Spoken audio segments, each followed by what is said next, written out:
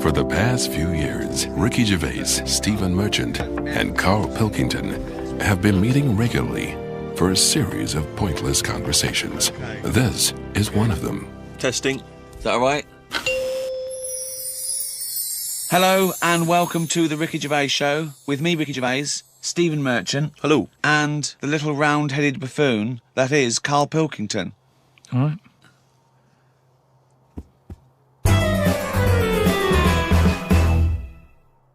Karl, as you're aware, you've obviously got many celebrity fans, and you've also got a new fan, Warwick Davis, who is the short actor that many people will see in films like Return of the Jedi. He also is in Harry Potter. He's 3'6", and Ricky and I worked with him recently. And far from asking us about the many celebrity names that we've worked with, the only person he was interested in talking about, of course, Mr. K. Pilkington. He wanted to meet you, Karl. Yeah. Well, is he all right to get on with? Why wouldn't he be? Just because sometimes when people aren't normal, it's just... Sorry? No, I just mean when someone... Like, I've met a few little people in my time. The one that I met a little fella once, and he was all right. He got drunk really quick. But he was all right, but it took me by surprise. Only because, like I've said about when I met Steve for the first time, it's only that same thing. And then if I lived with the little fella, I'm sure we'd get on a storm. What do you mean when you met There's Steve? a TV show waiting to happen. Things wear off. That's like the world, isn't it? And it's the same with the little fella you're talking about. First time I see him, I'd be a little bit like, oh, what do you say? Whereas once you get to know him, I'm sure he'd be a lovely little fella. I don't know where to start, Steve.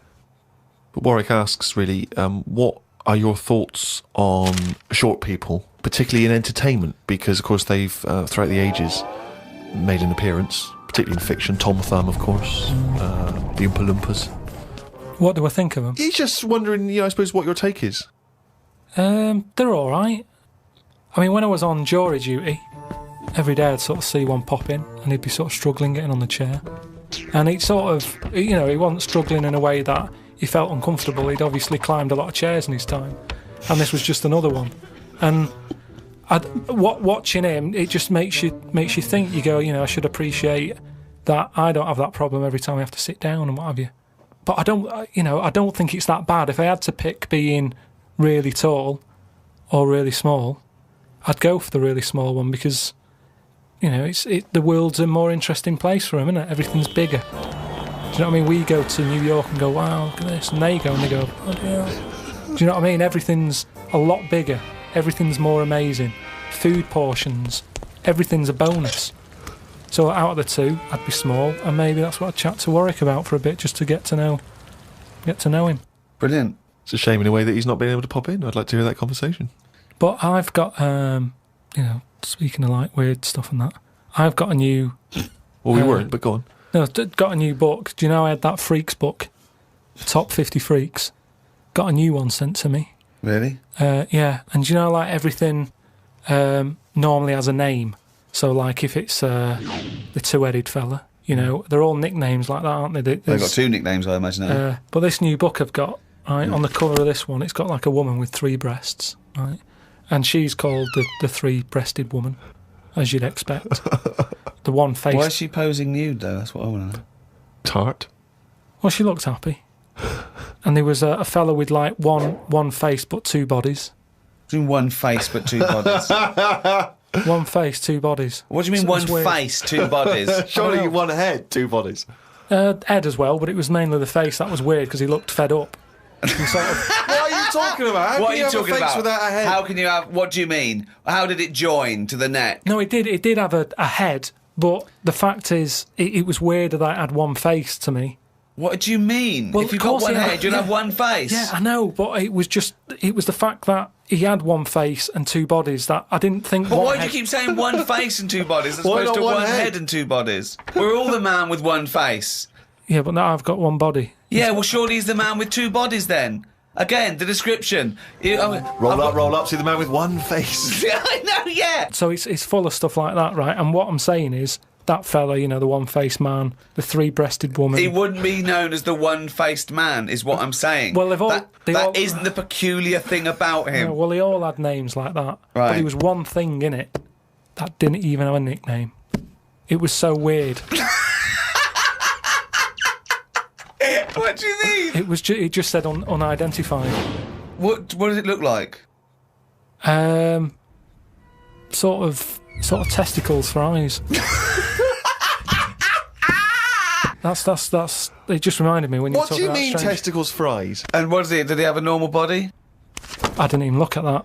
Oh, No, that's what I'm saying though. You're attracted to the oddness of the thing, and that's what I was saying about Warren when he walks in. Warwick.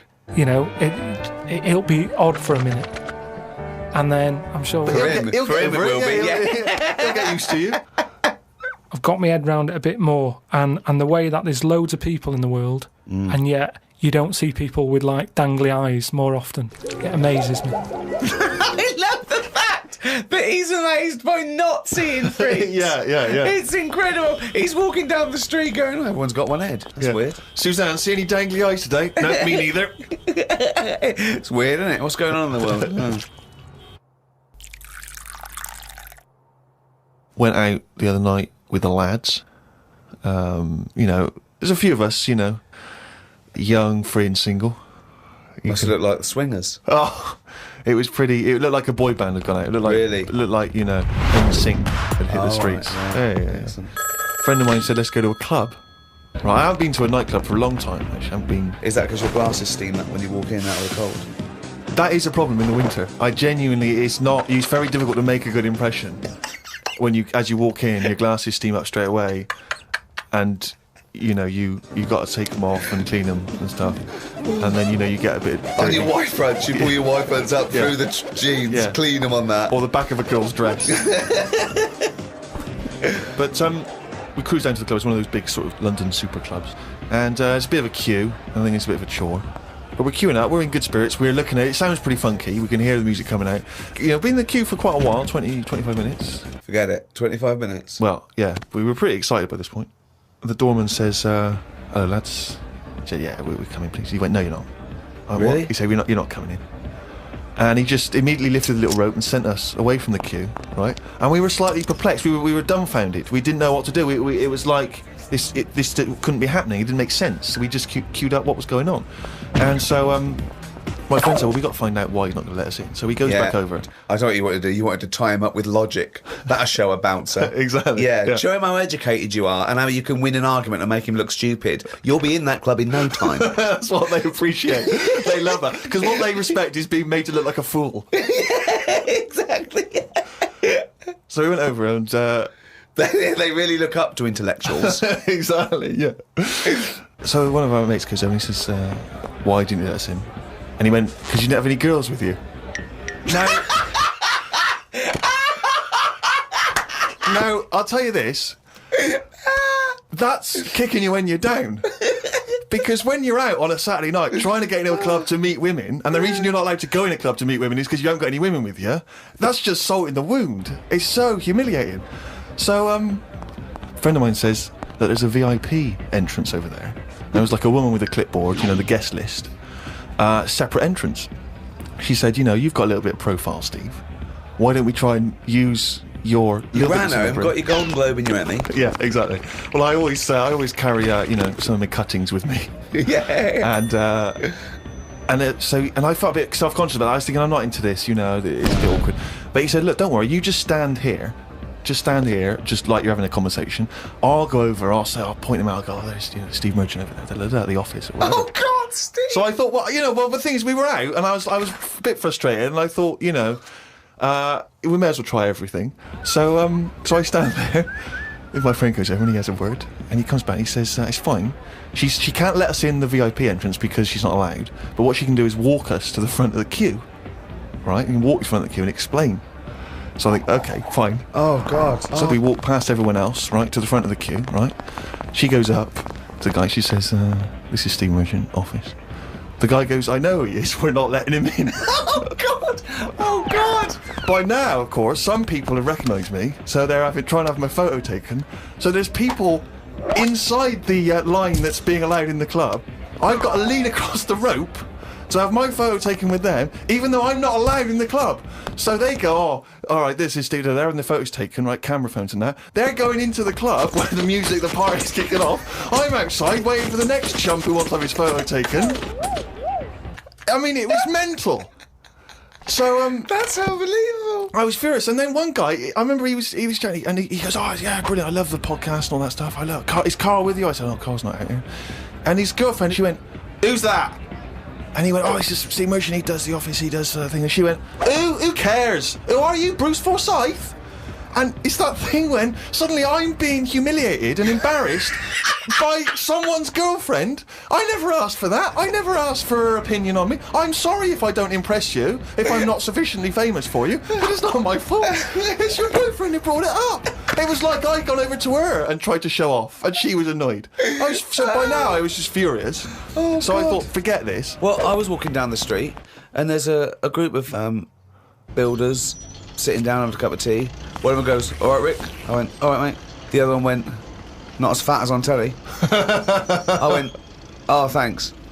Not as fat as on telly. So he went with, well, you are fat, but you look even fatter on telly. He didn't say, oh, God, you don't look fat at all, or, oh, you look big on telly, but you don't look fat. Just went with, not as fat as on telly. And there's nothing I could say, but cheers, mate. Now, when you said cheers, mate, did you say that because you were... Because I'd say cheers, mate, because I'd be a little bit scared of them. No, I was I'd just, be it was worried about like, the like repercussions. sarcasm, and, you know, I laughed after.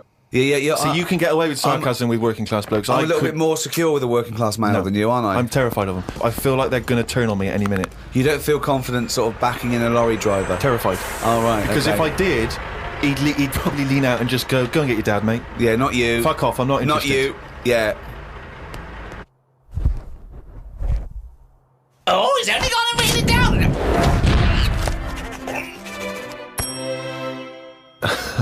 That jingle there signifying, of course, once again, another reading from the Diary of Karl Pilkington. Now, of course, for those of you who have not been keeping abreast of Karl's medical complaints, just bring us up to speed, Karl. You had to go into hospital because previously you'd had... I've been in treatment. and out, honestly. I've been in and out of that hospital just with kidney problems, really painful and what have you. And He had kidney stones, all right? No, but sorted. seriously. I had a bit of a lie-in today because I have to get up early for my operation tomorrow. Not only have I got to have tubes shoved up my knob, but I also have to get up at 5:50.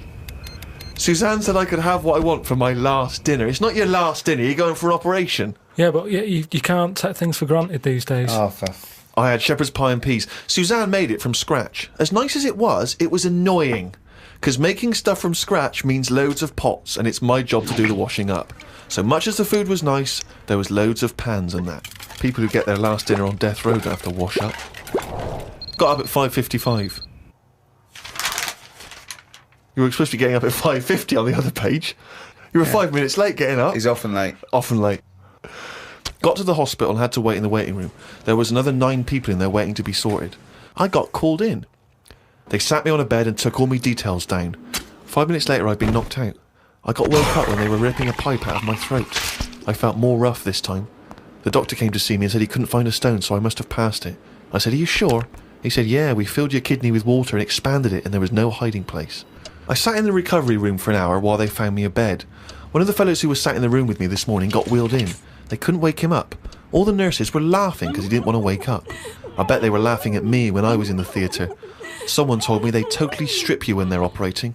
I would have looked like the alien on the Boswell incident. Boswell! Boswell! It's quite a nice analogy if it weren't for the fact that you said Boswell. It's the Roswell incident. Didn't sleep much through the night because there was a 60-year-old fella shouting at the nurse about his pillows. I don't think I slept through a full hour with one thing or another going on. My bed was next to the toilet, so I kept hearing the flush. How do they sleep in hospitals, though? They wake you up to give you fucking sleeping pills and things, don't they? How do you sleep in there? I don't know what it is. There's no air. There was an old fella across from me who kept breaking wind. He didn't even try and cover it. He was just of that age where he didn't care. Just like, that's what I do. I'm in the hospital, leave me alone. What do you mean? Just, I don't know what was wrong with him. I talked to him because at first I felt sorry for him. I was a little bit like, you know, he's had no visitors. No one's calling him up, so I'll talk to him. But then he got that familiar with me that he'd just be doing it whilst I'm chatting to him. Just like, he's my granddad or something. It's just like, oh, that's what he does. It's like, well, I'm ill as well. Stop doing that. Honestly, unbelievable. He didn't even try and cover it with a cough. It was just like, that's... With a cough! How would you cover it with a cough? just non-stop. Got home and sat down. My pains are coming back, but the doctor said this would happen, that my insides are still in shock, so I need to take it easy. It's 9 o'clock. I'm in agony. I can't do the diary for the rest of the day. Jesus. So you may as well just tell us then what happened. Suzanne just got frustrated with me because I was rolling about on the floor and she was trying to watch Arthur, right? So that was on the other night. I thought it was when you lodger. So, And she said, look, if you're in pain, do something. She said, you know... you went and got a cold plate. Yeah. No, use an ashtray. Plates are for liver damage. Got in a taxi. He filled up on the way, which was annoying. He didn't. That He is did. cheeky. That really... I mean, he could On see the I was way in to the pain. hospital. So, Because he's not an ambulance driver. so anyway, he gets us there and he doesn't charge us, which is pretty decent. That's all right, yeah. So this gay fella came through. How And, do you know he was gay? just the way he was. I'm not having a go. He was a good fella. Do you know what I mean? A He- doctor, you mean? No, he was a nurse. Right. And he came through and just sort of went, oh, how are you? And I was like, oh, I've had better days. So he got As me you on mentioned in the diary, I remember the first time when I came here, they said the nurse might put a tablet up my arse. I thought the chances of that happening had just increased. Oh, Carl! Yeah, but I would have let him do it. Honestly, I was that sort of out of it. That, Of course you'd let him do it. He's a qualified nurse. No, but the way I am now, say if it was just a tablet for sorting out my blood pressure, and I walked in there and he went, oh, hello. And he said, yeah, let's pop that. I'd go, hang on a minute. But what I mean is that night, I would have just let him put 3 up, honestly. It's just weird, isn't it, how your body just goes, let them get on with it, and you trust anyone, don't you? When you're in that much pain and you need And help. they're a qualified nurse, yes. Carl, of course, has written a poem about the experience entitled My Ward. All I've done here, I've been through I don't know what the word is, a bad experience. Trauma. A trauma, yeah, I've been through a load of trauma. So I'm just finishing it off with a little sort of picture for people. Go on then. Me, a Chinese fella, and an old bloke who looked like Mr. Burns from The Simpsons. Don't know what was wrong with him, but breaking wind was the symptoms. No one visited him or called him. He seemed quite lost to me. As well as wind problems, he had a colostomy. Back. When I left, I said, see you to the old man. Turned out the other fella wasn't Chinese. He was from Japan. I never found out what was up with him. You've got a little picture there, haven't you, of me sat in my ward. I'm sat there with that fella who I didn't talk to, the old fella who had wind problems. And that's what a poem is, isn't it? But the detail about you thought he was Chinese and he turned out to be Japanese, how is that evocative? That's just a piece of misinformation. It's just I like it. I imagine a lot of people making I the like same it because mistake. you know why? It's like he even makes digressions within his poem. Yeah. Do you know what I mean? It's like he could have gone back and erased that, but he didn't.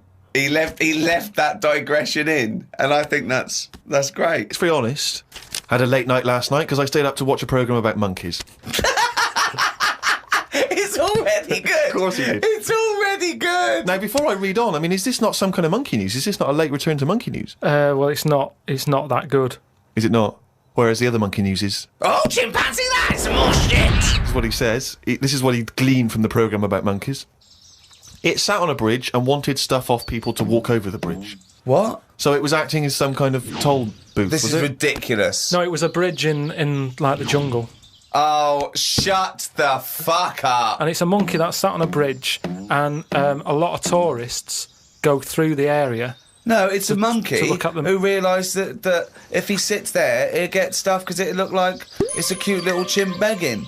No, but every time. Yeah, because you give a monkey, I'm as bad as him now. If you give a chimpanzee a banana, and he starts realising that humans have things to give. Yeah, but it's all squirrels sorts of learn that. But you don't go, you wouldn't say, went to the park, there's squirrels waiting at the gate. You have to give them a toll to go in. They're only going to give them a nuts. They come up to you every time. You fucking idiot. Went to bed after watching it and fell asleep thinking about it on the bridge right now. It's a bit bad, really, because the monkey should work harder for its food. It made me remember the slug I saw yesterday that was eating bird poo. Nobody would ever help a slug with food like they do with ducks and monkeys. A slug's life is pretty bad. The only time they come out of their den is when it's raining. Den. So even their days out are depressing. It is. Do you know what I mean? No. It is like, it's a horrible thing to be, innit? A slug. Love him talking about what it's like to be a slug. No, just because like the monkey, even though it's been quite aggressive, everyone was like, "Oh, give it some water," and it was well like kitted out. It had like chocolate bars, bottled water, some like fizzy stuff, and all that. An iPod. It was listening to Monkey News. He could have had one if he wanted one. It was getting away with murder on that bridge, and that's just because it was furry. Yeah, if that was like a blob, like a slug, there's no way people would be that friendly towards it. And it just annoys me how you get this pecking order for like no matter what creature you are, favouritism. And that slug was only eating that bird poo because it wasn't being offered stuff. If it was offered toffees or whatever. Well, it's just sad, isn't it? It's come to that. That's where its life has come to. Yeah, but it's not a was mollusk raining, like that's I say. down on its fucking luck. It didn't live in a big country house, No, and his but it wife left is. it. The I kids was went. It started hitting the watching bottle. it, and I kind of thought, and look, they do only come out in the rain, and it's depressing, and it'll probably get killed in a bit. And that was its last meal. I just Last meal. But it people wouldn't don't care. prefer steak and chips, Carl. It No, doesn't a leaf. have. It must like a leaf or at the end of the day, it's an insect. They love a It's leaf. not an insect. Well, it's part of that gang. It's part of that. No, it's part of They that. hang out together. They hang out It's not. together. Why do you think it's part of that Because gang? it knocks about in the woods in the same place as a spider does. But what I'm saying is they're eating boring stuff because that is what's It's in not their boring area. stuff to them. They're not. I have no opinion of it at all. They take in sustenance. No, but where you are is what you eat. When I'm in London, I'll have beans on toast for lunch. On holiday, what? Tapas? Go on, I'll have a bit. So it's whatever you eat, what's in that area. Suzanne went off to work and I went to the shop to buy some envelopes. The shop was empty, but the fella behind the counter was on the phone and just kept talking even though he could see I was waiting. I started to count backwards from 20. When I got to 6, he hung up and served me. I won't use the shop again. Question, why count backwards from 20? So he's thinking, what's going to happen at 1? If I start counting from 1, he's going, well, let him carry on. What, out loud? So, not really loud, but like more of a mouth action, so he could see I was doing it. Do you know, like Sorry, you just started miming counting backwards to a man in a shop. He's on the phone. The shop Yes. is empty. I Yes. thought he'd like me custom. He could have served me and stay on the phone. Even though I don't like that, at least he's still doing what he needs to do. I'd have said, working a sorry, shop." can I just get these, please? Yeah. Well, I stood there and I thought, it's annoying me now. My kidneys aching and I started to get a bit of a sweat on. So I thought, right, I'm going to give him 20 seconds, and if he hasn't got off the phone, I'm leaving. You are giving one of yourself, the strangest people. It's just giving yourself a thing. I could have been stood there for Free. ages. He's one of the strangest people who's free to walk Yeah. It's the about streets. No, I set myself a little target and I thought I don't want to waste another 30 seconds in here. I'll give him 20. It worked. He served me at 6. But it didn't work. Yeah, but did he do it because you were doing that, or did he finish his phone call? I don't know. I was busy counting.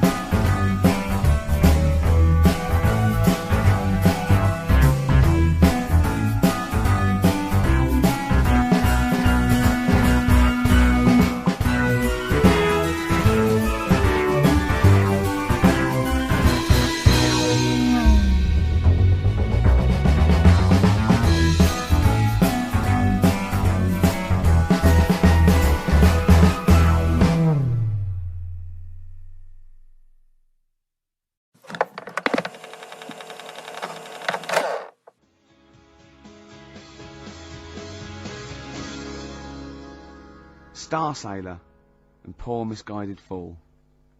With me, Steve Merchant, and Karl Pilkington. The K-Man, round of applause for K-Man. Yeah. But no one's announced who you are. Ricky Gervais. Ricky Gervais. It's XFM 104.9. Saturday afternoon. If you didn't know that, I don't know why I mentioned it. That was stupid, really. You must know that by now. Well, we've got some great things coming up. We have haven't indeed. We've got songs and chat and things. We'll also, of course, be running through the White Van Man questions from the Sun again, but this time Carl will be answering them. I look forward to that. Yeah. Can we do that fairly soon? Oh, There's some good questions this week. yeah, we will, but as I was coming in, there was like a bunch of posh lads, I think university students, trying to get in because they're doing one of those scavenger hunts that they have to get points for charity and do stuff. And one of theirs is get on a live radio show. Right. So I sort of felt sorry for them. So I said they could come on here just for 5 minutes. Who are that's they? all right. They're just Are they toffs? they are sort of like toffs, but they're trendy toffs. They're obviously Trendy toffs? I don't know Yeah. what's that. Is that like Lady Victoria Hervey? Is she a No, trendy I don't mean that. No, they're both sort of like that. Will of Pop Idol. Right. They like him, sort of like trendy but posh. Okay. They seem nice enough, and they're doing it. They're just for a cancer charity, and they just get They've got, for what is it, like they got their sponsor to do various exactly. I challenges? don't quite know how it works, but they're gonna come on and because we get for coming on this live radio show, they get 17,000 points. Right, good. If I can put that in context, Yeah. if they were to say to help deliver a baby, they only get 7,250 points. But it's much easier. It is. There's lots of women just Happily gonna let dropping a couple of sprogs posh all toffs. over the place. You can't get on a live radio show these Exactly, days for love exactly. nor money. That's true enough. You know what I mean? Yeah. So When are they coming in? Carl said they're going to just 1:30. I had a word with them. Okay, what did you make of them? They are posh, Really?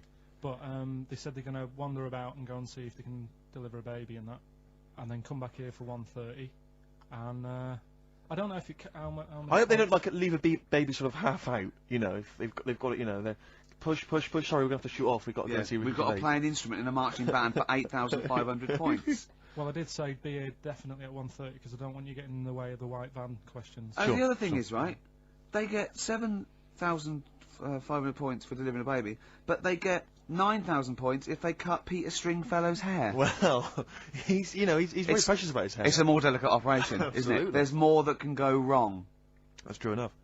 Take an unconventional animal for a walk in a park. What is An an unconventional unconventional animal? I think that could be a dog that just doesn't play by the rules. Yeah, that's a dog that's into Slipknot. Yeah, that wheeze in a urinal. Yeah, exactly. Standing up. Exactly. Yeah, well, I'm looking forward Well, to yeah, that. I'm sure they're lovely guys. Good luck to them. Yeah, we'll see you later.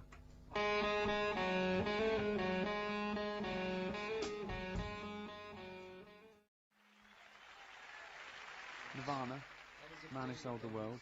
Carl's all confused because it didn't tell you it was ended, did it? What is that then? Is that a sort of glitch in the computer? Just applause, isn't it? I Careful, can't they hear might it. start swearing. You know what they're like.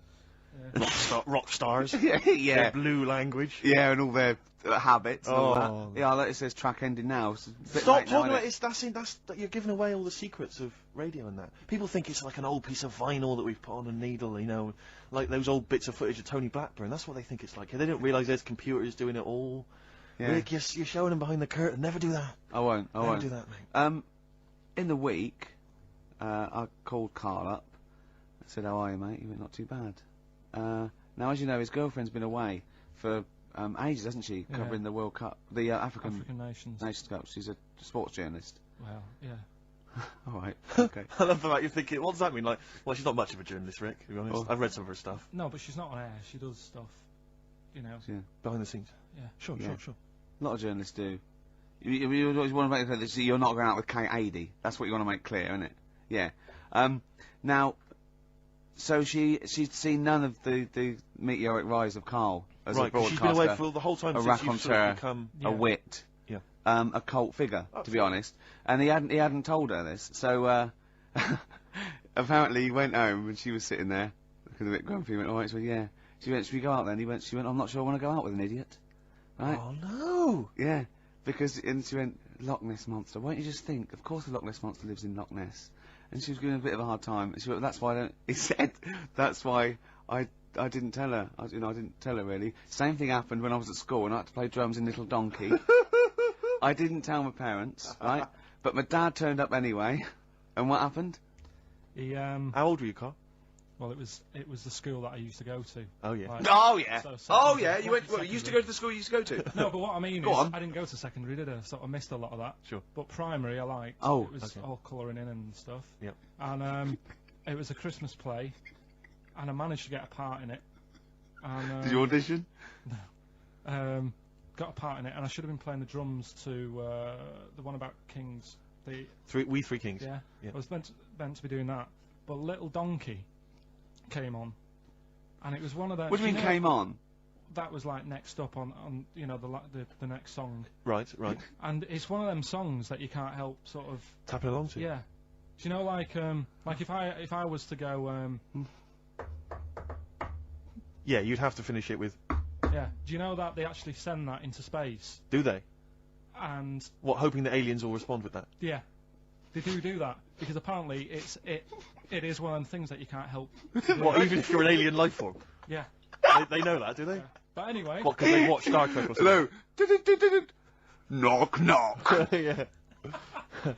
No, seriously. Is it true, like, if you who's send there? out knock knock into space, yeah, they have to say that.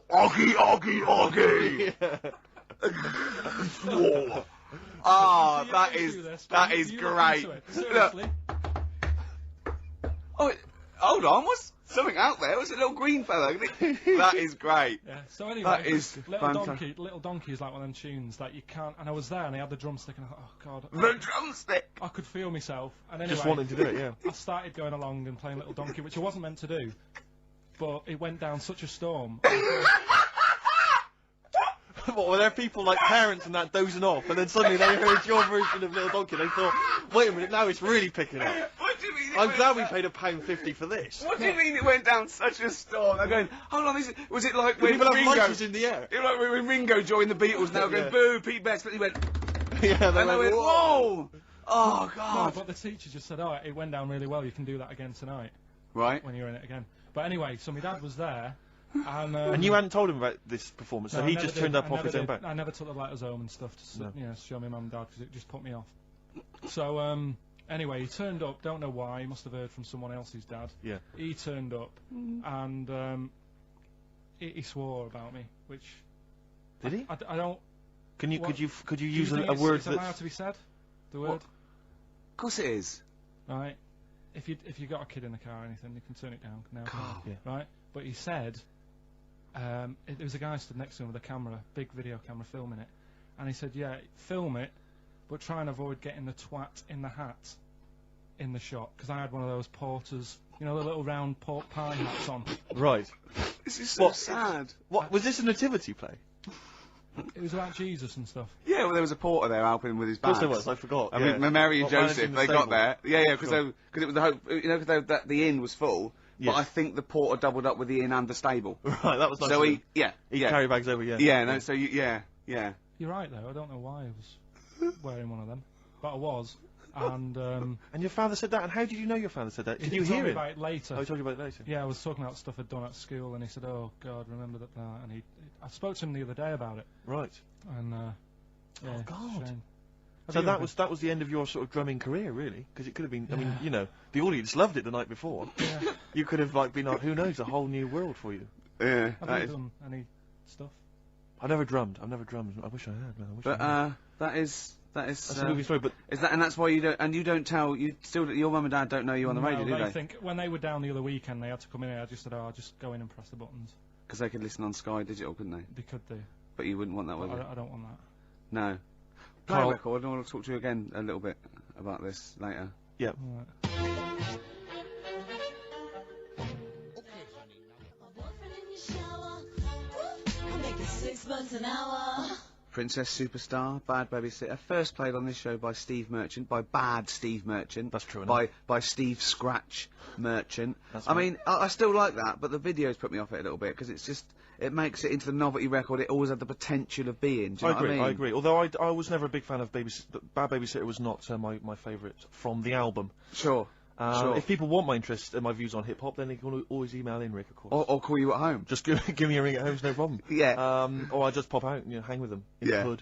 Yeah, sure, know, sure, so, sure. yeah. Now it's time for White Van Man. White Van Man. Yes, Just for those explain what it is. those Yeah. that don't buy the Sun, they think it's beneath them. White Van Man is a column they have, I think, every day actually, and they just get sort of some, Joe Public to kind of comment on Sure. the week's news. Just seemed to me, that it might be interesting to get Carl's views Yeah. on some of the big Not events. not because we think that Carl hasn't got a valid sort of viewpoint. No. Because Carl sees the world differently to some people. That's all, and that's what's interesting. Like an artist does, or a, Exactly. Yeah, Or- he's very bohemian in his outlook. Yeah. Do you feel that you're up to scratch on this week's news? I don't like this, but don't you? Don't just relax. Why not? it's pressure.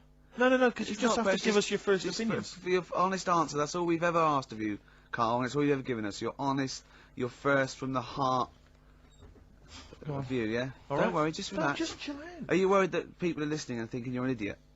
If my girlfriend's listening now, go and have a wash or something. Go and have a wash. Not very nice, is it? Is it the opposite of Napoleon and Josephine? Yeah, go on, go on. If you're going to visit me again, Josephine, for Christ's sake, wash. Well, I'll ease you in with something fairly easy, a music-based question. Kylie Minogue versus Dido as Queen of the Brits. What's your view there? Go and have a wash. It doesn't really matter, does it? What does it really matter? With the Brits, I was watching it the other night, and I think Kylie will be a good-looking old woman.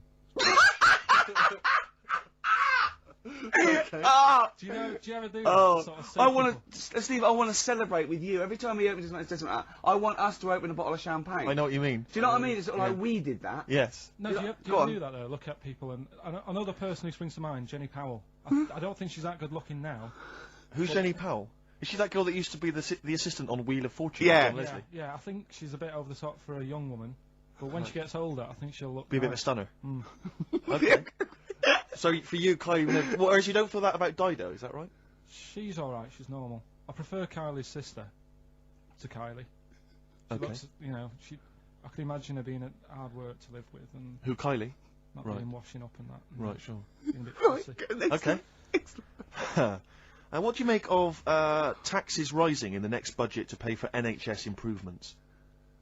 Well, my dad went to hospital to have an operation once. Yeah. So I feel like it's worth paying it because I've got something. Because people might have to go to hospital. Yeah. Yeah. Well, it makes a change when it's someone in your family, doesn't it? Yeah. Because you sort of realise. Yeah, how a change is it as good as a rest. And the weird thing is, if it weren't for my dad, I wouldn't be here doing this show because when he was in hospital. Well, no, I'll stop you there.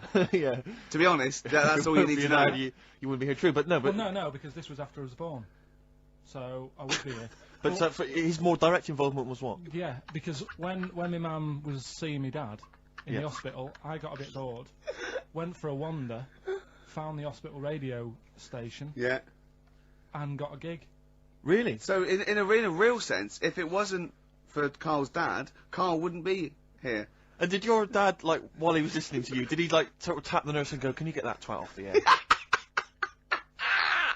Who's put him in that? Yeah. Oh, go on. Okay, what do you make of the real-life Mowgli who's surviving in a Transylvanian countryside, apparently? I don't know much about this story. I don't know. You know Mowgli, he's Is the that guy one from the about- Jungle Book. Yeah. The little kid that grew up with bears and animals and stuff. Apparently there's a real-life one in Transylvania. What were the things in Gremlins? What were the what? In Gremlins they were... Well, they were Gremlins. wait. Okay, this is an example. This is what your girlfriend said. Think. What were the things in Gremlins called? I can't remember. Just, I mean, It's really. something like that, isn't it? No, wait. Just really think now, Carl. Just with everything with all the brain power you've ever used, think what the things in Gremlins were called. It's not there. There's a clue here.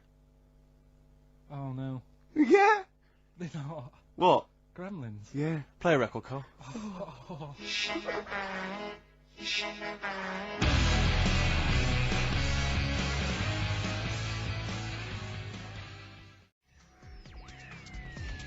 This is XFM. Well, we're back, and there's a few more people here. It's Absolutely, well done. Yeah, yeah. Well observed. Yeah. Do you want to say hello? Hi guys. And what are you doing here? This is Mark and James, or Sco and Belch, and we're here. Sorry, your name's what? Sorry, say the last bit again. Or what? Sco and Belch. Sco and Belch? Yeah, that's right. Do you want to explain that? No. No, from the Long drinking story. games, I imagine. Yeah. We've got Oh. worse names than that, but it's radio, so. Sure. Now you're presumably we've We've just we kind of graduated. We've been in work like about a year or two. And what do you do? I work for a management consultancy. I work for a distribution company up in Birmingham. Well, okay. So, Now great what boy. you're doing is a scavenger hunt, and you're raising for a cancer Colon charity, Cancer Research. right? Yeah. And you've got to do. And this is we're just helping you out here because for 17,000 points you have to get live on a TV or radio show. That's exactly it. So and here we are. That's why we're here. Yeah. Do you ever listen to XFM? I know of it. Yeah. I listened to it a few times. Sure. What kind of music, what kind of sounds would you normally be into? I love cheesy radio, sort of school disco, sort of, 80s stuff. Sure. Sorry, what was your name again? Mark, or Sko. Sko. Okay. And you're Belch. And what sort of sounds would you be grooving to, Belch? Cheesy. UK garage? Well, Craig David. a bit of house, just very occasionally. A bit of cheese. It depends what kind of mood I'm in, you know. Now, you don't listen much, but I mean, kiss a celeb, because Karl... Yeah, we actually want to do that with you, Ricky. Is that right? No. That's not going to happen with Ricky, but Karl's now got his name mentioned in Heat magazine. Is that right? Well, that's if brilliant. you want to snog Karl, we'd love to see that. I mean, we don't want to snog Karl, but I mean, we were thinking if there was kind of female presenter here, we might be able to do something. But What are you saying? A female placenta? well, if you've got one. Have you seen some of the female presenters that work on XFM? Oh, presenter. Is that why they're on radio? I thought you said placenta. That's unlikely. I know. Right, now what's the other things you've got to do here? So what's some of the things you've done already? Well, See, some of these worry me, like start a fire in Pudding Lane Oh, we've done that already. for 4,700 points. I'll tell you what we have done. We've been on Phantom of the Opera stage already. Have you? Yeah, we just asked the stage door guy. And, That wasn't during the show, I see. No. And that's right. He actually mentioned that we shouldn't speak about that too. Otherwise he'll Be get on sacked. the stage, Get sacked. But yeah, he was really kind to let us on. We've jumped in Trafalgar Square Water with doing a sort of Friends impersonation, so that was Right. How many points pretty did you get cool. for that? We got 2,000 points for that. We got Right. 8,000 points for being on the stage at Phantom of the Opera. Yeah. And we get double that. We get like 18,000 points, which is almost the maximum for being here right now. Really? So that's well, absolutely great. Honestly, I wouldn't worry about the little things. I'd go for the big. Yeah, big that's it. bucks We're here. not interested in the little stuff. We want to go for the big stuff. Yeah. So what are the big ones are, get on stage with S Club 7, that's not going to happen, is it? When have you got till 6 today? Well, Yeah. S Club 7 are on at the London Arena at about 2 o'clock. So, Good luck. but Okay. I think it's gonna be very, very difficult to get on there. But we never I know. think so, yeah. Get in the vaults of a bank. Yeah, you You got see, any ideas? some of these are bordering on the illegal. That's 20,000 points for that. you seen like that? getting a cage at London Zoo. Don't do that. I mean, it's 10,000 points, but don't do it. Unless it's a penguin cage. Well, I that's mean, what we were hoping. Just some kind of timid animal we might be alright with. You know? yeah, sure. If anyone's got any good ideas for sort of funky things to do on air, then Okay, well, if you leave your number and anyone calls in, they can help you with anything. Well, maybe some of S Club 7 Yeah. are listening. Or let's hope so, because or we love them to bits. If they are, it is for charity, and the points get awarded into money for colon cancer research. So it'd be absolutely fantastic if we could. Yeah, so Bradley, John, Tina, if you're listening. Yeah, if you're listening, or any celebrity out there who's a female celebrity, we need to snog them. It doesn't Hold need to be a on, long wait a minute, snog, wait a but minute. if we can, that'd be great. This is good for 7,000 points. This looks like a good one. Play the organ in a church. That must be easy. Is that a metaphor? Yeah, but you know what church people are like. They It might says be the bigger like- the better, so it might be. That's got to be euphemism. Yeah, it's got to be, hasn't it? Yeah. Well, thanks very much. Good luck. Good luck, guys. Guys, Get thanks a very much. Thank you henchman very much. standing outside Les Mis looking Miz. That's going to happen. That's good. Man, a big gun type thing on the HMS Belfast. That won't well, we've got a happen. big gun. It's just finding the boat, which is the problem. Oh, so. calm down. What was your name? Bo? Poe? No. Poe? Let's go. Go. Thanks very much. Guys, Guys, thank you Cheers. very, very Cheers. much. Cheers, guys. Cheers, bye.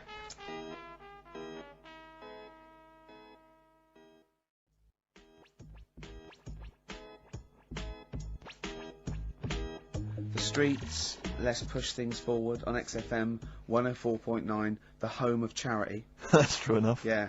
I've got to slow down because I'm doing a little bit too much for charity. I've got to worry about myself sooner or later. Do you know what I mean? No, come on. We were halfway through White Van Man. We were before indeed, yes. Those lads came in. Getting Carl's views on some of the big stories of the week Yeah. from the news. Carl, what do you make of the fact that the British Olympic curling team won a gold medal? I watched it. Uh-huh. I thought it was really good. The only thing that's getting on my nerves now is like, what was that? Is that a trombone player just sneaked in? That was me moving this microphone. Right. I'm sorry. Incredible, wasn't it? Yeah. What an amazing noise. The only thing is, That shouldn't sound like that, should it? That's incredible. What a shoddy tin pot station this is. Well, we know that. Sorry, Carl. Go on. is like in all the papers now, in like the, the Star and the Sun all week, they've been like traipsing models over a bit of granite. Do you know like how those things are made out of granite? The things they throw, Oh, yeah. and it just that bit annoys me. Okay. The What, way the that, Daily Star? No, the way that this sport, nobody had ever sort of heard of it a couple of weeks ago. Yeah, yeah. Sure. We win a gold medal, Yeah. and now in the papers it's like They've gone crazy. They've gone curling mad. over it. Yeah. It's a good game now. Yeah. Good. Okay, next. All right, good. Let me see. What about the fact that the world's tallest man is living in a semi in Neasden? It's alright, isn't it? Something that someone told me in the week is that, do you know all these tall people like this guy? Yeah. Which is a bit weird they've only just found him, considering he's the tallest man. I think that's a bit weird. Yeah. Someone told me that, do you know the guy who was in James Bond, the big bloke? Yes. Jaws. He's got the same illness as this bloke. Right. And what it is... It's called tall. It's something about... You're suffering from tall. You've got a small tumour or something just behind this part of your head. Yes. Oh, yeah. Just sort of in the middle of your eyes. Yeah. And the pressure on that makes you grow really tall or something. Yeah. So he needs to get it sorted. That's your advice to him.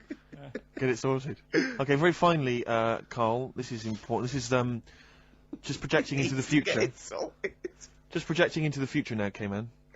Apparently, global warming will bring sizzling summers and weird wildlife to Great Britain in the future. Are you worried about that? How soon? Soon enough for you to worry. Yeah, it's pretty worrying. Okay. You You wouldn't prefer it to be sunny here all the time? No, because with hot weather comes weird spiders and that. See, I always think we're quite lucky here. Yeah. If you live in Australia, you might have the sun and stuff, but you've got like deadly snakes. Yes. Yeah. Which are deaf. Did you know snakes are deaf? Snakes are deaf. They don't have ears. Okay.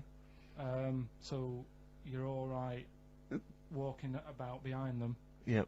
But if they see you ahead of you, know. you're in trouble. But yeah, with places like Australia, you know, people go, oh, it's great, it's sunny, but they don't talk about the spiders and They keep the spiders. lizards Yeah. and stuff. Quite. So I think we've got a bit of both the best worlds. So you're worried though about in the future, vultures flying through the sky, we've got various creepy crawly snakes. You concerned about that? Yeah, well, there's a load. I saw something in the news in the week that a load of sparrows or something was somewhere. Maybe that's the start of it. That's an interesting story. Was that front page or? There's a load of sparrows somewhere. No, about Read all about it. Sparrows somewhere. Some sparrows somewhere. Sparrows somewhere. Load of sparrows somewhere. Sparrows somewhere. there you go. Anyway, Excellent. That's Thank great. you very much, Carl. That's Carl giving his views on the news. don't do that next week. Why not? I just don't like it. Why? Pressure. It's not pressure. You did brilliantly. Yeah.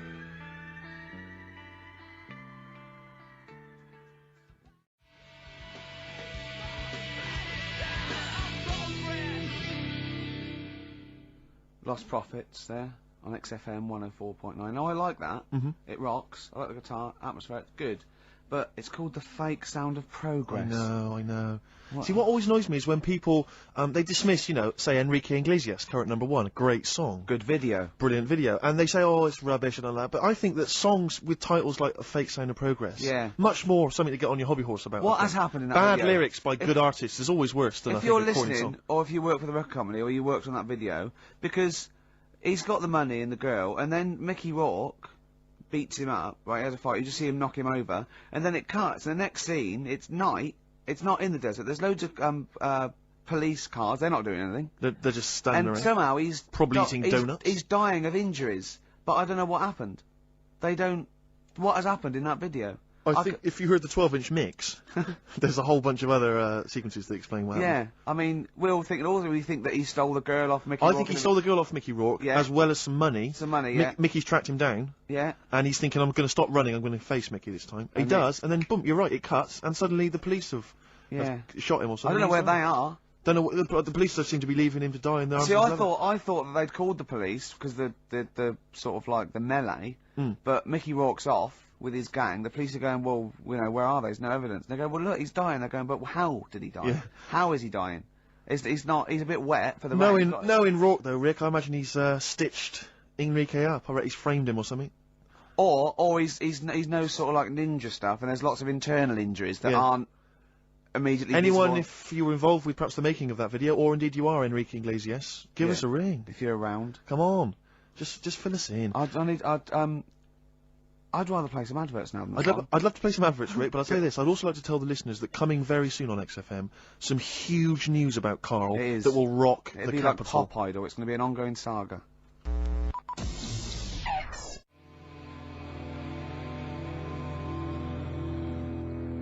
Gomez, shot. Good track, good band.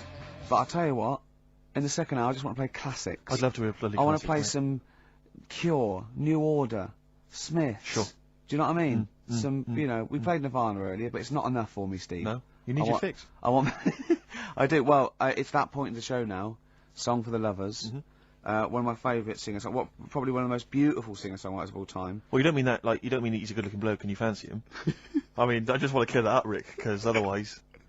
That would, yeah. What you mean is that the songs he writes are beautiful. Yeah. You can take or leave him as a bloke, can't Yeah, you? of Imagine course, his physicality. yeah. And he's written such brilliant classics with his lovely arse as. Oh, why did I say that? Why did you say that for, Rick? Because people will listen and misinterpret. Oh God! He wrote Galveston. He wrote Wichita Lineman. He wrote he wrote MacArthur Park. And just to tickle him down below, what? I don't know what. Saying Thieves. And this is a song, one of the most beautiful songs I've ever heard. It's off the album 10 Easy Pieces, which is just him doing the versions of other, that he gave to other people on piano. And this is called If These Old Walls Could Speak, and it is absolutely beautiful. Listen to this.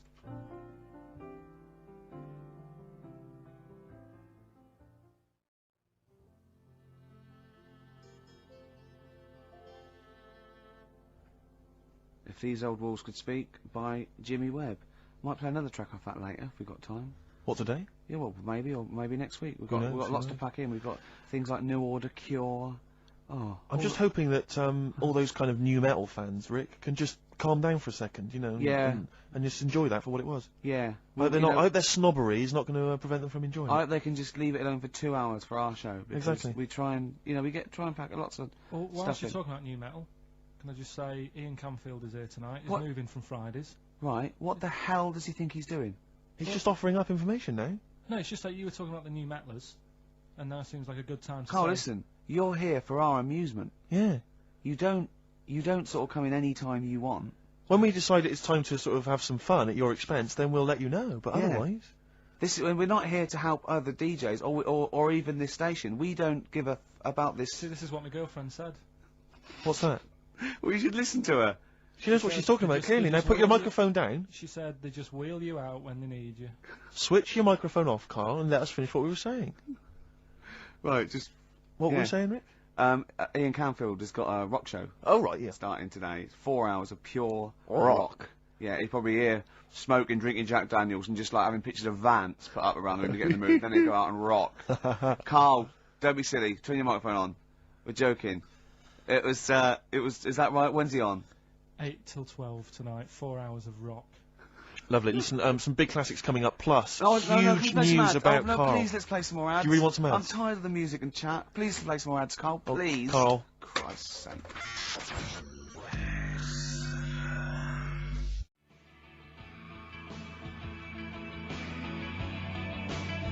Cure on XFM 104.9. That's what it's all about, Steve. Absolutely classics. Yeah, we've got some more classics coming up. Looking forward to them.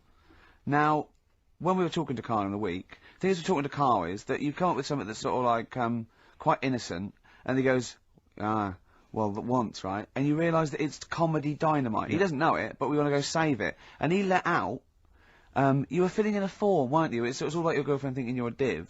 And it's happened before, isn't it? Because she came home and you'd filled out a form to get a job once, hadn't you? Yeah. What was that for? Granada Telly. And on it... Well, let Carl explain. Yeah.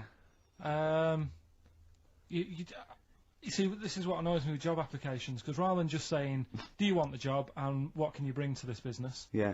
Do you want the job is a good one. Because the thing is... That's sort of the one for the boys. No, listen, right? Because if they say no, I don't think they want the job. Yeah, but listen. Go on. I mean, I presume with what you do, you have to take people on and stuff. What, in a fight, you mean? You know what I mean? Yeah. And I think it's more important that you're willing to graft and put the hours in. Sure. Than say that, you did well at school. Yes. Sure. Because if I wanted to, I could have done well at school. Of course. I just didn't want to. Yeah. So where's this going? So you had the application form. So when it came to the qualifications bit and that, I couldn't fill them in because I didn't have any qualifications. And it was also asking about your languages. And I put down English quite good. English quite good. And his girlfriend came over and seen the form that he'd sent off, and this was a copy of it. Yeah. And so she went, oh, you know what I mean? So that's what started, the disappointment. So they're going to get that and think that you're not English. I don't think I've got it. It was ages ago. Right. How long ago was it? Oh, well, it was when I was still in Manchester, so 5 years ago. I don't think you've got to know. No, I think you'd... That could be a long list. I mean, there's probably a lot of admin problems in that organisation, but they probably... But what I meant by it is that I can speak English, but I don't know all these long words that people use all the time. Yeah. Oh, God. Oh, can I just tell this quickly? In the week, I'm talking to you now, the listener. Usually I don't. Yeah. Karl said, about embarrassing him on air and that, and he's worried about his education, and he was worried about not knowing long words. Like, we come up with any long words.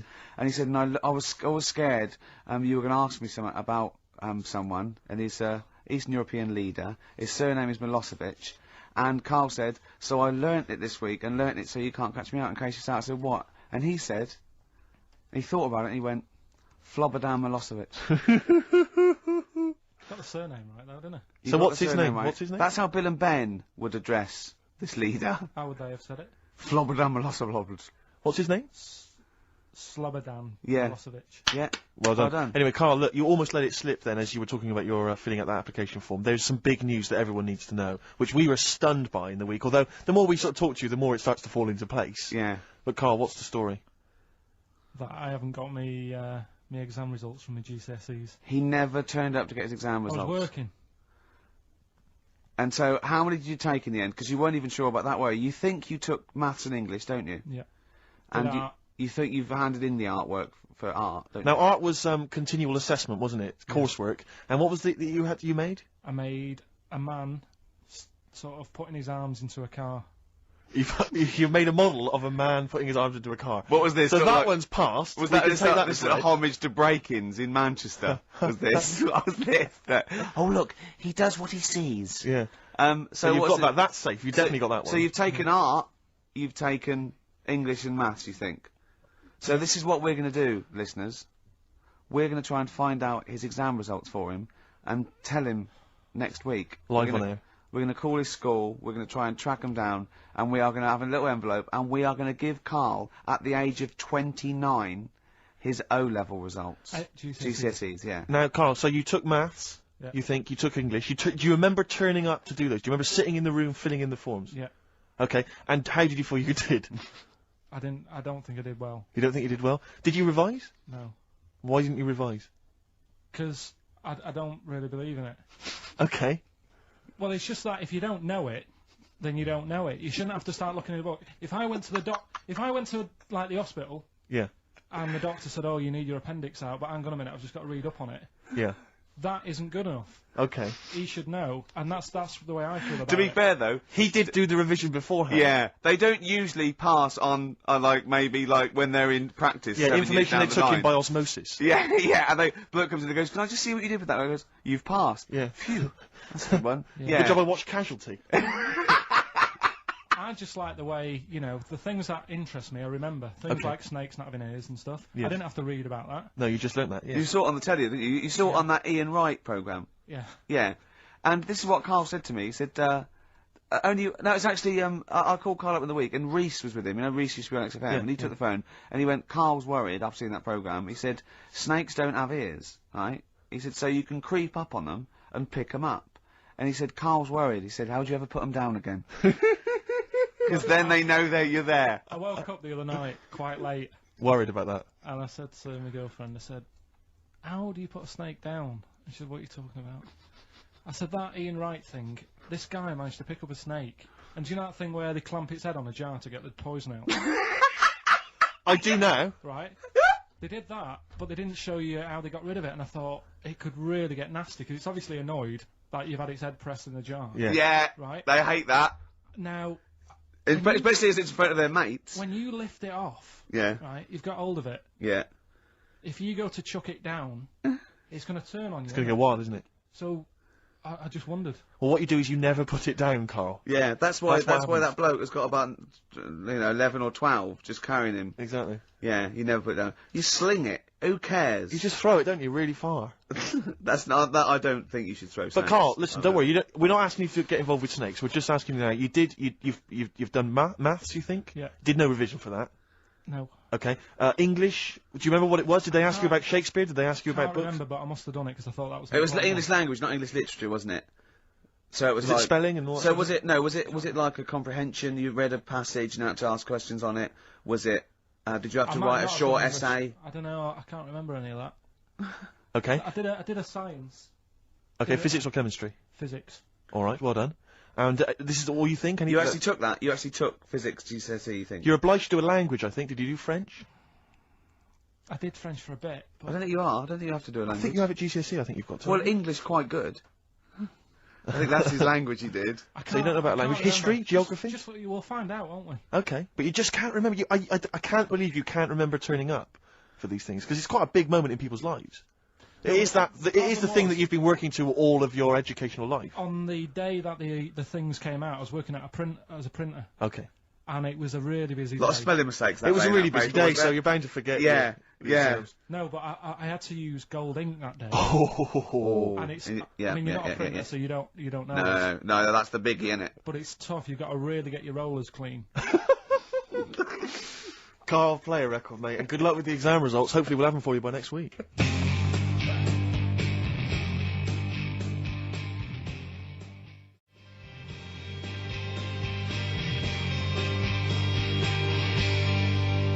PJ Harvey on XFM 104.9, the home of the classics. Absolutely. Classics. Classics. Thank Oggy.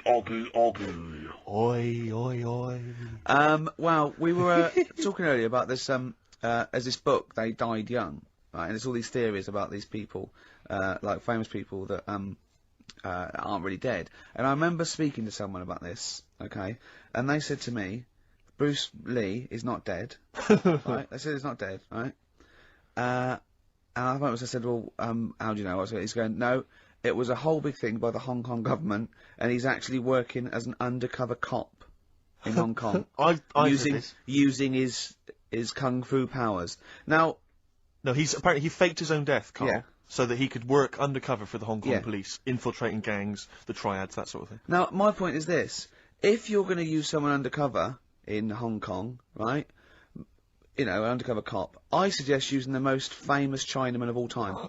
That would that's be a guarantee. Yeah. So, you know, when he's taking away a gang, they're going, you look a bit like Bruce Lee. He's going, no, I don't know. See this moustache? It was a bit wonky. Well, it's, just take my word for it. I'm not Bruce Lee, alright? Well, all that stuff you did when you were punching us and kicking us and chopping, yes. But, I'm not. Yeah. It does look a bit like the stuff in my film, in his films. In his films, yeah. But it's not. It does it's just not. coincidence. No, yeah. The thing is, though, I'm not sounding bad here, not trying to offend anyone, but they do all look the Right! same. They do all look. No. No, It's- no. You know, we're having a serious chat. Right. I'm not here to upset anyone. Right. And what I'm saying is, over here, I'm so sorry. no, I'm not. Yeah, but you know me. I'm not out to upset Right. anyone. Right. You're not a racialist. No. What So- do you mean? Are you saying What Orient I'm people saying is- all look alike? Well, look at the people over here, right? Yeah. With like you've No, got ginger this- people. You've got people with black hair. You've got people who are fat. People who are thin. But they're all so sort of fit, which isn't a bad thing. They all do that sort of thing in the park. They're all fit. It's a place where black hair. I mean, when they come here, they take pictures of people with ginger hair, don't they? Because they don't get them over there. That's what I'm saying. So calm down. Jeez. So you're saying that Bruce Lee, the most famous Chinese movie star of all They time, can't tell them apart. other triad members would. How are they? I mean, how are they going about the business at all? I mean, Yeah. what I'm saying is, How how they would they even realise that was the guy? What do they have to do? Wear numbers in, because there's a billion No, but of them. when you know them, then you know. So what? Oh, I see. They can tell each other apart, can they? Well, they got signals. This is amazing, isn't That's it? how he got away with it. Simon, which one are you? Just raise your hand, Simon. Yep. Chang, which one's Chang? Chang, good. Yeah. Oh, it must be murder, mustn't it? Just That can be the only. people going into the wrong houses all the time, getting off with their mates' wives. Exactly. Yeah. It must be a nightmare. Then. It must be a nightmare. Please don't complain. He doesn't know what he's doing. So I'm really sorry to anyone that's... he honestly does not know what he's saying. XFM 104.9. Yeah, but what I'm saying is, Go on. I don't think I am offending anyone. Okay. Fine, that's alright then. And you know that I wouldn't want to do that. No, I know you don't. Before Oh, no. I swore Oh, on I the know. Radio, I said, right, if you've got kids in the car, turn your radio down.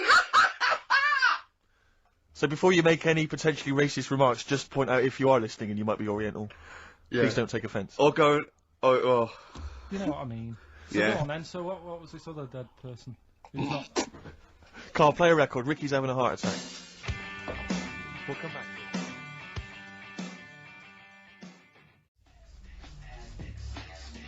The music of tomorrow is here. XFM.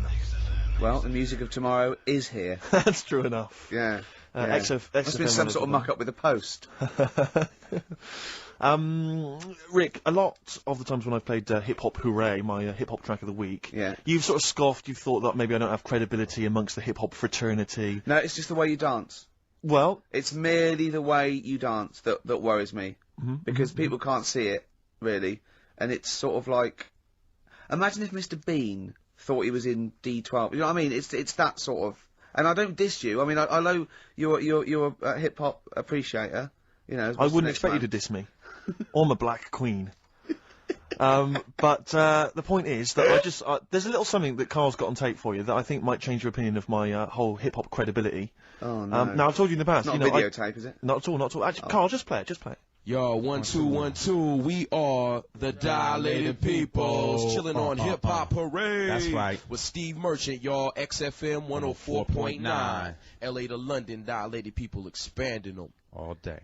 Now, Who got that? how about You that? did that, Carl. No, it was just when I was hanging out with my homies. Who did it? Do they come in the week? They were in the week, I think, and somebody got them to do it for him. You know, no, that was when I was just hanging in the crib with them. Yeah, no. I was That's just hanging very- with them, that's very nice of and them. the guys just laid down some beats for me. Yeah. You know, just laid down some vocals, and I gave them max respect for it. You know, and the place was mad deep with girls at the time. I assume you're going to play Dilated Peoples this week then? Well, maybe. Yeah. Let's play it, Carl. That's very good.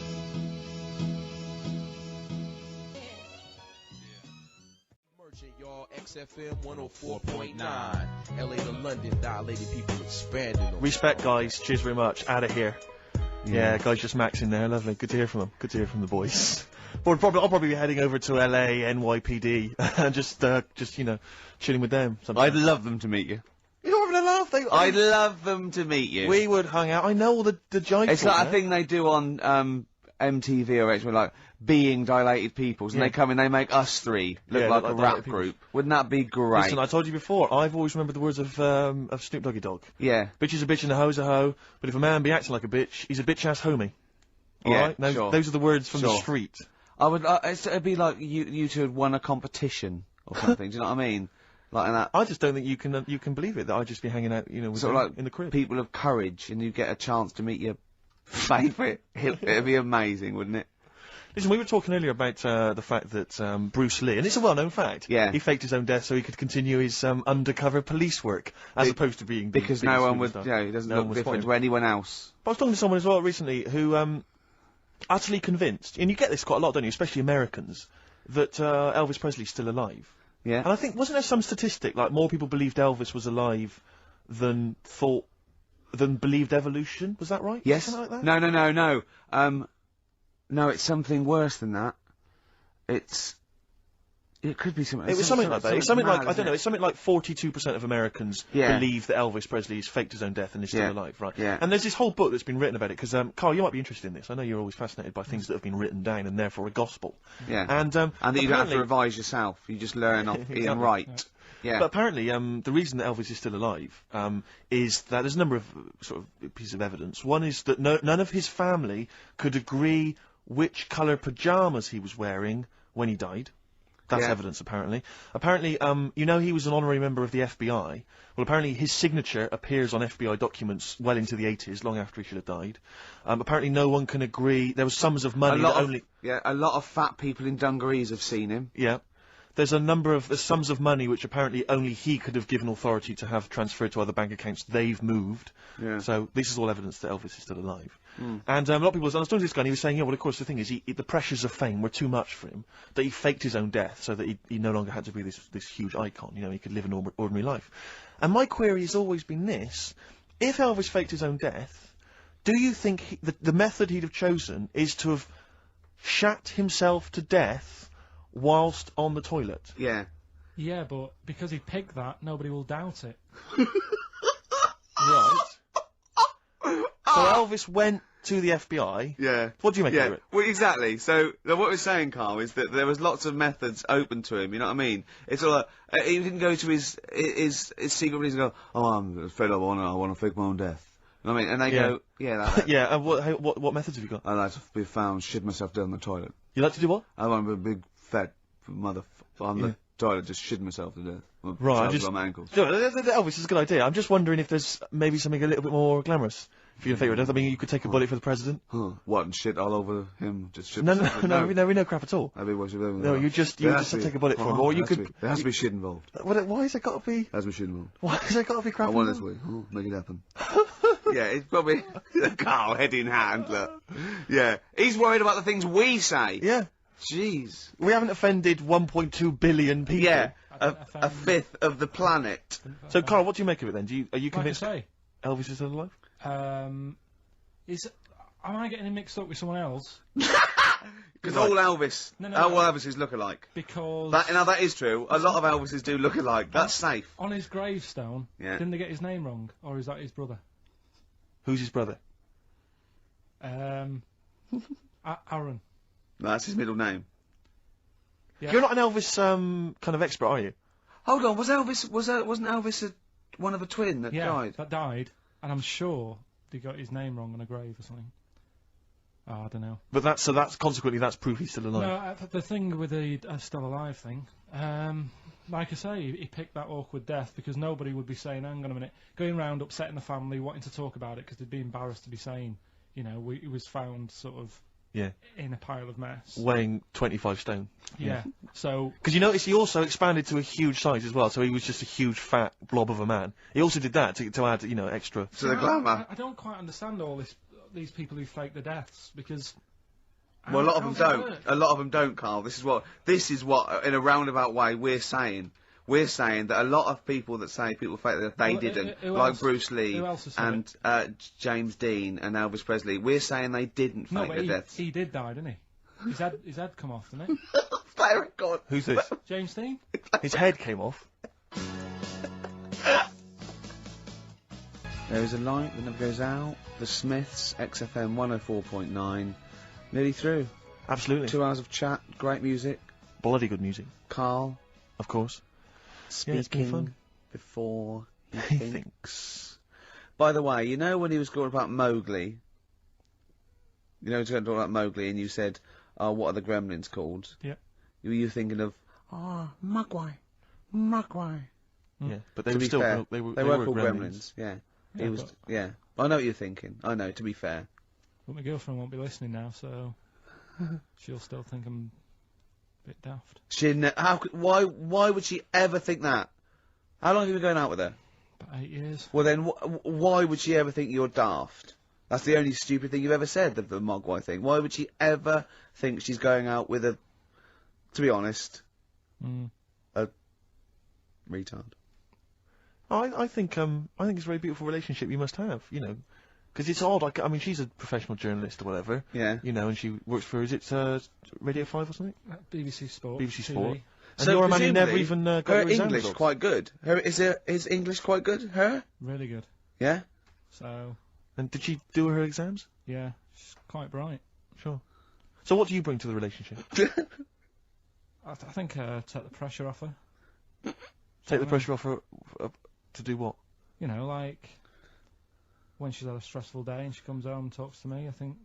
Yeah. You would relax me, and that's the truth. I honestly, if Carl, he can just go, wow, it's all right. Do you know what I mean? He don't get stressed. He sits in his little booth now. He doesn't talk to anyone. His little sound booth all the week, and you're in your own little world, aren't you? Well, it's interesting because I wonder sometimes what your aspirations are. I was thinking this. I was watching a repeat of Family Fortunes on Challenge TV last night, and it was sort of mid-80s one. And I don't know if it's still the case, but it was the aspirations of the contestants. Were so kind of. It was like, and what's your hobby? Well, like to go out when it's nice weather and stay in when it's not. If you win £2,000, you'd probably be going out when it's nice, can't you? Yeah.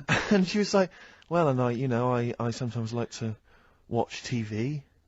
And I was thinking, wow, man, you've really got some incredible dreams. It's just like that. You're just waiting to die, aren't you? That's what I feel sorry for, right? Two things. In like Stars in Their Eyes, and you get a little fella, and he's gutting fish in some sort of factory in Bolton, and he comes on and he does something like Bobby Darin, okay, and Matthew Kelly comes out after and goes, well, I don't think you'll be going back to the fish factory. You will. You will be going back. You will. Straight back, Yeah, mate. yeah. Let's think of all the Stars in the Rise Don't wind him up, stars. Kelly, because that's a nasty thing to do. I'm trying to think of all the Stars in the Rise contestants that have gone on to great things. What happened to that little fella that looked like the little Alsatian puppy that did Krista Burr? He looks a bit like Krista Burr. He looked like he had problems. Well, now what was it? Is Ian Moore his name was? He was. Well, it's interesting. My friend bought me as an ironic gift for my birthday. He bought me the live video of Ian Moore. You'll be pleased to know that Lady in Red was on there among a number of other hits. But it was brilliant. It was cool. It had a picture of Ian on the front. It said Ian Moore, naturally. I didn't know it was too big for him as well. Of course. It was ludicrous, but I don't know if that meant Ian Moore, naturally, like we all know who this guy is, it's Ian Moore. Yeah. Or was it Ian Moore, he's no longer being Krista Burr, he's just natural. What did he sound like when he wasn't being Krista Burr? Krista Burr. Did he really? Because he met him, didn't he? He met. Yeah. Well, I think Krista Burr couldn't wait to get back on the telly. Well, the thing is, I think Ian Moore is actually earning more than Krista Burr now. I think they could have got Krista Burr on there. Yeah, you can get Krista Burr for £1,000, but Ian Moore's going up for £1,200 now, just a PA to a DAT. But he does Lady, he does all the hits. He does Don't Pay the Ferryman. Yeah. Don't even set a price. Does all those. Interestingly, I saw him interviewed once, and Lady in Red's not his favourite song. You're joking. It's bizarre, isn't it? But he was only going to play that if it was the fat ginger Sarah Ferguson. Oh yeah, yeah. It was only if she was wearing some red. He was only going to play that when? Well, it was a live thing, and he was only going to play that if she was wearing red or something. Right. Didn't her freckles count? That's beautiful. No, so luckily she had a red. That must have clashed with her a bit. Yeah. A red scarf on her face. And the highlights in your hair that catch the light. Yeah. Such a beautiful lyric. Never seen you looking so lovely as did. The thing is, right, he misses a rhyme there. He goes, I'm going to ask you to dance, looking for a little romance. Now he could have said dance, couldn't he? I met a man once in a bar. I was talking to him for some reason. I was annoyed by him. I was wound up by him, and I said that I'd written Lady in Red, and I never got any money for it because I found out he was like a music lawyer, and he went, "Well, give me a call. I'll investigate that." And he was actually going to do it for me. I love the idea of that. Why did you say that? Really bored, and I didn't like him much, and I thought that was Why did you choose Lady in Red though? Because I think I was singing it with a friend of mine, and he came over and went, "Oh, good voice." And I went, yeah, I wrote this. What pub is this? It was North. Is it? Yeah. Never seen looking so lovely as you did tonight.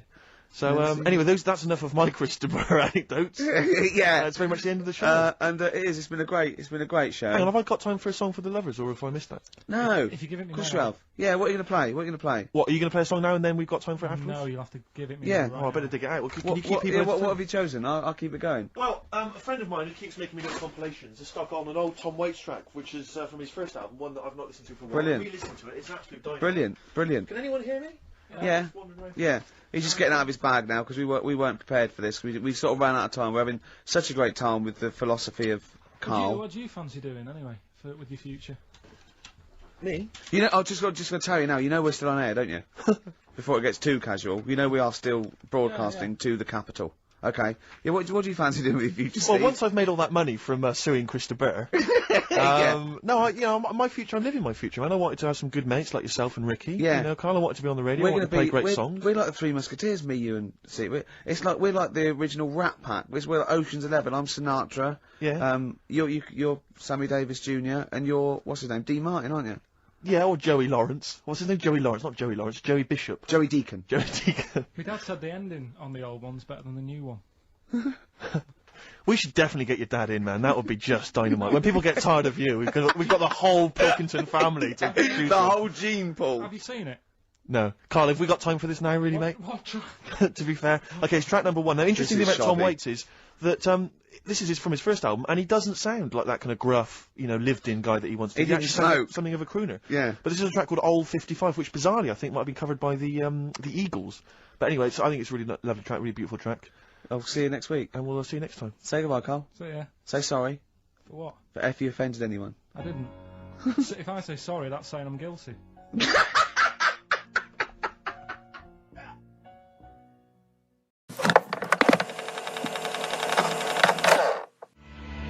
Pete Yawn for Nancy on XFM 104.9.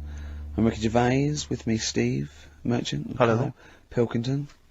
Steve, you got any other toilet-related anecdotes? Rick, my life is just full of toilet trauma. Yeah. And Carl, you may not realise this, but a while back I used to host, this is bizarre, I used to host a radio show on the BBC World Service, right? Now, if you want someone who's the voice of integrity, the voice of intelligence, the voice of a nation, you're going to come to me. That's obvious. And I was broadcasting to, now they've got listeners of something like 50, 60 million people around the world. It's mental, the listenership of the World Service. And I used to host this show with someone It's a big place, Steve. The World? Yeah. You're absolutely right. And anyway, so I had to be into Bush House where they broadcast from 10 o'clock every Friday morning to broadcast round the world to 50 million people, right? And one week, I went to the toilet in my house, right? Everyone had left. I got there a bit late. I got up a bit late. Already against me. The clock was already against me. Had to be there at 10 o'clock, broadcast around the world. And we got 2 toilets in our house, downstairs one, right? And the door had already been a bit dodgy. It was one of those doors where you had to give it a bit of a kick as you went in. It was getting a bit tight. I don't know what the wood was expanding or something. You know, I'm in there. And same thing again happens, no toilet paper. I think, oh, God, I'm going to have to somehow kind of make it up. Why don't you check first? I normally do, Rick. I normally do. It's just on certain occasions when I'm bleary-eyed or something, I forget, or occasionally I forget. Normally I do check. Right. And you've got to bear in mind that it's not like this is happening every week. This is over the course of many years that these incidents have accumulated. So you've condensed them? For the purposes of this anecdote. Sure. Yeah. Yes. And, great, you're just brilliant. Keeping the pace up of an anecdote there, Rick. You've just drawn in, I don't know where I am now. Anyway, I know where I am. I'm trapped in a toilet with no toilet paper. That's where I am. And I'm thinking maybe I peel off some of the wallpaper, you know, things like that, but there's nothing I can do. I got to go upstairs. Well, exactly, but I have to go upstairs and find toilet paper. Was there any? There wasn't. There wasn't. Oh. I'll have to go upstairs and maybe find a notepad or something like that. And so I try the door. Right, the door's wedged. And I'm pulling on the door, and I can't get the door open. It's just like it won't come open, and it's already. And I knew it was going to come to this at some point. Like this is like the clock's ticking. I'm trying to pull the door open, trousers around my ankles again, and I'm thinking, well, what I could do is I could open the window, I suppose, and like try and climb out, but. Not really, because I got the trousers around the ankles and that. Or if it was raining, just stick your ass out, 2 birds with one stone. Sadly, it was a beautiful day, Rick. I call it the World B-Day. And so what I'm thinking is, I got my mobile phone in there, actually, because it's in my pocket. I'm thinking, well, maybe I could phone, I was seriously Kleenex. Maybe I'll phone the fire brigade. By this point, I mean, it just dried. No, it hadn't, it was... Hold on, was that little puppy not around? Because sometimes you can call that, it's got a little bit wrapped round it. Listen. Or just use the puppy itself. There's 50 million people around the world going to need to hear my voice in, like, 30 minutes. Exactly. And where's Steve? He's not locked in the toilet again, is he? Exactly. Oh, no. So I'm thinking about phoning the fire brigade, and I'm thinking, like, if I do that, it's gonna be the first call that goes straight on the speakerphone. Yeah. For, like, the entire fire brigade service With everywhere. a butch hero carrying you down over his shoulders with your trousers around your ankles. Exactly. Can I just not pull him up? No! You've got to be taught a lesson. Yeah. But I imagine the idea of phoning up and going, hello there, I'm trapped in a room in my house. Oh yeah, which one is it? Oh, I don't need to know. It's quite small. Is it? Yeah. It's not the toilet, is it? Because we don't want to come and rescue someone who's trapped in the toilet. Which service do you require? Paper? So I think I can't find the fire brigade, the clock's ticking. So then I think one of my housemates is still in the house, but still asleep. So I phone the house number. Right, phone rings and rings and rings for ages. And eventually he answers the phone, right? Gets out of bed, answers the phone, yeah. Hi, it's Steve. Alright, what's wrong? What are you doing? Downstairs. What are you doing? Alright, yeah. I didn't wait, I don't know. What are you doing? Just in the toilet. I'm just downstairs in the toilet. Oh yeah, what are you doing? Well, I've finished what I'm... Have you got any toilet paper? Any bog roll? Yeah. So he had to, kind of scrape together a few bits of paper, you know, and sort of tinfoil or whatever he could find in the house. A cactus. Come down oh no. Pass it underneath the door, right? And then I said, can you move away from the door because I don't want you to hear me as I'm, you know, wiping the... And so you didn't say that? Yeah, well I didn't want him to, you know, that's embarrassing. Sorry, that's embarrassing. What were you wiping with? Not tumbleweed. What do you mean? What noise? I know what you mean. Yeah. No, exactly. Right. So then I say, right, can you smash... Why was he hovering? Why didn't he want to walk away? Will you keep going? What was it? Outside with a glass to his ear? Yeah. Thankfully, there was a window in the door, but it was frosted glass. You could just see my semi-naked body moving around. And so eventually, I said to him, "Look, listen, I'm going to need you to sort of kick the door in." He said, "Well, I don't want to kick the door in because you're going to have to pay for it, aren't we?" I go, "Yeah, but I got to go to the World Service. Well, yeah." And he was a lovely man. He's the weakest man you've ever come across. It's like if there's one person you don't want to have to throw their body weight against the door, it's him. It's like he'll snap before the door will. So he's smashing against This the door. sounds like a fetish to me, though. He went in there, and there you were naked with lots of toilet paper. And you go, oh, you've broken the door down, and there I am naked. Again. Oh, you've rumbled me, Rick. I wish I'd not told that embarrassing story on the radio. Like it wasn't embarrassing enough, you've just got to make it slightly more seedy. Oh, so did he get it down? He did it, yeah, and I got to the World Service with like minutes to spare.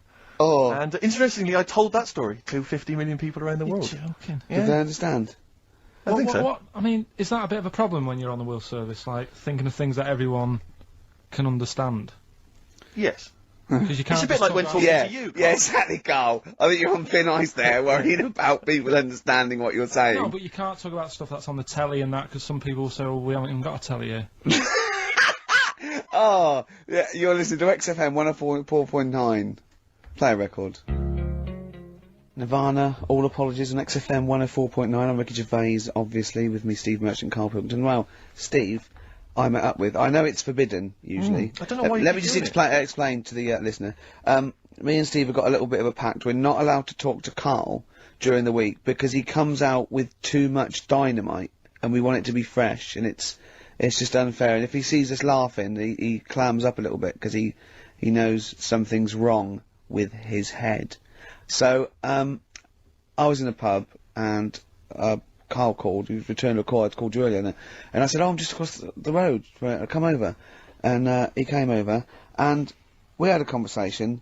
And I kept saying, "No, save it." And I can't remember half the things he was saying, but I do remember one thing he said. He said that the human eye never grows. He said, unlike your ears and nose that keeps growing all your life, he says the human eye never grows. Now there's a little bit of, he says, no, you look at a baby, it's got big eyes. It's got the same size eyes as it will have. When it's a baby's born, everyone always goes, oh, look at its eyes, don't they? Because that's like the main feature. Yes. They're quite big. They don't grow, they don't get any smaller, they stay the same size. What you mean, once you become an adult, you've the same sized No. eyes? Soon as you come out of the womb, your eyes, the size they are as a little baby, they stay the same size. Until It's you just like die. the sockets. And I pointed out to him, right, I said, if that was true, Steve Merchant, when he was a baby, with these eyes he's got now, would have looked like a hammerhead shark. Alright, calm down. You don't want to go lay into the eyes. Do you know what I mean? Just to prove my point. I didn't laugh Good. when he said that. Respect. Do you know what I mean, though? Imagine. I've got the eyes are the windows of the soul, and mine happen to be enormous French plate windows. glass windows. Yeah. But nevertheless, they're beautiful. Many people find them beautiful. Yeah, they're great. Yeah, many people do. But Do you know they don't have kneecaps either? My eyes, or what? Babies. when they're born, they don't get kneecaps until they're about 2. They don't get kneecaps. Is that true? Yeah. And Yeah, What are it you might be talking true, about, it might Carl? be That's, true. but isn't it a little bone in? It's part of the. Well, no, but all the leg bone. you've got lot more bones when you're born than yeah, you got eventually. 300 when you're born, then 205 when you're an adult. Yeah, they all fuse, don't they? Do they? The head's got to be all soft to come out. Right. As we said earlier, you know. I would know. I'm a shark. Oh, So God. what did you say when he said about my eyes being huge? Okay, get off it. So that isn't nice, considering Yeah. he's not here. Yeah, So I talking about wait you until being he's on here when I slag him off. Yeah, fair one. No, nice one, Carl. You're an honourable man. Oh, well, I know, you see, the thing is, right, that made me think that it might be a little bit of truth in this. There is as well, that- the ear thing. Have you seen that with old That's men true, who have yeah. really long ears Yeah, and big noses? yeah. you mean Do that- they eat buns and walk around in the jungle, these old men? You mean that the ears and the nose carry on growing? Yeah, they do, that's true. That's true, it's cartilage. Yeah, but it's not like sort of Pinocchio. No, after you're dead. You leave a body lying around, he's got a huge elephant type Really? ears. If you left him long enough? 4-foot nose, that's what, yeah. No, remarkable. but they see that it's about the focal, length in your eye, you see, because it's like a big lens. So it makes sense that they couldn't change that much. Because an owl, do you know why an owl turns its head round? Sort of like 180 degrees. No. Because it can't move its eyes, because the eyes take up the whole, it's the biggest eye in the animal kingdom. The eyes take up the whole of its skull. Really? Yeah, and it has to move its, yeah. Has it got a brain in there as well? It's got a brain in there, yeah, above the eye, yeah. When I say the whole of the skull, Quite, yeah. There's yeah. also some space for the brain. What I meant is the two diameters of the eye is the diameter of the. You've lost me skull. there with diameters. And You didn't like maths, did you? No, don't like maths. Never understood it. Couldn't get to grips with maths. I don't know about you, Carl. Did you do maths, Carl? Now, how did you do in your exams on the maths? Did you do that? I bet yours was rather like my theory, which is why do you need to figure it all out when you've got a calculator? Exactly. Yeah, I knew it. Yeah. You're And right. I agree. Well, let's play a record, and afterwards I'm going to be testing you on your homework this week, Carl. Could we do White Van Man first? We could do, no, they've got to know just to what remind they're people- dealing with, yeah. Carl's homework was to read all about, as you know, Che Guevara. Absolutely. Last week he did well on Rasputin, didn't he? Did very well on Rasputin. Yeah, passed with flying marks there. Let's have a bit of Wu-Tang, shall we? Then let's have White Van Carl. Man. White Van Carl. Nice. Wu-Tang Clan there, Steve. XFM 104.9, Ricky Gervais, with Steve Merchant and Karl Pilkington. Now, I just, reminded something else, Carl's in the week. I know it's forbidden to talk to him, but I'll tell you this. He was very excited about the Friends reunited. He was a bit nervous at first, wasn't he, last week? But then he was really getting into it. And in the pub he was talking about those people, and he said, I'd never go on a reunion, though. He said, I'd never do that. What, a school reunion? Yeah, and he wouldn't want to see anyone. And I went, well, I said, wouldn't you want to see those two lads with the big heads and the webbed hands? Oh yeah, these were people you went to school with, weren't they? Yeah. Well, I didn't knock about with them. They were in the class. What were they called? Freaks. Right. Right. Okay. And he said, no, I wouldn't want to see them. He said, because what could you say? Oh, you haven't changed much. Right. And he said, and they wouldn't go anyway, would they? I said, why? He went, well, they didn't have any friends. Right. And I said, well, weren't they friends with each other? And he went, no, that would have been too obvious. Like, they passed each other and went, no, I know it's tempting, but let's not. Everyone would think that's just what we were going to do. Yeah. Let's not do it. Yeah. So they didn't even hang around with each other. No. See, I must say, in my head, I've got something like it's like some sort of extra thing from Blake 7 that they're like some sort of lagoon monster, but they just had slightly oversized heads, did they? See, does your head grow? Your eyes don't. Does your head? Because maybe they've got to a point now that it's all sort of caught up with each other. Well, at the time, the eyes were very small and the head was huge. Just a very big head. And Yeah. the fingers aren't going to change. That's not. They had webbed fingers. It was like the penguin in Batman.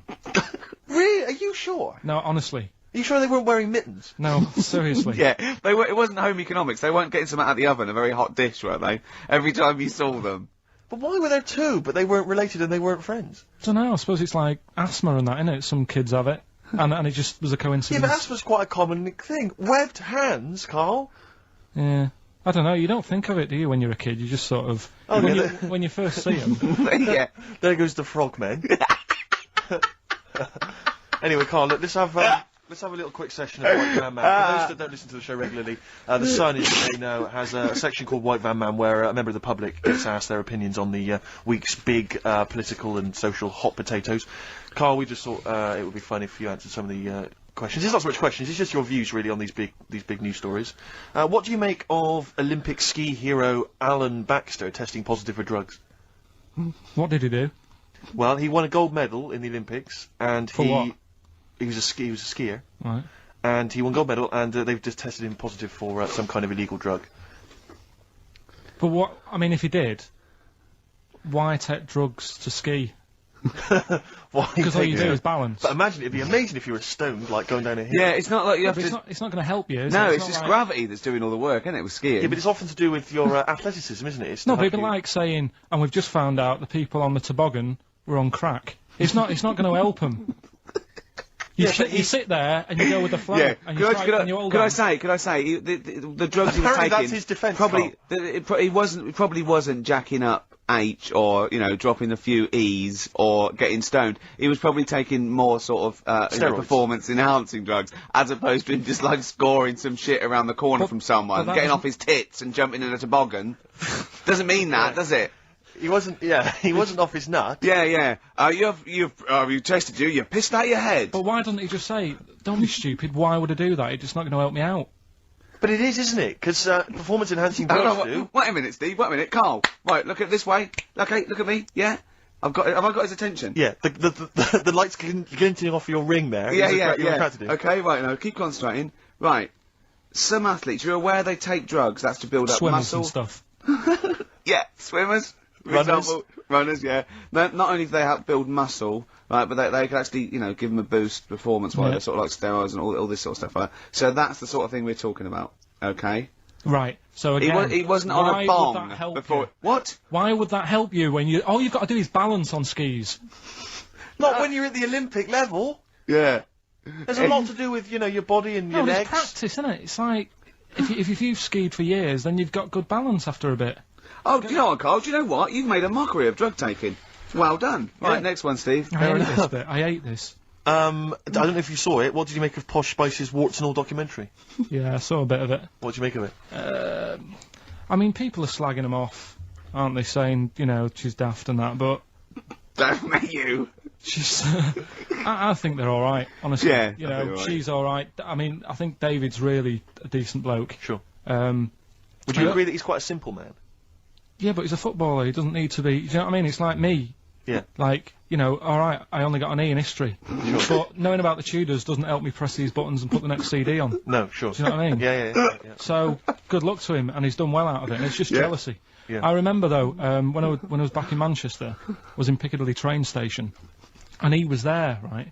Not as big a star as he is now. Yeah. Back then, but he was stood there, and I was so close to going over to him and saying, "Did you go to my school?" Because I recognised his face, but I didn't know who he was. Do you know when you sort of go, "Sure, I went to school. It's not the one with the big head." Yeah. But I do recognise him. Then my girlfriend got off the train, and I said, "I'm sure I know him." She said, "Yeah, it's David Beckham." And I was so thank close God to for your going over. girlfriend. Does she get an awful lot of scrapes, does she? She does, yeah. Okay, what about the fact that the pension crisis is going to force Britons to work into their 70s, Carl? You might have to carry on working into your 70s before you can claim a pension. I think it's a good thing. Because you see a lot of old people who look bored. Okay. And I honestly think if you keep your brain busy, you'll live longer. Yeah. It's only when you actually shut down, right, that's when your body sort of dies because it doesn't feel it has a purpose. Yeah. It's like if you've got flu, keep going to work. If you have a day off, you just feel worse. You'll mope about at home. Doesn't do you any good. What about where do you draw the line there? What if you say lose a finger, pop into work? Depends. If you can't concentrate because it's painful. But what if you're a typist? You're not going to type as many words, but you'll do more at work than you would having a day off at home. Sure. Okay. Tony Blair turning trendy with his Paul Smith designed naked lady shirt. I don't know if you've seen this. It's the one with the pictures of naked ladies on the cuffs. And, you know, I mean... Okay. And finally... see, this is what annoys me about this feature. It's just, what's that? So what? Yeah, but it's the Prime Minister of this country wearing a trendy shirt with naked ladies on the cuffs. Alright. Okay. And finally, what do you make of the fact that Top of the Pops have banned Will Young singing both tracks on the #1 slot, and consequently he wasn't on there at all? They had to show the video.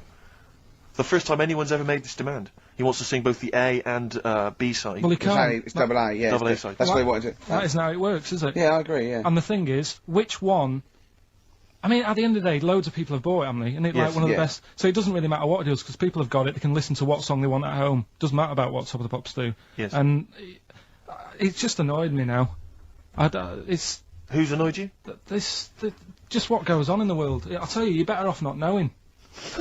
It's better being in my little world. If that's what people are talking about on the streets and asking the white van man, do you know what I mean? I think you're right, Carl. I think you're right. Shall I play a lovely song for you? Because you're getting all stressed now, aren't you? I've not had a good day. No, I know. We tell you about it later. It's not had a good day. Well, I'm going to play a Neil Young track here of Harvest. It's Alabama. It's beautiful, and this is for Carl. Athlete, West Side. I still like that one. It's a good track. Yeah, I was worried it was a bit novelty. It would go off very quickly, but it's good. No, it's not bad at all. On XFM 104.9, I'm Ricky Gervais, with me Steve Merchant, Karl Pilkington. Steve. Well, we were talking about the news just now, and there was a story I heard in the week, I think, it was on the radio, and I don't know all the details, but what I heard was that a number of, I think it was Falkland, maybe Gulf War veterans, were, I think, suing or complaining to the government because they wanted compensation for post-traumatic stress disorder. Now, I don't know all the ins and outs of it, but it seems to me that if you're in the army and you're a soldier, a certain degree of trauma is kind of inevitable. I mean, after all, if you're any good at your job, you are going to see people getting killed. So I don't understand what the ins and outs of it are. I don't know why. No, when he came back and Tony Blair met him and go, alright, well, not really, no. Go on, what was the matter? Well, there was people shooting at us and everything. It was all muddy. Well, calm down, don't cry. Well, I will.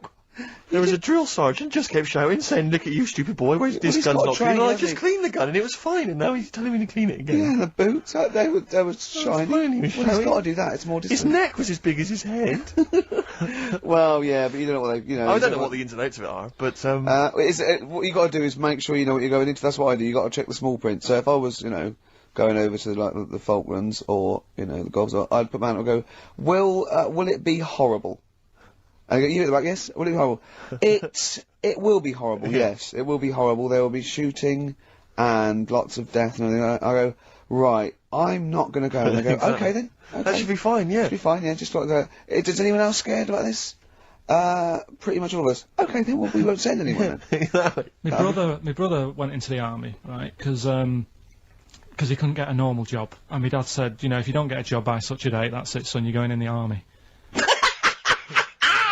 So when was the Falklands? Was it about 81? Right, and he joined back in like 81 or something.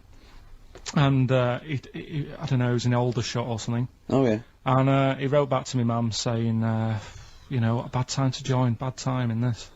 So she wrote. What bad time to join? That's so sweet, Carl, isn't it?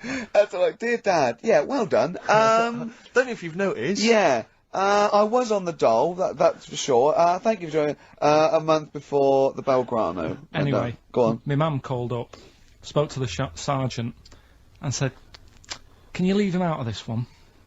Can you leave him out of this one? What, the Falkland War? He's only just joined, and she called him Chuck, which he got done for. Like, she's one of them, I think it's a northern thing, like saying, "How are you, Chuck?" Yeah. And she called the sergeant Chuck, and the sergeant said to, like, my brother, your mum, she's called up and asked if you can not go. Which, of course, we'll see how it goes. But can you tell What her? do you mean? Why did the sergeant even entertain this? Well, Pilkington, come here. Your mum's been giving me a bit of earache. Now listen, tell her I've told you, but can you call her, because she called me Chuck and everything. Can you call her and say you don't mind? Well, not really. Oh, please, because I've promised her I'll say you want to go. No, please, say you want to go. Why was he entertained in this phone call? Probably because he was new. What? Because he was new to the army, I suppose. Who? No, I mean the sergeant. I don't know, maybe they do that. So what happened? He didn't go in the end? So he didn't go, no. You can't do it. But that's ludicrous. I love it that. Oh, going over the top. Pilkington, I've got a note. Yeah. Is this really your mum? Yeah. Okay, no, this seems to be in order. Because I noticed it says, I do not want to go into the army, I don't want to go and fight, and it's crossed out and it says, my mum says don't go. Now, you didn't write this yourself? No, my mum wrote this. Okay, you definitely wrote this yourself. Your excuse. You're going to have to fill envelopes. No, I'm sure if he was needed, he would have had to go, but I think they made a bit of a special effort. They sort of said, oh. Well, it wasn't conscription anyway. Oh no, I was But were the other soldiers going around just going, Pilkington? No, he ended up being a mechanic in there, and he got kicked out for going for a packet of fags in a tank. What? Now, wait a minute. Do you mean he nipped down the shops in a tank? Yeah. I don't believe that, Carl. You've made Honest that to God. That, and he went off with the sergeant's wife. So that didn't help, and he ended up getting kicked out. Sorry, your brother's a genius. I love this. First of all, he gets a call from his mum, going, let him off, he goes, oh God. Then he goes, where's Pilkington? His mum's on the phone. Where is he? He's near your house, Sergeant. Near my house? Well, why is... No reason. Well, when he comes back, when he's finished, tell him his mum called. And can he get me a packet of fags? Tell him to walk this time. Wow. This is ludicrous. So the sergeant found out that he was sleeping with his wife? Yeah, I don't know. I mean, Did your mum phone out and say, let him off? Let him off this time. Can he... Yeah. That's fantastic. But he misses it. I mean, I haven't seen him for about 11 years. But ever since he came out, he's just kept getting into trouble and that. And the army, people slag it off, but I think if you're a certain type of person, it's good for you. It didn't straighten him out, did it? No. He was going down the shops in a tank, he was shagging someone behind their back. It's really weird. It's like back then, he was like a proper adult, and he had a house, and he collected crystal with his wife and that. And now, he hasn't got any of that. Has he got the wife? No. Has he got the crystal? Don't think he has. And he hasn't got the house. Seriously, I haven't seen him for about 11 or 12 years. Carl's stories always start off nice and funny, and then they just leave me empty and slightly depressed. I don't know whether to hug him or shoot him, put him out of his misery. Can we take Carl to the... phone in if you think I should take Carl to the vet and have him put down. Because it's just too stressful. Hyde's main offender, XFM 104.9. Wow. It's that time in the show where I test Carl on his, Homework. yeah, for the week. History. The re-education of Karl Pilkington. As you know, we found out last week that he'd taken one GCSE and he'd got an E, and it was history. Do you know, Steve, I haven't told you this, went shopping on Sunday, buy some new jeans, was in a shop, saw an old lad who I haven't seen for about 2.5 years, went, "You alright, mate, how you doing?" First thing he said, "Sorry to hear about your exam results." God. Had he listened to the show, or someone had just told him? Yeah, he was on a train listening to it on the way to a football match or something. He knew that you were on the show, did he? He was a regular listener. First thing he said, Wow. "So sorry about your exam results." Haven't people have been coming up to you in the station going, "You alright, alright? do you want to talk about it, or...?" God. I know. Well, you did take it pretty badly for a 29-year-old man. Just a bit of a shock, because it annoyed me that... It wasn't a shock. You No. knew you hadn't got any. No, I thought I'd have got a bit more than that. I wasn't expecting, you know... But you didn't even think you took history, so that must have been a bonus. Yeah, that's what my girlfriend said. Yeah. So, well, But didn't yes- she say something quite philosophical, which was like, you know, you didn't even have an E this morning? Yeah, she said yesterday, you know, you didn't have anything Yeah. today, Exactly. which was good. Yeah. Mm. But anyway, Anyway, okay then, well, you were tested on Che Guevara. Right, Carl.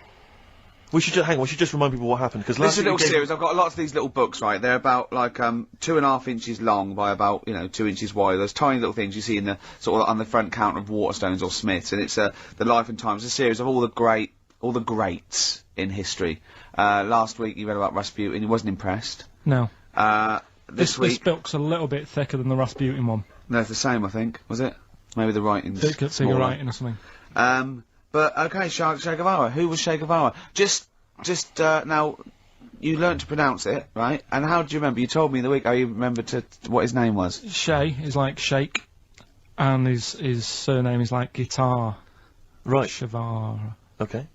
But anyway, right. Tell us what you know, and we'll ask. Right. First of all, his name isn't really Che. Right. It was something else, and Che means buddy Okay. in wherever he's from, Argentina. Right. That's right, isn't it? Yeah. Yep.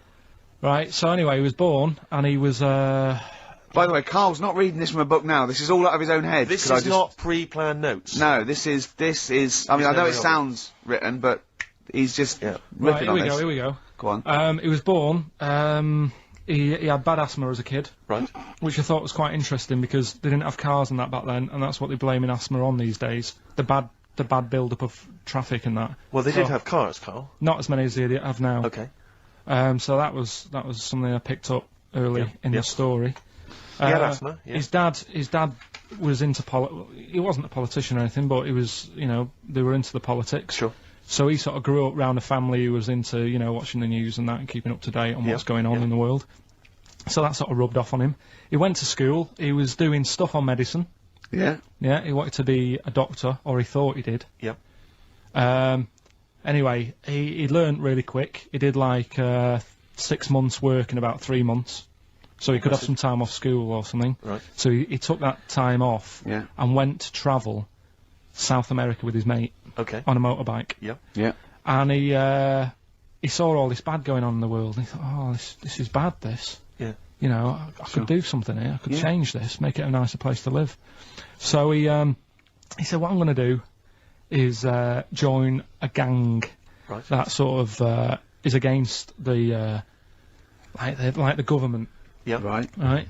Am I right so far? Yeah. You're doing very well. Right, and the woman who he met, who was like running this gang, is a woman called Hilda, who he later married. All right. And Hilda introduced him to Castro, Right. who was like the head cheese of the gang, Right. who wanted to change things. Okay. And so she said like this is I think his real name was Engelbert or something like that. Ernesto. What? Ernesto.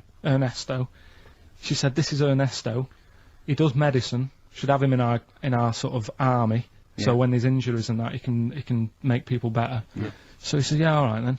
So he joined the gang, and they went like went to sort of. I'm chopping it down a bit. No, sure. You're condensing. It's not in real time. No. So anyway, so they go. It feels like it. See, this is why I just wanted you to ask me questions. Well, listen, let's cut to the chase then. So, Okay, obviously he made his name as part of the Cuban Revolution. Yeah. Do you know what date that was? About. No, I don't. Okay. And obviously, so he was a big involvement in that. Yeah. In which country was he caught?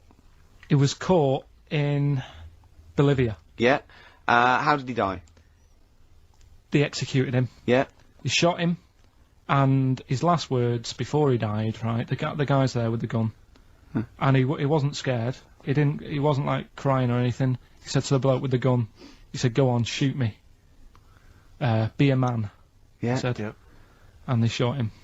And did it tell you what happened to him after that? His dead body? No, but Suzanne was telling me about this the other night. She said there's more to it than that. They stuck it in a glass coffin, didn't they? Well, no, but before that, they cut off his hands and his feet and sent them to the. No, and because they buried them in different places, and then they buried the body. I think they might have sent the hands to Fidel, but they buried him in an unmarked grave because they didn't want anyone to start using his grave or his tomb as a place of martyrdom.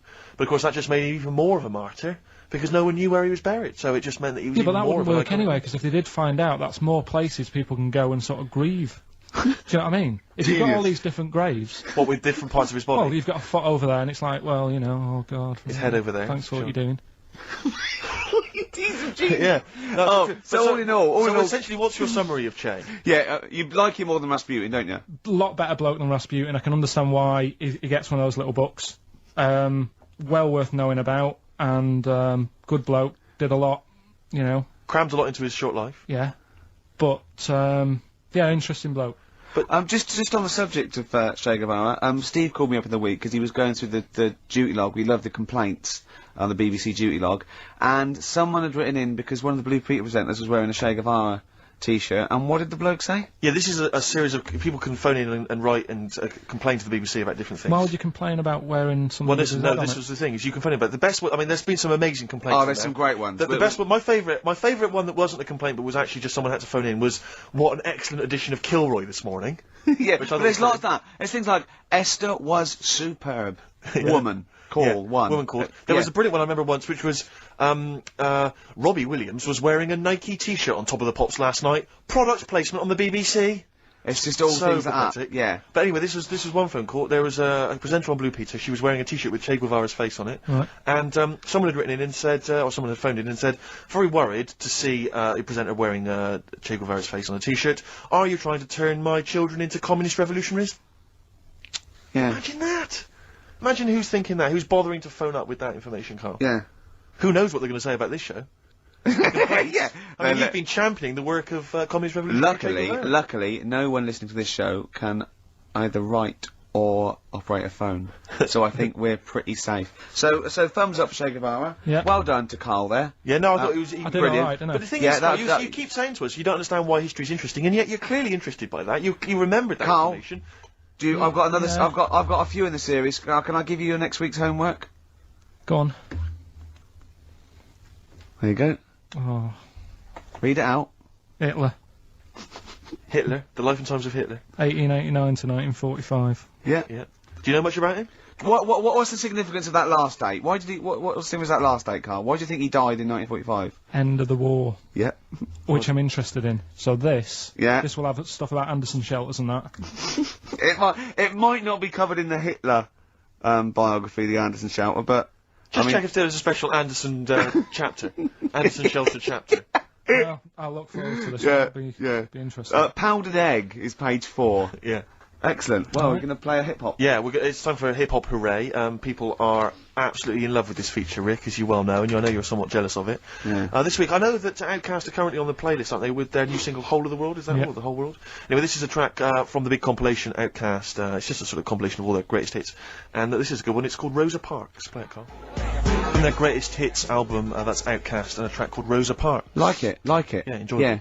Now, we just had a call from someone impressed by Carl, and Carl's very pleased because this guy has actually done a PhD on Che Guevara. So in theory, whatever subject he chose, in theory, he's probably one of the experts in the world on this particular field. Now, hello, are you there? Yeah, I'm here. Hello, what's your name? My name's David. David, now where did you do your PhD? Did it at UCL. Did it at UCL, mild college. And what was the actual title of the PhD? It was Che Guevara's influence on class struggle in Europe in the 60s. And what did you think of Karl's performance? I thought he did really, really well. The only thing I'd never heard those last words before. So Karl actually knows something you don't know. Yeah, possibly. Although you presumably not take that as verified information. You probably wouldn't take everything Karl said as gospel. You'd probably look it up yourself, would you? I probably would have a look, yeah. Did you know about babies' eyes? Sorry? Did you know that babies' eyes don't grow? I didn't know that. You see, that's why you shouldn't take things Karl says as gospel. Because it come out with something, you know, vaguely intelligent, and then say, "Did you know about babies' eyes don't grow?" Any questions that you'd want to test Karl on? Any thoughts? Any things he missed there on the history of Che Guevara? I think he did really well, and I think he should be congratulated. Because Karl has problems with understanding why people are interested in history, and even though he's been reading these books, he keeps saying, "Why does anyone care about history? Why is it important?" What would you say to Karl? I think he should maybe then look at who Che Guevara did influence and why he still influences people today. Yeah. Well, he knows that he influenced Citizen Smith, and he knows that if McDonald's ever wanted to swap Ronald McDonald for Che Guevara, it would cost him an awful lot of money. So he is trying to apply it to the modern world. He is having a go. Well, maybe you should think like why Rage Against the Machine had him on their T-shirts. Good point, Karl. Why do you think of that? Why do you think they have him on the T-shirts, Karl? I don't know. Maybe that was a design of the T-shirt. Maybe they wanted another T-shirt. Maybe they wanted Ronald McDonald, but didn't have any in. Sure. And they said, "Oh, we'll have that one there." Then. Well, thanks very much, Dave. Just before you go, do you think Karl would be an interesting subject for a PhD? Yeah, very much so. Yeah. Okay. Well, if you're not. Well, hopefully one day you'll become a professor, and you can maybe set that as some coursework. I could do, yeah. Karl Pilkington. Imagine that. Cheers, Dave. Having an MA in Karl Pilkington. Thanks very much, Dave. Okay, bye. Cheers, bye. That's good. My teachers never did that. What encouraged you in that way? Never said well done. So, Really? Yeah. But you never showed up. Yeah, you have to be in the same room. They were really. too busy saying, "Who are you?" yeah. No, but Mrs. Matthews, me head teacher. Oh, let's not lay into Matthews again. She's not getting us. not Matty she Matthews, said not I'd Grimble Matty Matthews. I'd we used to call never her. be a high flyer. If she could see you now. What'd she say? You'll never be a high flyer? She said that to me, mum and dad. Really? On a parents' evening. And that was after I'd played the drums in Little Donkey. She clearly didn't know what she was talking about. The picture sold. R.E.M. with Orange Crush on XFM 104.9. Well, nearly 20 minutes to go. I'm Ricky Gervais, with me Steve and Karl. Karl, what did you point to me then? Just reminded me. Go on. Orange Crush. Do you know we were talking the other night about contraceptives? No, you said to me, I've got to do lots of homework. You look up how they used, in the olden days, how they used to use elephant dung as a contraceptive. And I went, what? And he went, no, look it up. You give me those things. I said, I don't know. Was it they put, when you're running around with dung on the end of your knob, no woman really wants to go near it. Is that how it worked? And he went, come on, you give me things to do. If you've just written a PhD on how to use elephant dung as a contraceptive, please get in touch. And Karl will give the number in a minute. It's not elephant, it was crocodile. Oh. Why? But, yeah, Orange Sorry, Crush. no, you can't, no, whoa. What? Back. What do you mean? It was crocodile dung. How did they use crocodile dung as a contraceptive? I don't know. Right, go on, Orange Crush, yeah. So Orange Crush, what it was, I was trying to look up that thing about, crocodile stuff, using it, and, I came up with another one saying that they used to use a lemon, sort of shaped, right, and the, put it on, and the citric acid in it would kill the sperm. Right. So they would wear the lemon on the end of the knob. Was that erotic? It worked. Listen, I'll try anything, Karl, mate. If that works. yeah. If the ladies like that. I mean, could it be anything? Could it be like, a melon? Kumquat? Yeah, maybe. In my case. What's those hairy ones? Yeah. Anyway, it just reminded me when Orange Crush.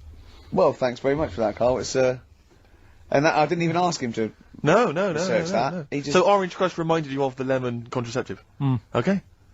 Jolly good. You could use it as a little lemon squeezer, couldn't you? It could be like a novelty lemon squeezer. You just stand in the kitchen, and then when someone wants to just come along and go on the end of your... Did you make this lemonade yourself? I did. It tastes funny. It tastes funny. Okay, yeah. Would you, Carl, this is a quick question to you. Would you ever sort of find yourself in a situation where you might confuse a woman's breasts with mountains? Is that a concern for you, do you think?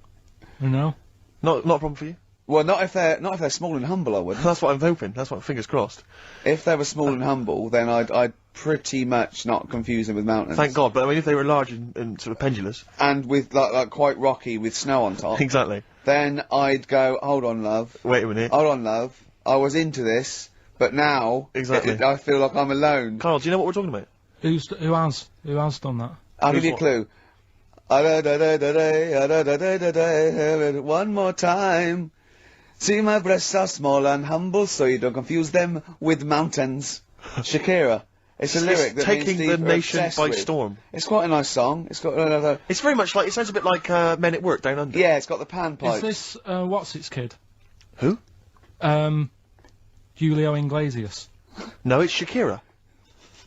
Consequently, the word Shakira there being mentioned. I haven't heard of him. Okay. She's a big Latin star, apparently, big Latin American star. And, anyway, just sing it again for us. See, my breasts are small and humble, so you don't confuse them with mountains. Which is a concern. It was always a concern. Definitely. A number of times she's woken up and there's been a fat bloke with a beard and a little Sherpa. She goes, "What are you doing?" And they go, "We're just trying to climb this Look again. Oh, sorry, love. Oh, it's your tits. I didn't realise. Oh, your tits. We thought we were in... I can't believe it. I can't... Well, can we camp here? You can't camp on my tits for the night. No. Well, why are you climbing them? Well, I just because they were there. Well, they're small and humble. Are you mental? Carl. I love that look of Carl. Carl is looking back and forth. You know when you sort of you go to a cat and it looks back and forth between two people. That's very much like Carl's looking at us now. Or when like a child sees a midget or something in the street. They're just transfixed, aren't they? And the parents don't stare. When we were pushing Ash, yesterday, our producer's in a wheelchair, and we were pushing him through the He's not a midget. We should make that. No, he's not a little midget. He's not tall. But we were pushing him through the VC, and this little kid just came up and just stood in front of him and looked at him. Yeah. I just laughed. It was funny. Do you do that? I imagine that you get caught staring at him. Yeah, do you go up to people with problems and go, "Mummy, is that a monster?" Well, I was telling you one about when I used to go with my dad in the taxi. Oh, yeah. What Tell us happened? this story. Well, Your father was a taxi driver? My dad he had loads of jobs, which he did back then, and they don't do that anymore, do they, people? They don't sort Have of a do variety of loads jobs? stuff. Sure. But at one point, he had a black cab, and I used to go with him. Used to get a beer crate and put it in the front of the black cab, and sort of sit just next to the meter. And anyway, we got this call, and like the guy on the end of the radio said, "Oh, you've got your son with you, haven't you?" So he said, "Yeah." So it's just like, we've got to pick up at number 11 Village Lane or whatever. And he said, "All right." And it was this woman. It was like a woman version of the Elephant Man. Wow. The Elephant Woman? Yeah, it looked like... it was really strange, because I was in the front of the cab, and when you're a kid, if something looks odd, you're a bit scared of it, aren't you? Yeah. And my dad was like, "Look, it'll be all right." And we're driving towards her. Look, don't worry, son, I've got loads of buns. And just to I think I'll just throw one down the street if you run after You're it. being mean, right? I am a little bit, yeah. How old were you, 18? No, I was about 12 or Sure. something like that. 11, 12. And as we got closer to her, it looked like she was holding, like, a bag of spuds on her shoulder. For a snack. Right. And her head was all a bit mangled and messy and that. And my dad said, "Whatever you do, don't stare at her face." Yeah. And she got in the Because back. you turn into stone. She got in the back, and I had, like, the mirror, the driver's mirror thing, and sort of having a look, trying to work out. And he said, "Don't stare at her face." I couldn't work out where her face was. It was that weird. Oh, God. So I'm not sure you're from Manchester. I think you're from, like, Narnia or something. Yeah, you got frog boys walking around. The Lord of the Rings. That got, like, the claws of a lobster and the head of a toad. Yeah. And you got women getting in with spuds for heads. I mean, what This is This this is not place? the place you grew up. This is mad. Oh, you can't believe it in London, can you? You come down and you go, look, symmetry. It must be amazing. It must be a thing to do with upbringing, though, mustn't it? And because, again, do you know, I've said to you before, years ago, when I was a kid and didn't have any worries, good-looking lad. You go through it a bit, have a few more worries, and you look knackered. Now, back there's a lot more worries and stuff, so you get a lot more freaks. Whereas in London, everyone's like happy, aren't they? I love the fact that stress can cause your fingers to fuse and your heads to grow. No, but if She must have been really stressed to have a head like Yeah. She was she an accountant or something? You know what I mean? But what did she do? What did she say? Where when was she she got in? going, by the way? She couldn't speak. London Zoo, please. I think she was going to like To a the pet fair. shop. Seriously, honest to God. On my mum's life, she was. Because at the end of the day, that's a good thing with animals. They don't judge you, do they? She's not She an was an animal. animal. She's a human She's being. not actually an elephant. No, but You know the elephant man was not actually an elephant. Do you understand that? He's got no elephant genes in him at all. No. That was just a cruel name people gave him. Yeah. No, it's the name of the disease, isn't it? Elephantitis. Look, so listen. So this woman, why was she going to a pet shop? She was going to a pet shop. What, to find a husband? Is this true? No, it is true, yeah. Oh, But God. I'm not taking the mickey, because it must be really bad for Of you. course it is. Carl, we haven't. I'm going on to you today about cutting myself shaving. Yeah. I was going on about that. To think that she's probably not alive now, but to think, But look, you're saying that you're going to say this is a worse problem than a little cut shaving, aren't you? yeah. Yeah. Do you know what I mean? I The think you're things right. that Carl, you worry about. there's a couple of key questions I need to ask. One, if she couldn't talk, Yeah. how did she tell your father where to drive it? Did she have it Probably written got on a some note? help Did for she that, point haven't with her nose? Yeah. Right, this has got silly. Pick your song. But and also, finally, where did you say she lived again? It was like in a village, a little small village. Right. Just hidden out of the way. All I'm saying is we could maybe get like some sort of coach, book some coaches, get a coach party up there to have a look at her. Take some photos. And now You can make some lemonade. the offspring of a woman and some spuds. Please enter at your peril. Give me a shiny shilling. Wow. Oh, that's terrible. Well, I'm going to play a little bit of Teenage Fan Club song for the lovers here. We left it very late. We've been just, rapping with Karl P here, and this is I Need Direction. Teenage Fan Club. Oh, they're a good band, They aren't are a good band. XFM 104.9. We're nearly there. So will your girlfriend be proud of you now? You performed a PhD graduate It's a there, bit annoying because she's not in London today. She's in Sunderland or something, or Newcastle, right? working. So she won't know what your greatest triumph.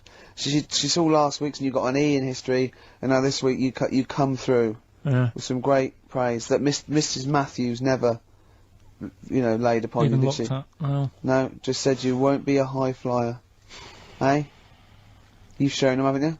you never know. I mean, I had mates who, my mate Colin Makin, who Sure. did the disco with me. Pilkington's making music, yeah. Pilkey's making music. Yeah. He was dead brainy. I don't think he's up to much these days. Sure.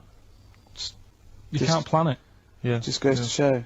Well, I mean, you can do. There's a certain amount of planning you can do. I mean, driving a tank down to the shops with some fags, Yeah. never going to mean you're a high flyer. You know? And that woman who you picked up in your black cab, she's in a circus now and she Yeah, can happy. fly, which is good. Am I confusing that with a film? You went to see a film this week, didn't you? Mm. What did you did you see? The Monsters Inc. Oh Did you yeah. have a little argument? What was the argument about? Did you have an argument with your girlfriend or something? Because of Well, the history thing took over last weekend, to be honest, when you found out my results. That was like the talking topic of most of the weekend. And, why? What did she you know, say? you brought it on yourself. Why didn't you take it serious? Was she annoyed or upset? Well, she just sort of said, you can learn. Look, you learned Rasputin. Mm. If only you did You've that done at school. that. You've done Do you know what I Rasputin. mean? She said, you can do it if you're told to. She said, it's only because Ricky's told you to read the book that you're reading it. Does she think we're sort of like taskmasters? Does she think we bully you? Nah, she knows it's just a laugh. Yeah. What did you tell your parents about your? No, No. Never. because they never even questioned where my results were, so I don't want to tell them that, I didn't get any. No. What? How did they do it at school? I didn't have them back then, did they? Right. When was that, Carl? The Middle Ages. Ages. I don't know. Like I say, back then it wasn't about getting results and that, was it? It was just about learning trades. I mean, my dad, right? He can put windows in his house, Yeah. do plumbing. He should. It's dark, isn't it? He's done that first of all. Right. So he can do what? He's got a multitude of different Yeah, he jobs. can do all sorts. Do you know what I mean? If there's a problem in my flat, I can call him up and say, this isn't working. What should I do? And he'll say Is that our brain surgeon? he'll say, "Oh, fix it." Sure. So what about Monsters Inc? What Yeah. did you make of it? It's alright. It is a kids' film. It sort of annoyed Is it? Okay. I was having like... what gave that away?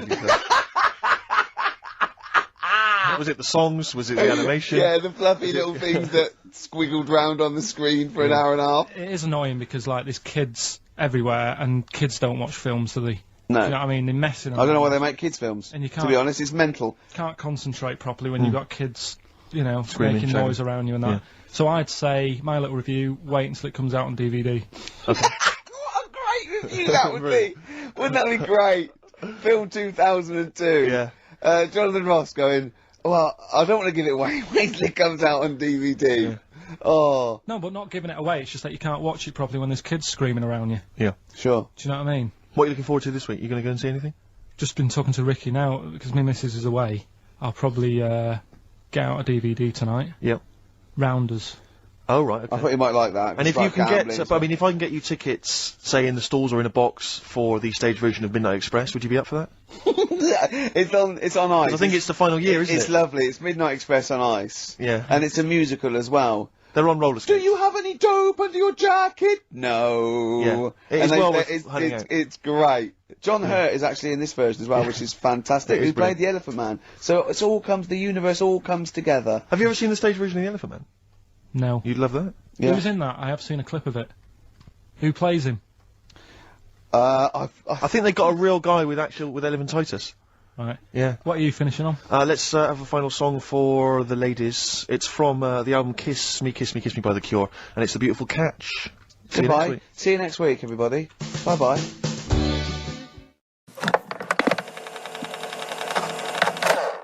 .07 distractions, very nice. Yes, I approve of that, Carl. Good choice there. Now, Steve. Yes. Carl came round to my flat. Mm. It was Tuesday night, wasn't it? Nice place. Now, thanks. Now, last week after the show, I think you guys were in the time you were in the toilet. Right, Carl got out the lottery ticket that he'd bought. He went, "I'm feeling really confident tonight." Right. He's going. I was going. I laughed. He went, "No, seriously." He said, "Look at the numbers."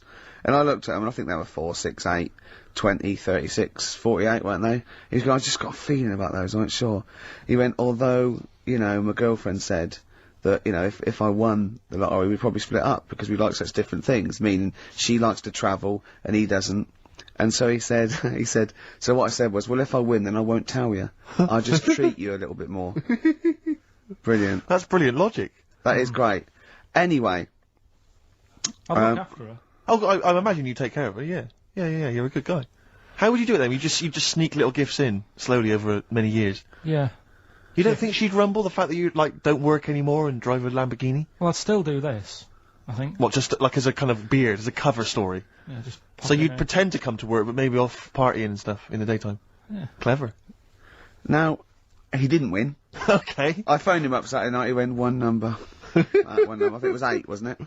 Yeah, It was there was a lot of 8s on my piece of paper, wasn't there? So I think it was either an 8 or an 18 or a 48. And he went, and he was disappointed. He said, "Waste of time." I went, "Well," he said, "No, waste of time." He said, "I've worked it out." I went, "Go on." He went, "There are 26 letters in the alphabet." I went, "Yeah." He went, "Think how many words you can make out of them." He went, "There are 48 numbers on the lottery." I went, "Yeah, 60 million to 1. He went, "Yeah." Not worth it. I looked into that in the week, right? And there's even less letters in the Welsh alphabet. They've only got 20, and yet they've got loads of words as well. So even 20, the chances, if there was 20 numbers and you had to pick 6 winners, it'd still be really unlikely. Yeah. Yeah. Yeah. You should be a mathematician. And anyway, so we got talking about it. We got talking. That was me, him, and Jane around there. And I told Jane that he said about, "Oh, if you won the lottery, no, he doesn't like travel." And she went, "Why do you like travelling?" And he went, "Well, I don't like planes. I'm really scared of planes and that." And she went, "Well, if you won the lottery, you could have a world cruise." And he went, "No." She went, "You don't fancy it?" I went, "No." He said, "If you go on a world cruise, what do you do next year?"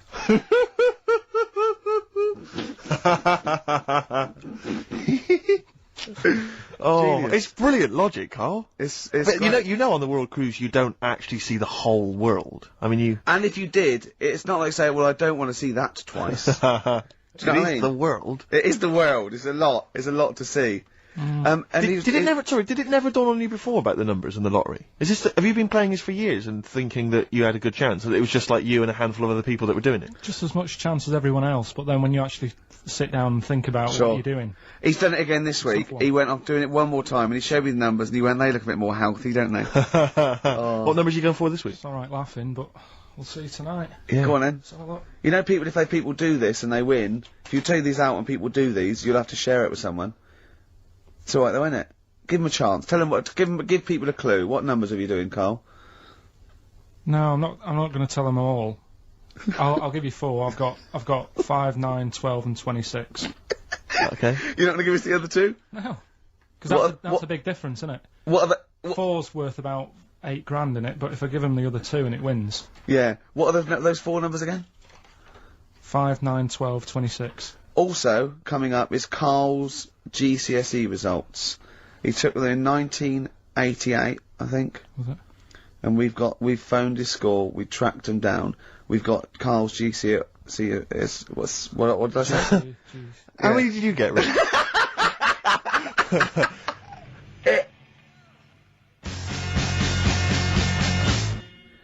Clinic, walking with thee. Sorry about that earlier.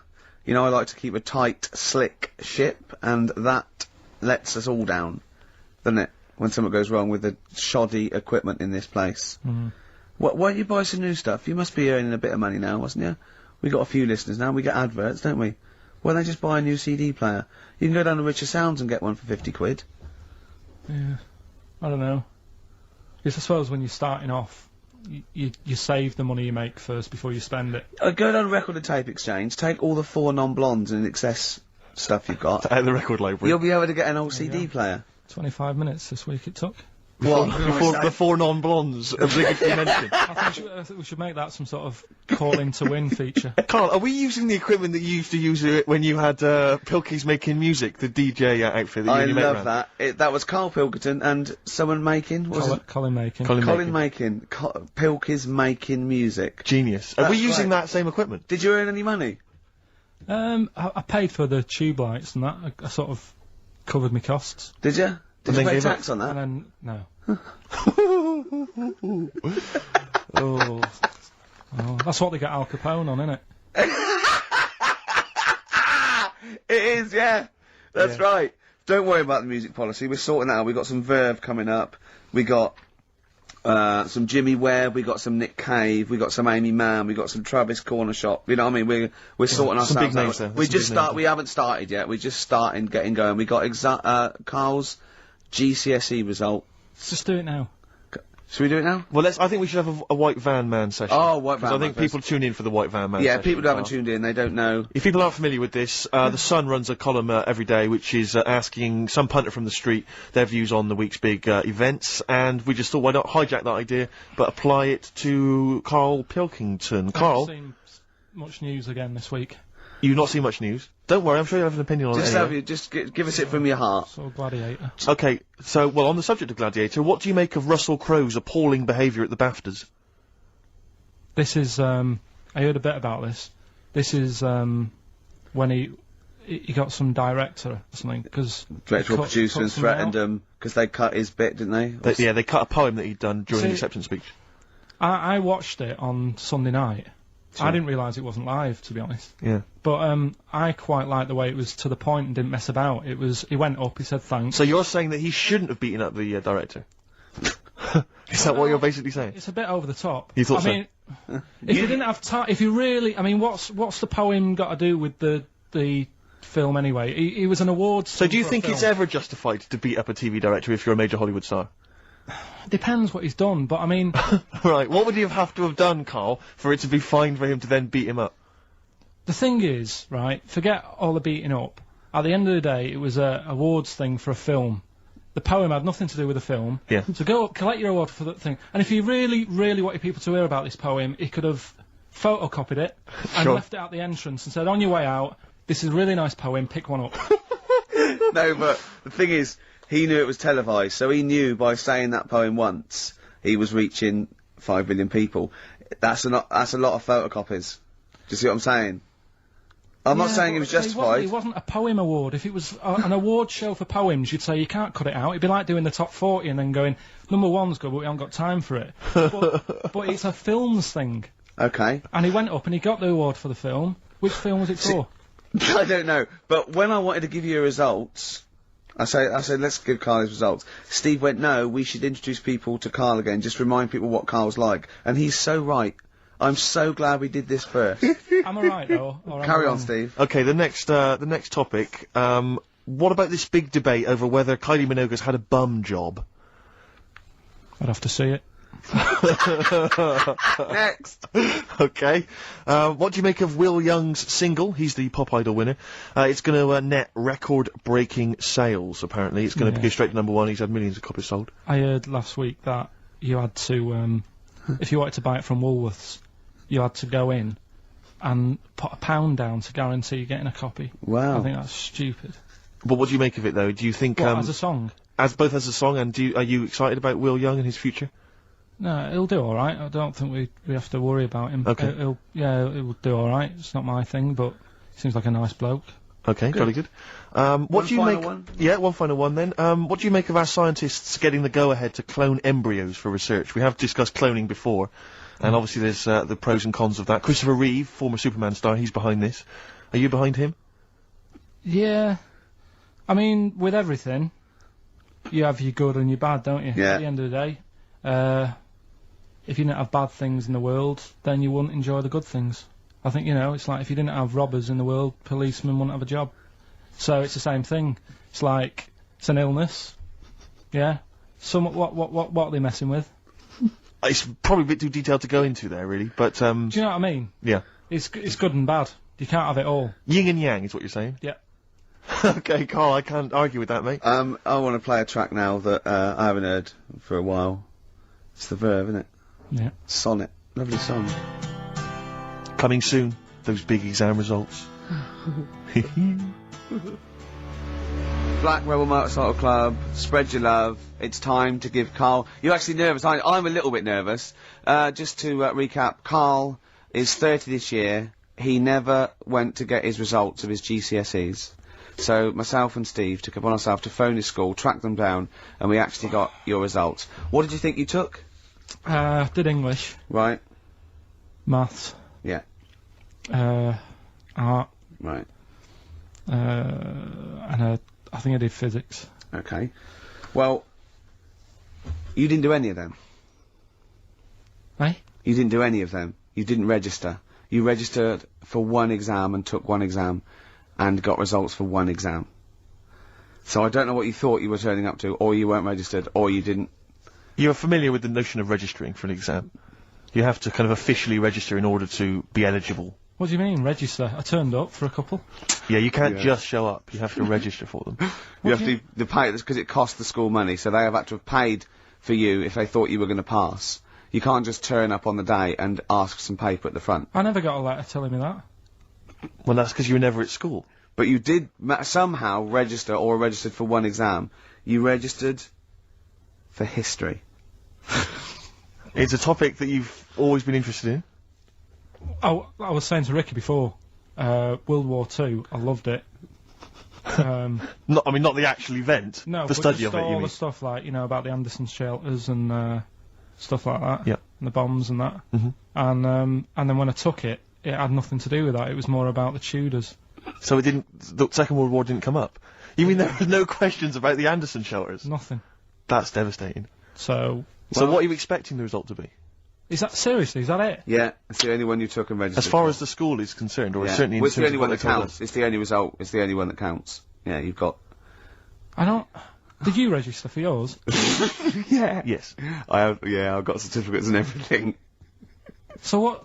Do you do that before the exam? Do you have to go somewhere and sign something, or? Yeah, you don't check your results and then decide if you want to register. It's not like Millionaire when you look at the question and go, I think I'll take the money. Yeah. You go. No. But anyway, you must have registered for one, or maybe your teacher put you in for it. Well, I didn't do it. They must have been someone else confident. registered They for must me. have been confident. They must have thought your best bet was history. Right. So, what did they get? You got an E, which I think, I mean, technically, is a pass. E.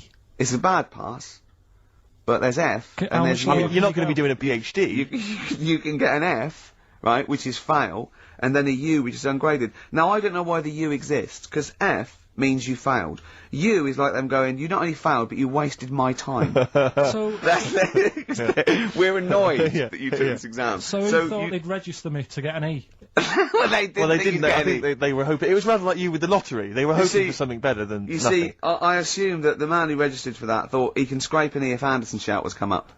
Yeah. Well, that's it. You've got. Now, what I'd like to do, Carl, is I've started your re-education. You've read a book on Rasputin. I'll be asking you a few questions about that later. I've got another book for you to read next week. Next week, I'm not in the mood. What? Not in the mood. Oh, come on. Look, what's that? What does that say? It's that fella. It's the picture of the bloke that he used to use for Citizen Smith. Yeah? Che Guevara. Yeah. Yeah. He was quite happy, I think, when he found out that Robert Lindsay was involved. He went, yeah, of course you can.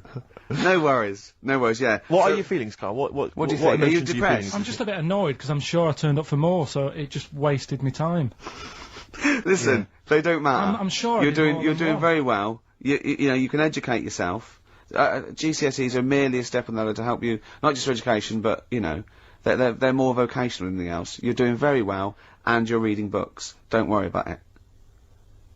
But It's not a just concern. something. But if you want, I'll pay for you to take history again. Carl, we'd love to see you get a C or above. And Well, we're I'll willing pay to... for you, and I'll get you some books. Right, now listen.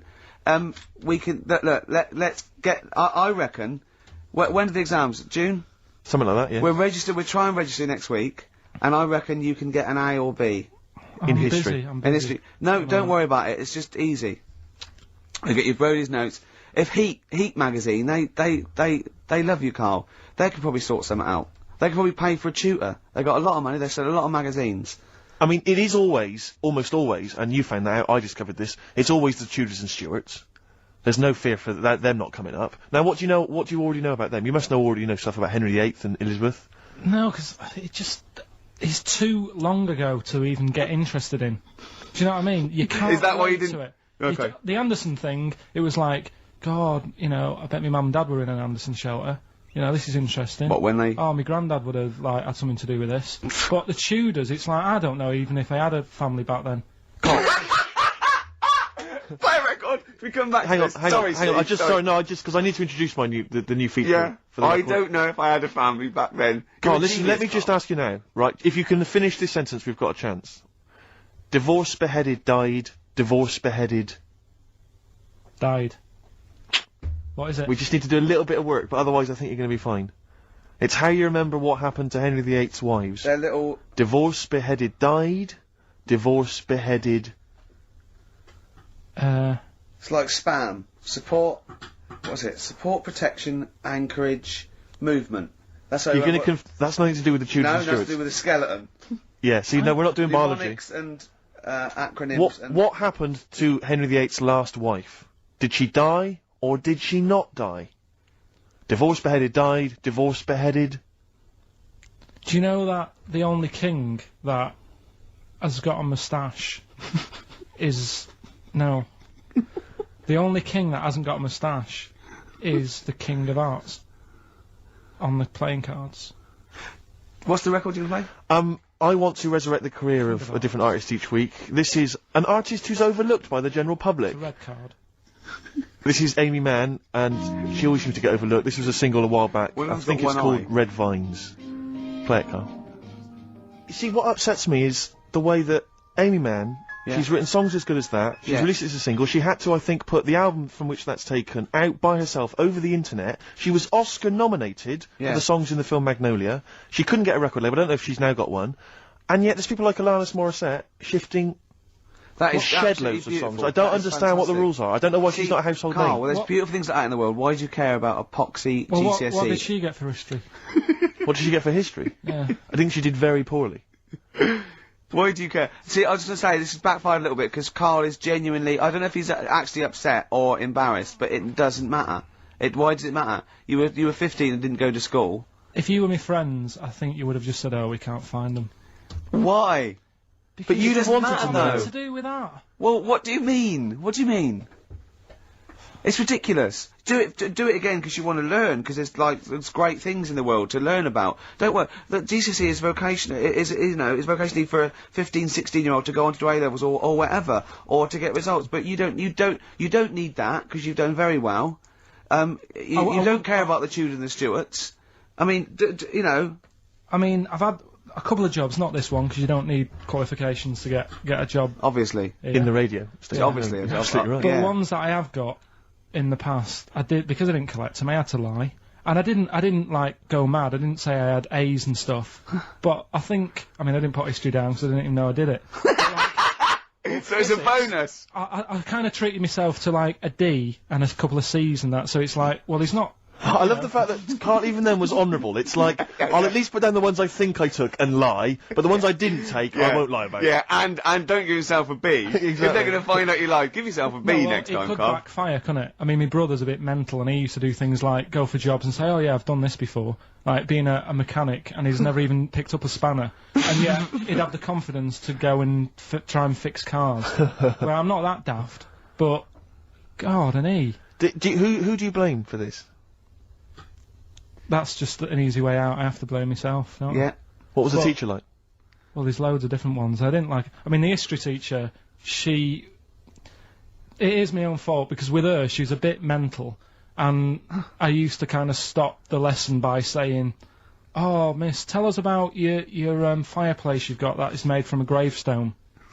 Because that's what that would stop any English teacher in their tracks. And she loved telling you about it. Yeah, so it was like, oh, I learned that from a teacher. So that's why I didn't know about divorce, head loss, and all that. Yeah.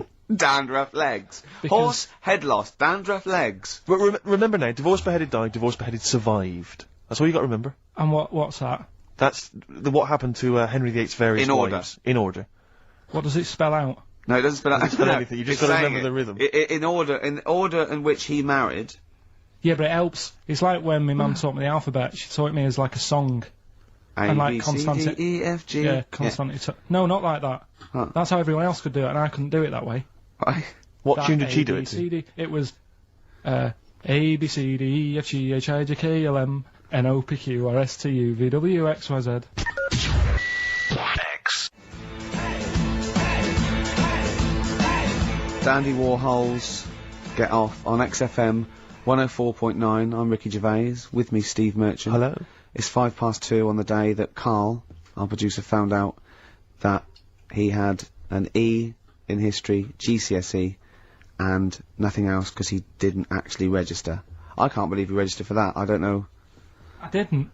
That's someone else put you in. They can't have put you in because you were away. They probably said, oh, you know, you didn't register in that. Listen, obviously you're feeling a little bit melancholy because it's, you know, it's like you're hearing it for the first time, so it's like you're 16 again. But it was to be expected. But no, listen, it doesn't matter. It actually doesn't matter. But listen, take it again. Take it again. For you, just. Is there a history teacher listening? What's the number? 08700 800 123. They can tell us the syllabus this year. 1, 2, 3, 4, is it? Yeah. Oh, sorry, what is it? 08700. I've got maths. 08700 800 1234. Mine's more laziness that I couldn't be able to say that last digit. Yeah. Really, I've done most of the work. Yeah, if we get onto your problems, then we're going to be. It's a whole other show. It doesn't matter really, because like you say, right, I've done all right for myself. Yeah. It's that whole thing of like, when you get older, if you find out that your dad's not your dad, it's like it doesn't matter. He was a dad to me. Absolutely. Do you know what I mean? Yeah. Absolutely. So. Are you saying Mr. Nuttall wasn't your real teacher? Give out the number again, Rick. What are we after? 08700 800 1234. Is there a history teacher out there that may know how we can? Is he too late to register this time? What's the syllabus this year? What's the syllabus this year? Do we have to pay for it? And does he want to earn like 25 quid cash in hand to give Karl a couple of lessons? I'll stump that up. Take it, yeah? Be great. Be fantastic. They probably won't want to do it though. We'd film it. It'd be a documentary on choice. Heat magazine be right behind it. There'd be, you know, little clues. We could have a little question and answer, little quizzes. You know what I mean? Rick, before we play the next record, I've just been looking through the XFM gig guide, and I just wanted to let you know that at Spitz this evening, Commercial Street E1, doors at 8 o'clock, Gut Bucket are playing. So, no, just a lot of people, listeners will probably want to know that. So I don't want anyone to miss out on the Gut Bucket gig at Spitz tonight, Commercial Street E1. Brilliant, that's a good plug for the Gut Bucket boys. Ladies and gentlemen, please welcome to the stage. Now, Steve just played one of the most beautiful records. I mean, so I've got to up the ante here, and I'm gonna play another Jimmy Webb track. I played it off 10 Easy Pieces last week, and I have played this track before, but a different version. You'll know it. Obviously better by Glenn Campbell. He wrote a lot of songs for Glenn Campbell, and this is Galveston, and this is absolutely beautiful. Jimmy Webb there, and Galveston. You see, and during that, Carl said, "What's this about?" Didn't you? See, things you're interested in. You see, if only you're that inquisitive when the Tudors and Stuarts came up, you'd have a C or a B. We didn't even do Stuarts. Didn't you? It's just Tudors. Oh, they're the worst, aren't they? Stuarts, I've got a lot of time for. The Tudors can, you know what I mean? Listen, right. As you know, I lent Carl, part of his education is historical education. I lent Carl Gladiator, the movie, on DVD, which he watched on his PlayStation 2, and Rasputin. Do you know last week when you gave me this, did you know my result for history? No. That's weird, isn't it? Yep. Now, right, okay, it's the film review. Carl, you just tell it from the heart, tell us what you thought about the film, what you thought the... Can I just ask, is this the first time you'd seen Gladiator? You'd never seen it before? No. Okay. And what were your thoughts? Okay. The film review. Gladiator. It's alright. Nothing great. It's like an old, sort of an old version of Rocky done in the olden days, really. Right. A bloke fighting other people. Sure. How sort of well known is the story? Do you reckon people know the basics? Well, just very quickly, just do the plot. Quickly. There's a guy called Max. Maximus, yeah. Yeah. There's Caesar, and there's Caesar's kid, and Max goes to war, sort of wins it, comes back. Caesar says, "You're good at what you do. I wish my son was as good as you. So I want you to be in charge when I die." His kid finds out, bit annoyed about it, kills his dad, because he don't want anyone to hear that he said that he wants him to be in charge. Yeah. So his kid gets in charge and thinks, "I'll show you. You're not going to be king, I am. You're going to be a slave or something." And then, next thing you see is... Sorry, can I just stop there? My only thought is the film's 3 hours long, so maybe we shouldn't go through the whole plot. We've done the first 10 minutes, but yeah. Go on. So, yeah, he's a slave and then... Yeah, but then, that was an interesting bit that I thought, right? I mean, I was watching this with a girlfriend, she was already annoyed because she wanted to watch Friends on E4. Okay. Yeah. It was a good episode as well this week. Was it? Yeah. Don't tell her that. Okay. Right, so she was annoyed and she said, "Come on then, put it on." And I got it wrong straight away, because it says on the back 149, so I thought that was an hour and 49 minutes. It turned out it was 149. No, I thought it was 1 hour 49. Yeah. But it was 149 minutes. Sure. So it overran anyway. By 40 minutes. Yeah. So anyway, the interesting bit was where he was going across the desert on a horse. And I think to show you how long he'd been going across the desert on his horse, he's showing you a shot of the horse's knees and they were bleeding. And I just wondered whether that's what horses do if they run for a long time. Do you know? I don't. Good. Right, so anyway, so he goes on, it keeps going on like this. He's a slave, and then he has a fight at the end with the Caesar's kid, and he kills him. And that's how it ended. Okay, good. What did you think of it? Just generally, what bits... What do you think was wrong with it? Right, well, I've read up on it, and there's already a fact that is wrong. Right. Caesar's kid, he didn't actually kill his dad. His dad died of a natural death. Right, in real life, you mean? Yeah. Okay. And, what's Caesar's kid's name? Comedian or something?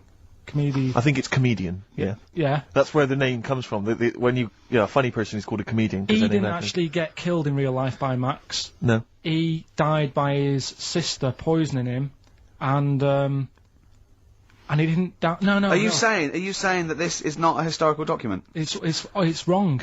All over the place. Yeah. Well, next week I'm giving you Braveheart, and that is actually true. That is factually accurate. I can't handle it. It is. It was a little Australian fella that helped him out. Just for people who watched it, they know that the guy, Caesar's kid. Yeah.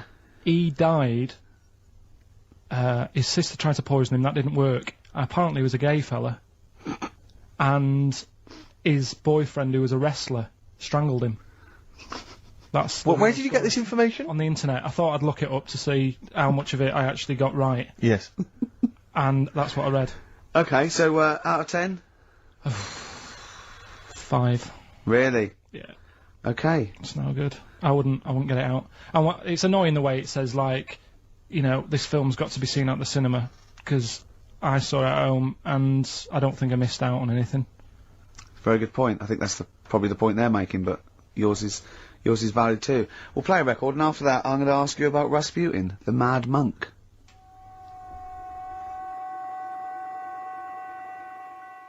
Sing, sing, sing. Travis and Sing.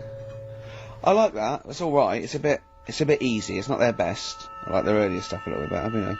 But what I don't like is them throwing around mollusks. I don't like it when that poor little octopus gets flung around. I know it's dead, but there's a certain lack of respect for the whole mollusk community. For the squid and octopi fraternity. Like I said to you, when I used to go to Wales for my holidays, they used to get washed up on the beach and people used to go over them on the motorbikes. And they were cheering and stuff, and it's just like, do you realise what you're doing? Yeah, yeah. Sick, isn't it? But anyway, Gladiator, just was going to add on the end of that. If you're into that sort of film, Jason and the Argonauts is probably a better bet. Is that factually accurate? Did you look that up or not? Did skeletons actually come out of the ground and fight? Yeah. I don't know, but it's a more enjoyable film. Okay. And it's shorter. Okay, now, just moving quickly on, just the last item on Carl's re-education this week. Rasputin, you read a little book about Rasputin? What did you know about Rasputin before you read the book, Carl? Can I just tell you, when I handed him this book, it was my house, I said, right, he went, is he the one that lived under the bridge? And I went, what do you mean? He went, the fella that lived under the bridge, and you had to pass him with a, and Jane, went, you're thinking of, Rapunzel. And he went, yeah, and I went, well, that's not Rapunzel either. Rapunzel's, you had to say, isn't that, you know, you had to guess his The person name who lived under the bridge was the troll in the three little brick graph. I'm a troll, Foldy well. So, to answer your question, Steve, that's what he knew about Rasputin. Okay? So have you read this whole book? Can I just have a look at it, Rick? This whole book, it's about the size of a beer mat. Yeah. I'm just thinking, but did you read the whole thing? No. You didn't manage to read the didn't whole even thing? do that? Well, again, some of the names in there are so long and foreign sounding that I just thought, I can't remember all these. So I just got to the meat of the story. Go on, what did you learn about Rasputin? Right. He was a monk. Yep. And, mad? Was he a mad monk? Hang on a minute. Don't confuse him. Sorry. Right. Go on. God. You see, this is what happened in the exams. Right, it was... Oh, don't do that when I'm drinking, Carl, please, mate. He loved his women. And that's how the story started off. He had really nice... story started off? Yeah. He had really nice eyes, and that's what everyone fell for, especially the women. Yeah. Anyway, the people back then thought he had special powers because he could hypnotise people or something. Oh, yeah. And it was about a little lad who had some sort of blood clot on his leg. And he said, just calm down and you'll be alright.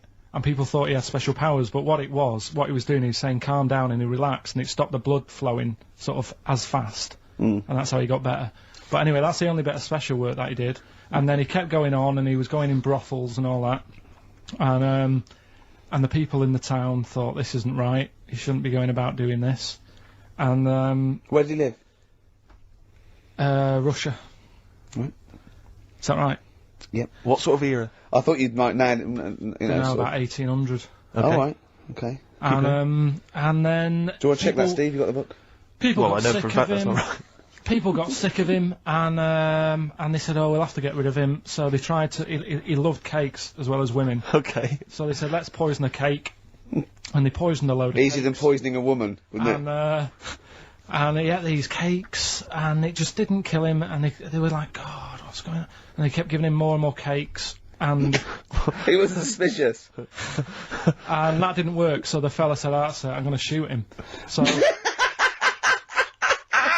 Well, I imagine it was the end of his tether. So I mean, he was back and forth to Mr. Kipling's. He shot him once, and that didn't work, and the fella thought, oh my god. And he started running away, and Rasputin's running after him, and he shoots him like another, I think he took 4 Face bullets. full of Battenberg. Four bullets. Who's going to swear then? 4 bullets it took to kill him, and then this fella who was after him chucked him in an icy lake, and that was the end of him. But I don't understand, sort of... What don't you understand, Carl? Well, the fact that, you know, he's a bit of a name in history, and I don't understand why, because it just sounds a bit like my brother.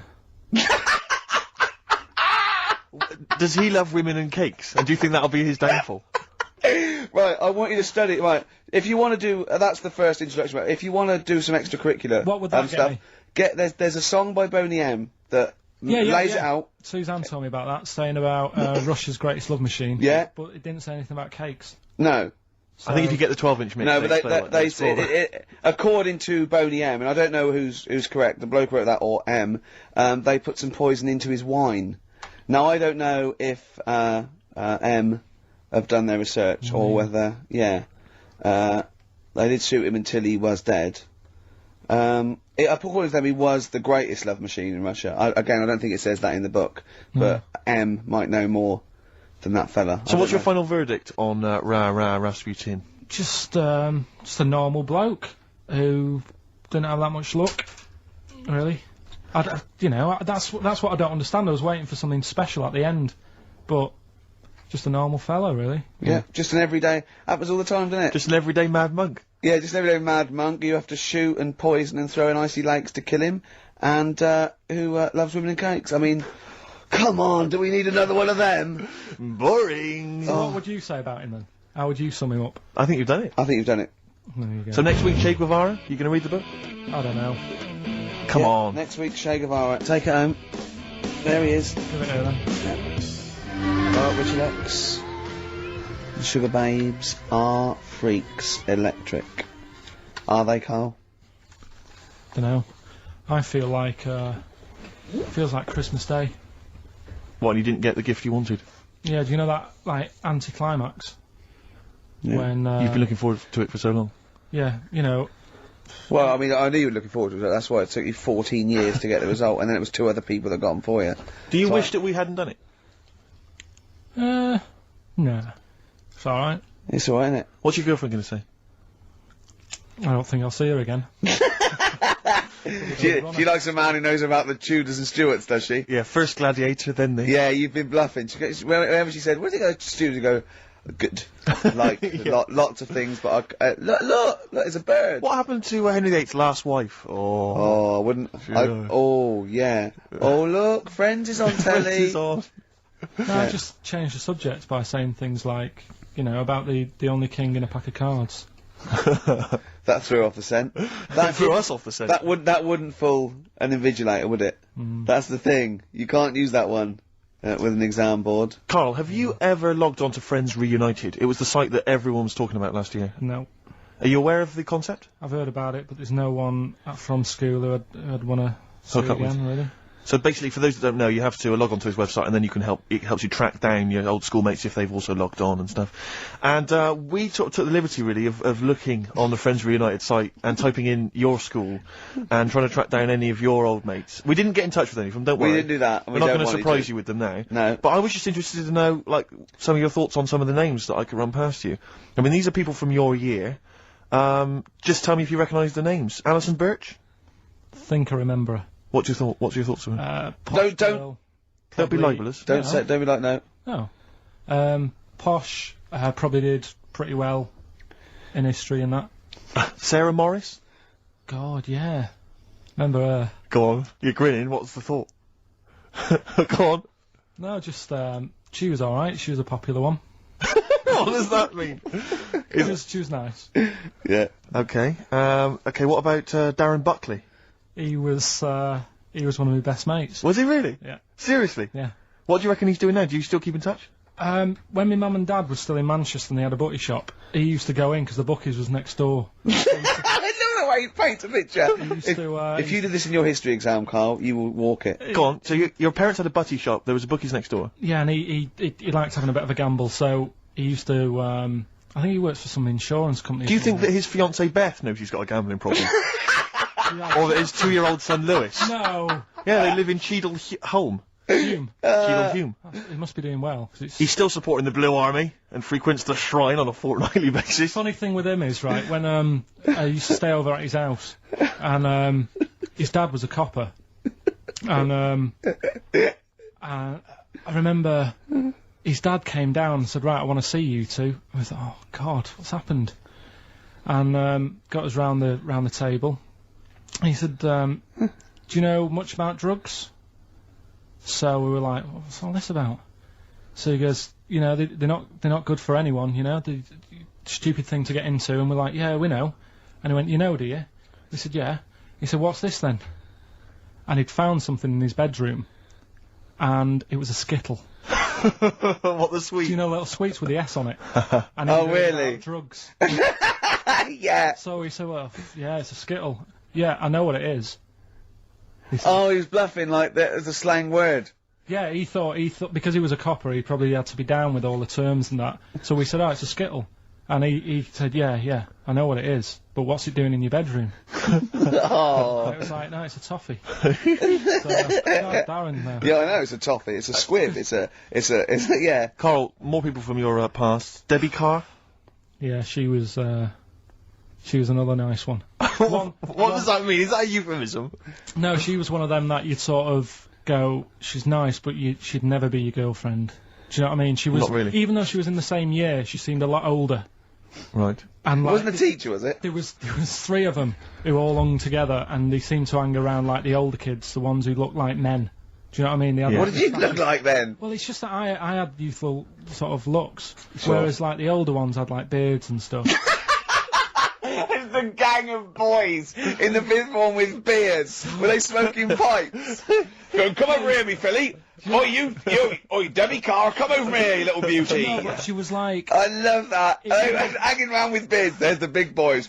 Oh, fishing. Lovely beards. What do you mean? I just see a whole row of George Bernard Shaws.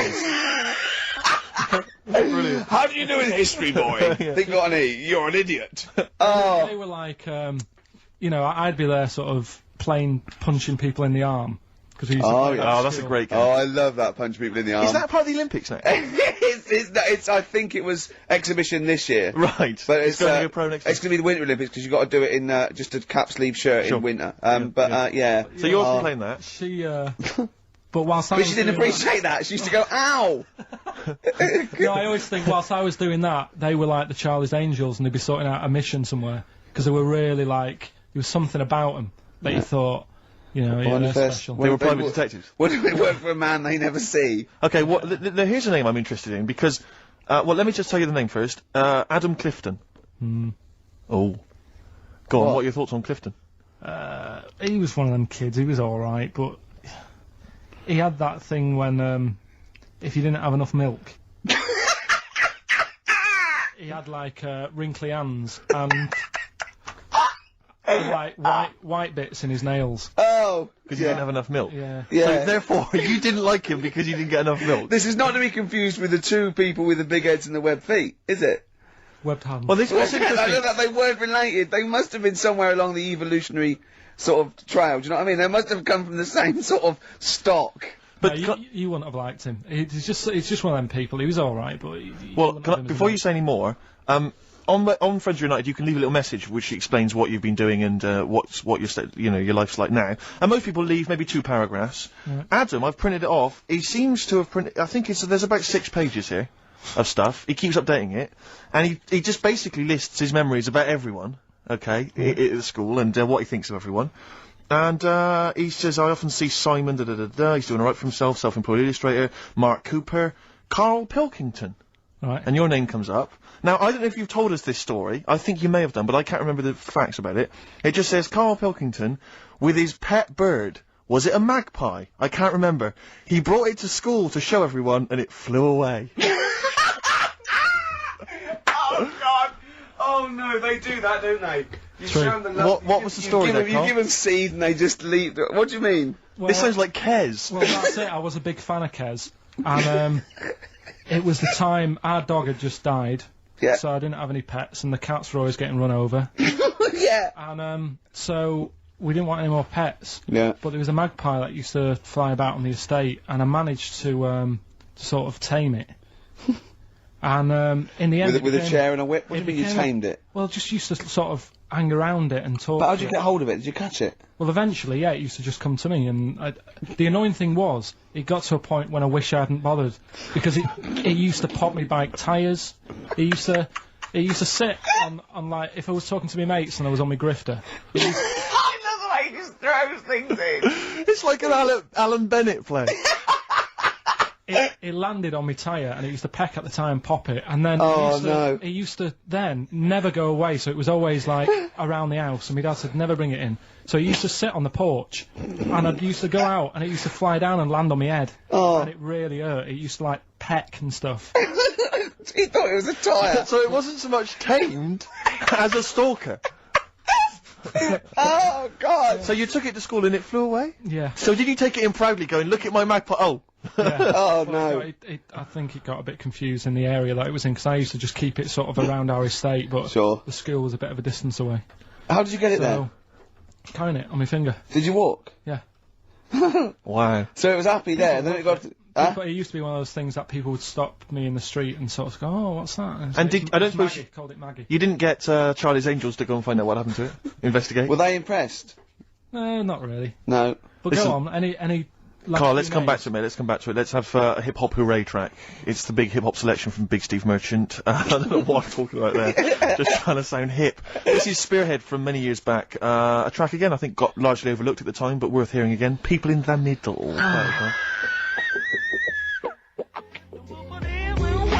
Oh, right. Spearhead, People in the Middle. Michael Franti, surely one of the greatest rappers, I think. He's just, if you've ever heard him bust it live, Rick, he's almost as good as me. I'm just going to tell the listeners there, Carl, this is quite a little insecure sort of chap, and he was just worried about that last bit. He was going, who would ever find that interesting? He was worried about people finding him boring. And Steve said, as I said, you know, it's like an Alan Bennett thing. He went, yeah, but... You know, no one would care about Alan Bennett if he wasn't such a hit maker. They wouldn't care what he had to say. And we just looked at him for a while, and he went, thinking of Tony Bennett. Bless him. Listen, it's almost the end of the show, Carl. Oh, yeah. And it's really been a Carl special. This is a Carl special, yeah. Well, next week, we'll lay off next week. We have to We're not going to... He wants to retire a little bit, just... Well, those old lottery numbers might come up tonight anyway. Exactly. You might... What are they again? What's the 4 you've got with? Fuck my way now. What? Come on, well, give us all 6. No. Why? Carl, while you're rummaging for that... 5, 9, 12 and 26. A few more names that you may recall from Friends Reunited. Go on. Lisa Shufflebotham? Do you remember her? Yeah, she... Was she one of Charlie's Angels? No, she wasn't that nice, but she wanted me. her and a mate Rachel, I remember, I don't know why, but it was some sort of PE lesson where it had to be a bloke and 2 girls, and they were fighting over me. Could you hear what they were saying? They were just like, I want him, and I was loving it. Stuck in the middle, and they were fighting over me. And then the next week, I thought I'll sit near them. What sort of game do they play at this school? I don't know. That's an incredible game. But I think punch me on the arm. No, punch me on the arm, Carl. They just went through it. Because the following week, I thought, right, I'll sit near them again because I quite enjoyed the way they fighted over me. But then they picked somebody else, and I don't know who I was with that week. So you didn't get any action with Shufflebotham or a friend? No. And then as she got older, she went a bit off. She didn't look that good. She's probably nice now. It's just, I mean, I'll say about myself, when you get to sort of the end of secondary school, you do sort of go a bit odd looking. Right. Do you know what I mean? When your sort of head grows funny. I would just love to go back to his school of that era. I mean, just what happened to people, whether, you know, all people sprouting limbs. No, do you know and what I mean? things. When you're like 12 and that, you quite... No, not 12. When you're 10, when you're 7 to 10, you sort of look healthy, and you look at your pictures when you go, yeah, I was a good-looking lad. But then when you get to late secondary school, something happens, and you just look a bit odd. Okay, well, what about Alison Thorpe? Not sure about her. I sort of know the name, can't put a face to it. Damien Comer? Again, know the name. Yeah. Can't remember anything. No. Yeah. It's a shame. Well, those are pretty much all the names I could find. We've had some interesting thoughts, though, and interesting anecdotes. Yeah. Anyone in particular that you'd like to say hello to that maybe listening now that No, you... I think I would have mentioned Darren Buckley if you hadn't have brought him up. Oh, right. He was like my buddy. Yeah. Did you ever see the Magpie game when you took it to the school and confused it? No. You're joking. That was the end of it, was it? Yeah. So where did it go?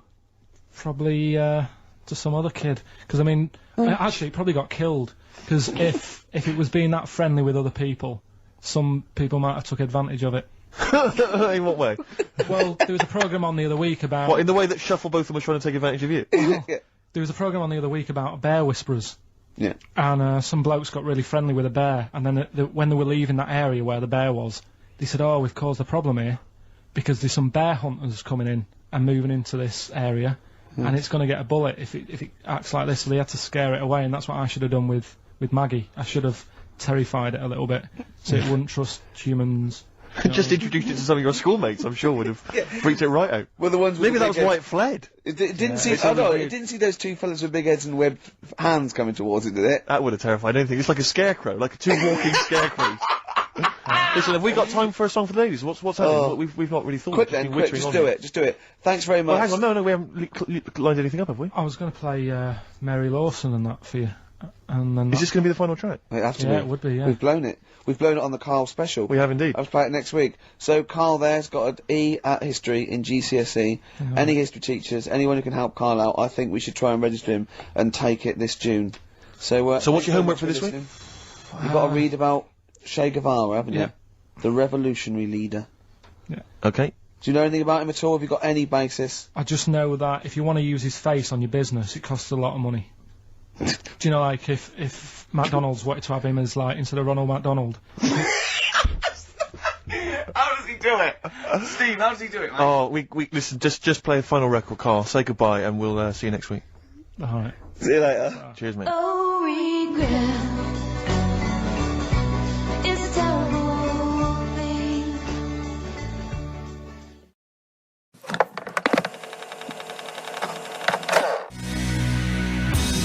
XFM 104.9. Dandy Warhol's Bohemian Like You. It's the Ricky Gervais Show. With Steve Merchant. Yeah, exactly. And Carl, who's Carl's turned here. our microphones on. Can't believe it. Good to see you, Carl. Good to see you, Ricky. Cheers.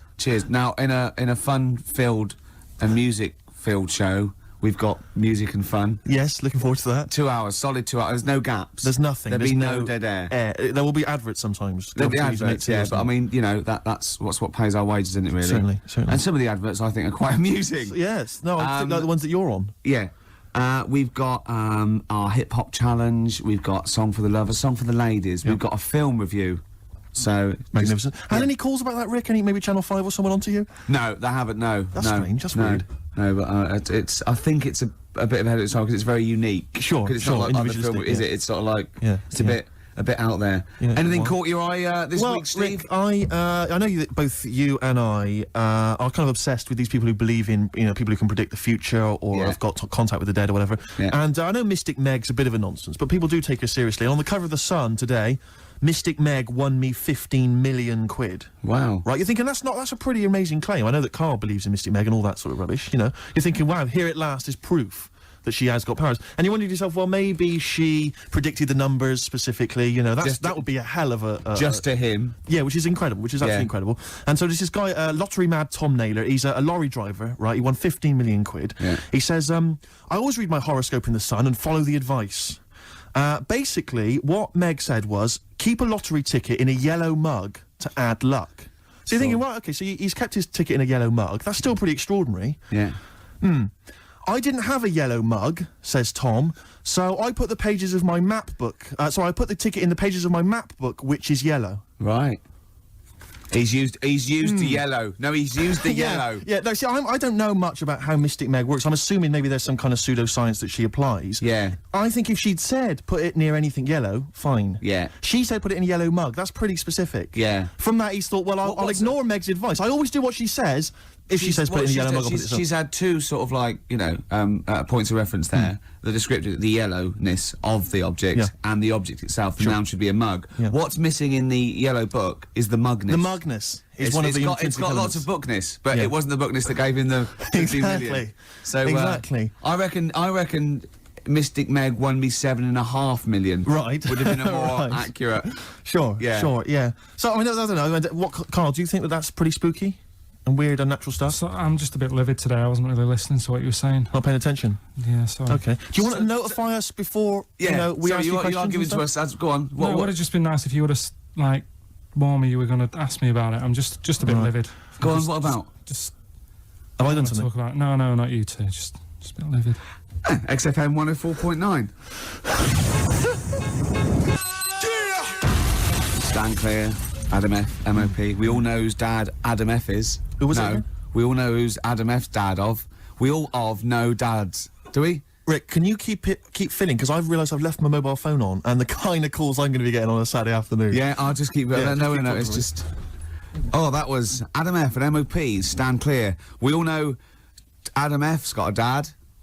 Oh, done it again. Do you remember the trivia quiz? I forgot it. Whose dad is Adam F?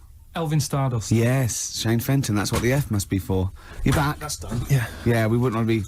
all the people that are calling you all the time. Oh, the ladies. Oh, God. Anyway, XFM 104.9. Rick, We're I know going to you're a start big, now. We're going to start now. This is proper radio from now. Go. Go. Oh, there's a lot of pressure on me now. Yeah. I'm going to muck it up. Now, Rick, I know you're a big trivia fan. I know you're obsessed with trivia. And I thought to Love myself, well, how can I entertain Rick on Saturday? Go on. So I was wandering around on the web looking for trivia, basically, that could entertain you. And you're a big animal trivia I fan, love aren't you? animal facts. There's not much that you don't know about animals. Oh. But here's You're going something. to catch me out now, aren't you? No, well, I don't know. Here's one. I don't know if you heard this one before. Ants never sleep. No, I know. Yeah. Oh, I know. And, It's easy for you to say that. and they've got alcohol in their blood, so they don't freeze and winter out. And that's why you never see a lazy ant. It's always working. It's drunk, but it's always But working. they never sleep, but they do take a lot of fag breaks. Yeah, I know, yeah. I think it's 'cause they can't sleep because it's like noisy neighbours. There's about 1 million of them living like- sometimes in a room. And they just, it must be very... But you see them carrying a leaf and they see someone else and they go, do you want a hand with that? And they go, don't be silly, you're carrying some at 8 times your body weight as it is. He goes, well, you know, I've got another pair of hands free. Yeah. Give you a hand. Yeah, they're great No, they're hands. incredible. They're incredible. Yeah, I knew that one next. Okay, well, right, this is one I'm throwing right at you as well, Carl. There's only one bird that has a penis. It's Which not bird a is it? joke. No, it's not a joke. It's not a joke. This is a genuine trivia question. I'd say... Oh. I think I've seen one on this. Is it an ostrich? Right, you're going for ostrich, Carl? I'll go for ostrich as well. Right. Did you come up with that yourself, or...? Yeah, I was going to say that before you said it. Well, guys, you went for ostrich. Chicken? You're both wrong. It's actually the swan. The large chicken. What? Have you... That's a bit worrying then, because I thought I saw an ostrich penis. So what was I looking at? I don't know. Were you just examining it closely at the zoo? What were No, you... I was just. It's probably a strap-on. It was probably two leather ostriches giving each other one. Exactly. And that's how that can influence people. Things like that. Dirty, filthy leather ostriches can confuse a child if he's at the zoo and he doesn't know. A swan's got. That's really annoying. I'd never give a swan a knob. It's the little puffiest of all birds. It is the puffiest of all isn't birds. It? Yeah. Oh, I'm protected by the queen. But I need a knob. If I had to give a knob to any bird, Good question. No, I wish I'd posed that myself. If you could give a knob to any bird, what would it be? Phone in. Vulture. Of course, a vulture. They need a big cock, veiny bang stick. Yeah. What about yourself, Carl? If you could give a knob to any bird, and don't make it rude. Or if I could give a knob to any bird, what I'd make bird it do you suit up? It's got to be a bird of prey or something like that, hasn't it? Cool. Just a robin, really. That would be amazing. That would be Christmas cards would be like. Yeah, but it's a normal human-sized knob on a robin. That'd be great, wouldn't it? And the other thing annoying about this is ironic, right? Now, the male of all bird species they're called cock. Yes. Right. But the only bird with a cock, right, is called a cob. Is that what a swan's called? Yeah, they're cob and pen. They're not cock and hen. That's and annoying. he isn't a cock, but he's got a cock. Yeah.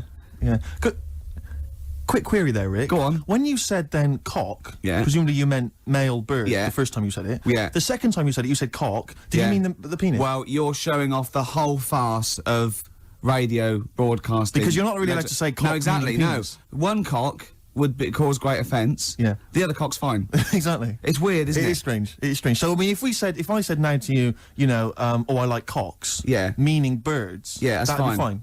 Yeah. But if I meant penises, it would be a problem. If you like cocks and it was penis, yeah, that would be... Carl, yeah. do you like cocks? Do you like cocks? No.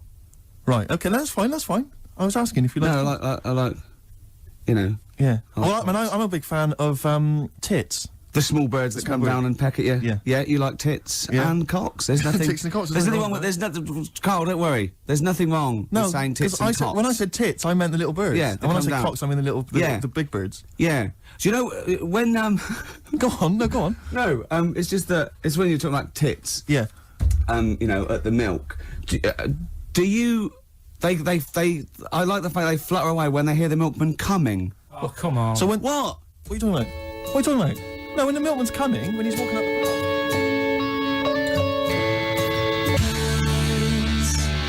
clock. Ash, and sometimes lovely song. Got to apologise to our producer there because he was worried about it was a bit. There was nothing wrong with it. It's just like saying you like watching birds in the garden. It's just that I think you're better than that. I know it's cheap, isn't it, to say like I like tits. Yeah, or I like cocks. So are we a bit more literary now? One of my favourite things is Fanny by Gaslight. Really? That's interesting. That's interesting. I'm a big fan of Moby Dick. Oh yeah, the book Moby Dick. Yeah, not the medical condition. There's nothing in your no. It's the big horrible thing that used to swallow semen. Yeah. Now in the winter. Yeah. Steve, go on. There's nothing I like more than to keep my hands warm in a muff. No, sure. You mean those kind of furry things that sort of classy-looking ladies? Yeah, posh ladies often put their hands in. Yeah, you know when you have a nice, like, a party and they're all leaving. A winter party. And you might take the wrong hat or something. There's nothing I like more than to see two posh women with their hands in each other's muffs. Oh, that's always a And fun they're going, oh, this must be yours. Yeah, that is always funny. Yeah. That's always funny. Yeah. But, seriously, no, I'll stop this, you're right, I've got to... I just remembered that my favourite Beatles song is Come Together. Yeah. Now, we're going to stop this now, Carl, because it's childish. You're right, I've got a philosophy degree, for Christ's sake, and it's about time. Who's your favourite philosopher? Do you mind me asking? Well, I would tell you, except when I have a talk about it, I go into a Cockney accent. Really? So it can be like, my favourite philosopher, I like a bit of Kant. Right. Is that Immanuel Kant, the philosopher? Yeah. That's strange. Yeah. That's strange. What's his name again? Kant. Oh, yeah. That can be weird. Can be strange. Look at Carl's face. Look at his face. Look at his face. Join in, Carl. Undo your trousers. We'd be like Stan Boardman when he told the Fokker joke. Yeah. We won't do local radio again for 10 years. Ian Brown, dolphins were monkeys. Yep. Before that, I don't know what that was. I'm still pissed off that swans have got cocks. Yeah. It's a waste. It's a waste of a knob with a swan. I know what you mean. They don't know what they're doing with it half the time. Now we've got some great. Do you remember? We're stopped all the silly innuendos now. But do you remember? I think it's because they've got a long neck, and to balance them properly in the water. What are those things that boats have underneath? A rudder. No. Yeah, you know what I mean? Like the keel thing. Yeah, the big. Maybe. Yeah. Do you know what I mean? It might be. He might be right. Yeah. Balance. What about? But ducks would need one as well, wouldn't they? Ducks don't. Because they've got short necks. Oh, I see what you mean. It's the necks. Yeah. So hold on. So do you think that's long necks, long knob? Don't look at me, Gervais. That's Steve. I know. No. Sandy Tossfeg's got a tiny cock, hasn't she? But she has got one, which is interesting. That's libelous. I'd just like to say now that Sandy Tossfeg has never had a knob. No, she's not. But you're not lying about the neck. No, she's got a little neck. That's fine. That's clear for all to see. I just remember a bloke I saw on Opportunity Knocks once. Opportunity Knocks? Yeah. It was a pianist who wrote, it's true, and his name was Wayne King. Do you like Wayne King? Carl, what's your opinion on Wayne King? I don't know his work. You're not a fan of his work? Okay, no, that's fine. Carl, we asked your opinion, mate, and you've given it, and that's all we can ask for. Oh, no opinion on Wayne King. If you're a fan of Wayne King at home, please get in touch. The email address I had, ricky.gervais@xfm.co.uk. What was the number again? 08700 800 1234. You know, if you like Wayne King, or if you know. No. Oh, what are you talking about? We're asking someone's music opinion. It's a music station. What? You're going to be like this all day. Let's talk about you and your girlfriends again. I think people enjoy that more. Oh! Wow, you are grumpy. Why are you grumpy? You're all grumpy because you've been loaded. Come on, tell us. Come on. I think I've got SAD. What's that mean? That thing when it's Sade. dark. When it's dark outside and you feel depressed. Oh, yeah. think I've got that. But you're from Manchester, aren't you? Isn't it like pitch black there all the time? Isn't it like which country is it? Is it Iceland where it's like dark all year? The land of the mole people. No, Yeah. I was telling Steve before. In fact, I'm not going to bore you with it. Go on. What were we saying about Wayne? Well, you bored me with it earlier. Can't you bore him with it? Yeah, it's only fair. What were we saying about what? Wayne King. Did you Oh, say- Carl, play a record. Oh, that's It's disgusting, Carl. You're a pervert.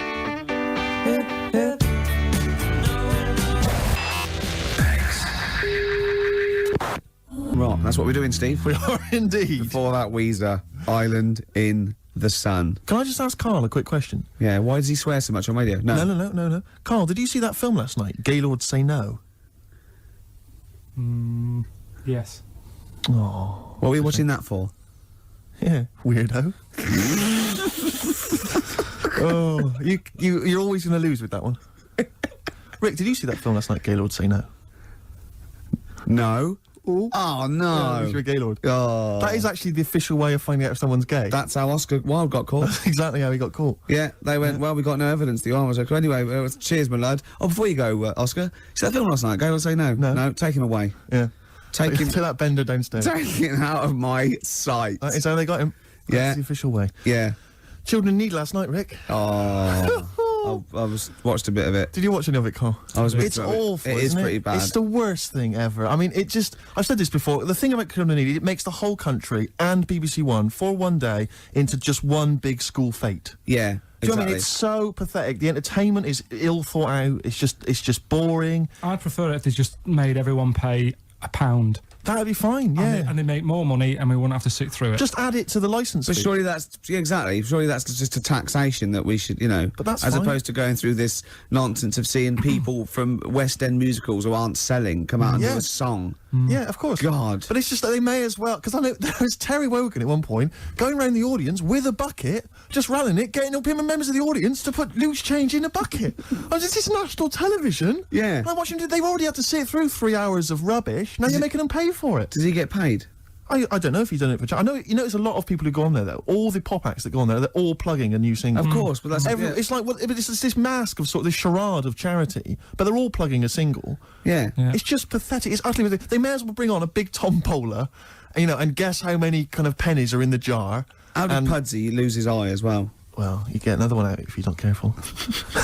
And I watched it quite late because we just had it on in the corner. We were chatting and stuff, and about 1 o'clock in the morning, okay, they'd been promising this for ages. It was a couple of sort of Hollyoaks stars or something, Yeah. male stars. Were going to be part of a male striptease. Yeah, a full Monty type thing. I turned that off. Yeah. I didn't want to watch that, Steve. Do you know it's the way he said it had been promised it for ages? It was Yeah. like 1 in the morning. Almost Carl's like he'd been got- staying up. Yes, What, Carl's you've got the measure you. of me, Carl. That's a bit weird. Yeah. Yeah. Did you see that film last night, Gaylord Say No? No, but the point was, like, the thing about the, are you a Gaylord tied to a tree? Yeah. Yeah. There you are then. There you are. That's Done another ya. piece of evidence. Really done me. But no, seriously, so they bring on these, this male stripper kind of gang come on, like, firemen or whatever, and they come on, and they cut to the audience, and there was one woman just putting her glasses on, like about a 40-year-old woman. It was 1 in the morning, she'd fallen asleep, and her friend must have gone, Agnes, quick, Here put it your is. glasses on, wake up, they're getting their cocks out, You're and I right. mean cocks. Yeah. And yeah. they did this striptease, right? They did this striptease, and I have to swear, right? They went right down to their underwear. They had these kind of, and they were just flashing their arses. It was, and I was thinking, this is for kiddies, and it was obscene. It was utterly obscene. I was Not 1 in actually the appalled. morning, it's not. What are you talking about? It was appalling. It's But the children. charity is. No, but it was just, it was offensive. I was offended by it. It was the BBC. It was charity, and there were blokes with their todgers almost out. Yeah, but the fact is, but it's post-watershed. You can have any event and give it to anything, can't No, you? that's not right. It's for children. Because a lot of children will stay up and watch that. Their parents will go, yeah, it's fine, you can stay up and watch Children in Need. That's for kids. Yeah, but then You know? asses aren't, It was, but it wasn't just arses. They gave the impression they were fully nude. I mean, thankfully they weren't. I made a close inspection, but it was obscene. Hey, yeah, me and Carl are looking at each other. Yeah, you're looking at each other, gazing into each other's eyes. Just for 1 week only, we're back at score, okay? There's innuendos. We laugh when we say the word bender, cock. Tits meaning birds. Carl and Ricky sitting in a tree. Kissing.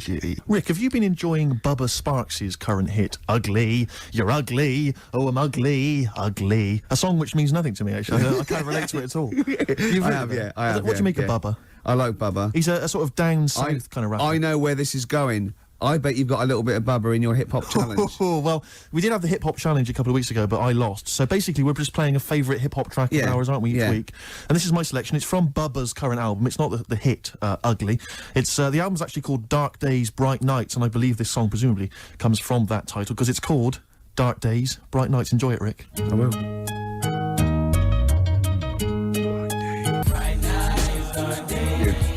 Bubba Sparks, Dark Days, Bright Nights, title track of his current album. Rick, what do you make of it? I love it. Do you enjoy it? It's great. It's hypnotic. It's the chorus. Is that a song? Sounds like Stevie Wonder? It does sound like Steve. I don't know. I haven't got the inlay sleeve to hand. I can't tell you. Does anyone know? Maybe they could call in. Rick, I'd love to give out the number. In fact, I will. 08700 800 1234. Ricky.gervais@xfm.co.uk, who is providing the chorus for Bubba Sparks' Dark Days, Bright Nights, 104.9 XFM. Wow, from Bubba Sparks to Sparky Bubs. Those Sparky Bub boys, Suede. Hey, slick. Strokes, last night on XFM, 104.9 before that, Suede. Absolutely. Beautiful ones. Fella just phoned up and said you were talking about waterfowl before. The only bird with a penis is the swan. And he said that it was worried him about the ugly duckling. They'll go about, he turned into a swan, but ducklings, they're not called ducklings, they're called cygnets. I pointed out that the swan in question didn't understand, because he thought he was a duckling. Yeah. And that all the other ducks sort of laughed at him because he was all gangly and everything. But they turned into a swan, and he realised, I was a swan all along. Yeah, the ugly duckling story got me through so many bleak nights as a child. You couldn't wait to one day turn into a swan. Still waiting for it. So you can have a knob, presumably. Yeah, cool. Yeah, because look, Carl, look, don't worry. This is a nice little. No one's going to complain about this. This is lovely, childish, lovely little innuendo. There's nothing nasty or vicious. There's no. And anyway, off air, you're a different kettle of fish. You were trying to get us with the Gaylords joke. Yes, he was, and he tried to do this. This is we'd done the Gaylords. Do you see that film last night, Gaylords? Now, Carl trying to get his own back. Did you watch Gaylords last night? Brilliant. It's got to be. Did you see that film last night? Gaylords Say No, and then you say no, and we all point and laugh. Oh, I was going to ask you. Is it true he's leaving Friday? Robinson Crusoe. Nice one. High five, Rick. Oh, he got you right. He got you the right one there. I don't know what that means, but he did. Anyway, we're talking about children in need, Rick. Oh yeah. And Carl, what's wrong? He's just got it. Go on. Yeah. We were talking about children in need earlier, and as I say, I'm not a fan of it. And this is a couple of years ago. I was working, and I had to drive up to Blackpool. Oh yeah. And so it was Comic Relief night. It was a Friday night, and we were listening to all the different kind of BBC radio stations, because they all cover Comic Relief. They all sort of link up as one big thing. And I think this was maybe like sort of, I don't know, BBC Solihull or something. And they've always got they've got this one guy in the studio doing all the DJing, and there's some bloke who's sort of outside the BBC with some kids and whatever else, kind of doing a live link up. And the guy outside was Steve Baxter. I forget the name of the DJ inside. I love the fact you remember this man's name. Well, it's important because we're listening, and the guy in the studio, he's there and he's chatting away, and he's going, got a signed picture here of the Spice Girls. All the girls have signed that, so the highest bidder gets to win that, and you have that. And I seem to have run out of words. He just said, I seem to have run out of words, and we were like listening, like, okay, and he just went, I seem to have run out of words. I wonder if Steve Baxter's got any for me. And Steve Baxter's just outside, like, obviously not ready, just going... Didn't have any words either? Yeah, no words. Well, who's got all the words then? It was wordless. I don't believe it. He's probably used up too many words in the first hour. Exactly. He just used all the words up. And he didn't want to repeat himself. Exactly. So he just thought, that's it. It was a hideous blunder. So we were enjoying that and the work of Steve Baxter, and we were driving along, and then we got stuck in this jam on the way up to Blackpool, and I saw this kind of white Mercedes, like a couple of them. I thought, it looks quite swank, you know, and I'm swank. And I drove up, we were driving up behind it, and the number plate was something like, I can't remember exactly, but I think it was something like Orv 1. I'm thinking, interesting, Orv 1, you know. So we're driving alongside, who is driving? No, actually, it wasn't a driver. There was a guy driving it, in the front seat, asleep. Green Dog. Keith Harris. Really? Keith Harris was there. Orville, as I recall, on the back seat.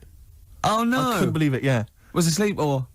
think he was asleep. Just knackered. I didn't see Cuddles, the crazy monkey.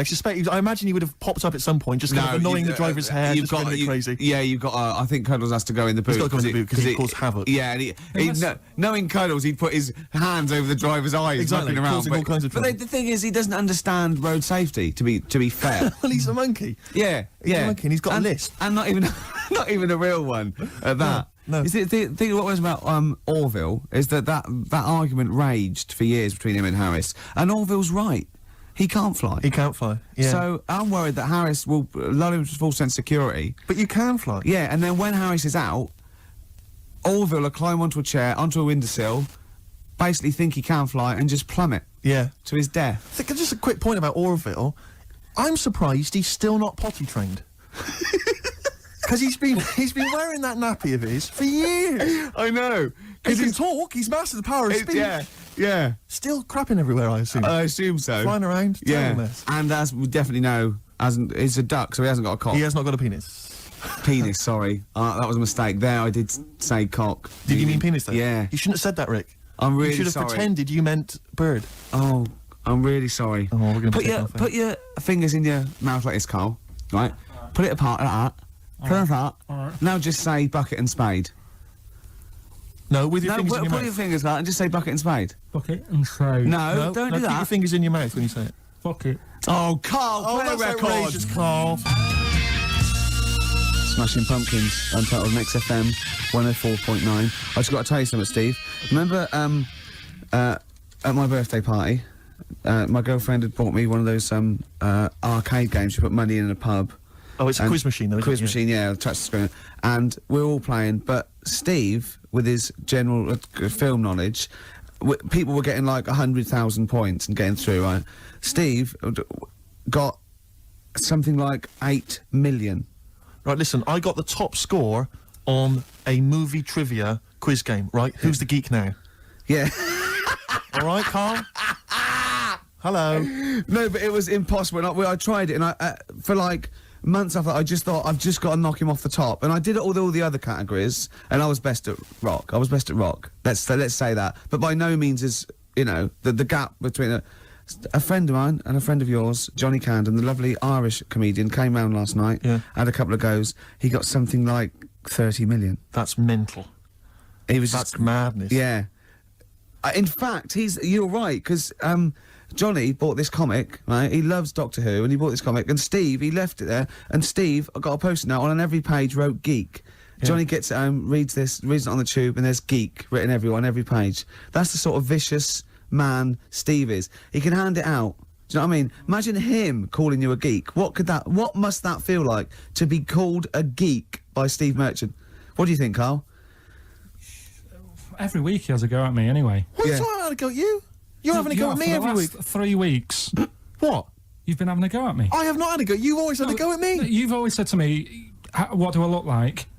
And what do you expect me to do? Lie?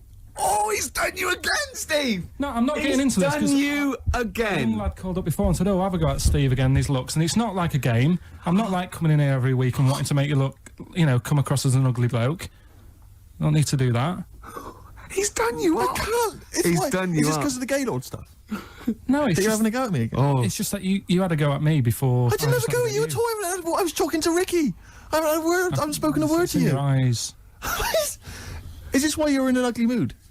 A bad mood? A generally grim mood? Is it because like you just think I'm going to have a go at you? I don't know what it is. When I get here, you're all right. And then as soon as you come in here, you change. I haven't done anything. What are you talking about? You're paranoid. I haven't said anything, mate. I've drawn a little picture of you here, but I'll tell you what we need now is a song for the lovers. I want to tell you now, this has been one of my favourite songs for about 20 years. It's by David Bowie. Now, David Bowie's had his phases, and I liked his glam stuff, and Tin Machine went off. He's always sort of there, on and off, right? But this song is off Space Oddity, and it's called Letter to Hermione, and I don't know why he stopped writing songs like this, because this is probably one of the most beautiful songs ever recorded, and I know Steve agrees with me on this. I do indeed. Rick, can I just kiss and make up with Carl? No, that is... No, let me just kiss my kiss. Yeah, but it doesn't next week it'll be the same again. It doesn't mean anything. It's like saying sorry. Kiss on the lips. Go on, he's... Carl! Yeah. I've never... Carl has gone a absolute shade of purple, straining not to have merchants... There's no point, Steve. No. There's no point. No, just shake. Just shake and make up. Shake what, Rick? There you go. All friends, sit down. That's lovely. That's a lovely moment. It's XFM 104.9, and this is Letter to Hermione by David Bowie. It's beautiful. Letter to Hermione by David Bowie. Wow. After that, I think he wrote The Laughing Gnome. I know, it's just... the thing about David Bowie, I feel the same way. It's like, he's clearly a great, rock musician, great fun records, I saw him at Glastonbury, absolutely fantastic entertainer. But his songs have never gripped me, they never got me at the heart, Except that one. Except that one, that's the first one I've ever heard of his, which really got me in the gut. Yeah. Amazing lyrics. Yeah. Brilliant. Yeah. Carl, what were your thoughts? It's alright. Yeah, you're a poet, Carl. Play something else, then. Blur. Coffee and TV. Good to hear that one again. Yes, good. Before that, Radiohead, True Love Waits. Wow. Steve, it's time for my world-famous film review. People love it. Yeah. Yeah. Yeah. How can I just ask, before you crack on with the film review, I notice you often do films that people have already seen. Well, you see, that's what I mean. That's why I think your film review failed, because people didn't know what film you're talking about. They hadn't seen it. Yes. See, there was mine. I picked ones they've seen. Sure. That a lot of people would say that the benefit of a film review was the fact that they hadn't seen it yet, so they were going to make up their mind based on that. I don't know who'd say that. I prefer Ricky's. Okay. See? All right, Carl. See, there you are again, being nasty to me. No, he's got a choice. All right. Anyway, so my point is that how would you hope people would use your reviews? Right? However they want. Really. Okay. So, would you hope that they'd maybe seen the film but they hadn't yet made up their mind? Whether they liked it or not. They liked it well, this is up to them. This is this is for everyone. It's easy. So if someone because I think you did one of your most famous ones. I think was one for The Cuckoo's Nest. Yeah. And that came out I think in 1975. Yeah. So maybe some people saw it in 1975, haven't yet made up their mind as to what they thought. Yeah. of it. Now this put them straight and what to look for next time maybe. Okay. Now ready? Ricky Gervais film review. Sure. Review. Right. Chosen Rain Man. Rain Man, okay. Now, this has been on TV quite a few times, and it was a multiple Oscar winner. Exactly. Okay. So, right. Rain Man, it's got Tom Cruise in it, and he's all right, he's normal, but he finds out he's got a brother who's a bit mad. Dustin Hoffman is doing it, right? And it's meant to be. He's all weird, but he's meant to be, so it's good acting. Now, he needs to keep his brother, but they don't want him to have a brother, and... he doesn't remember a lot, but he dropped him in the bath and burnt him when he was little. Clumsy idiot. But then he finds out he can make a bit of money, so they get the same suits, and they go bet two for good, well, because he's got special powers. So he can know what the roulette. He wins that, and he drops some toothpicks. He knows how many there are. And he recognises the waitress just through the book. He's got all his football cards. Don't put them out of order. Don't go in the telephone box with him, he smells. And get him back in time for Jeopardy or watch it. Anyway, then they slap his head and get worried. Qantas don't crash. So he's got... all that, and in the end he doesn't, I don't think, but at least they've met each other. Yeah. Of course, Rain Man, a film about autism, which is strangely appropriate, I think, when you're reviewing it. Anyway. What would you give it out of 10? Oh, 9. Okay. Thanks very much for that. Were useful? Yeah? Have you seen the film before? No, I will now. Okay, jolly good. Well, excellent. New Order. 60 miles an hour on XFM 104.9. Well, quarter of an hour to go. Yep. We've still got your Song for the Ladies. Song for the Ladies coming up. Time now, though, Rick, for Under the Covers. You've got me covered. Cover me bad. Which is when we play a cover version of a well-known hit. Just see the sort of effort that goes into the show. There's a lot of work. We've learnt something. We've learnt the only bird with a penis is the swan. Swan. We've had an interesting anecdote where he saw Orville. I saw Orville. Yeah. Keith Harrison. We've had a film review, Rain Man. Informative. An award-winning film I reviewed today. Yes. So that was an Oscar winner, Carl. Ants. There's been things about ants. Ants never sleep. Yeah. If you missed the beginning, you won't know that fact. We've had various songs, music, and that. Beautiful. So carry on, Steve. Cover me up. The White Stripes. Everyone's raving about them, Rick. Sure. They are an exciting band, and this is their cover of the Dolly Parton classic Jolene. Love it already.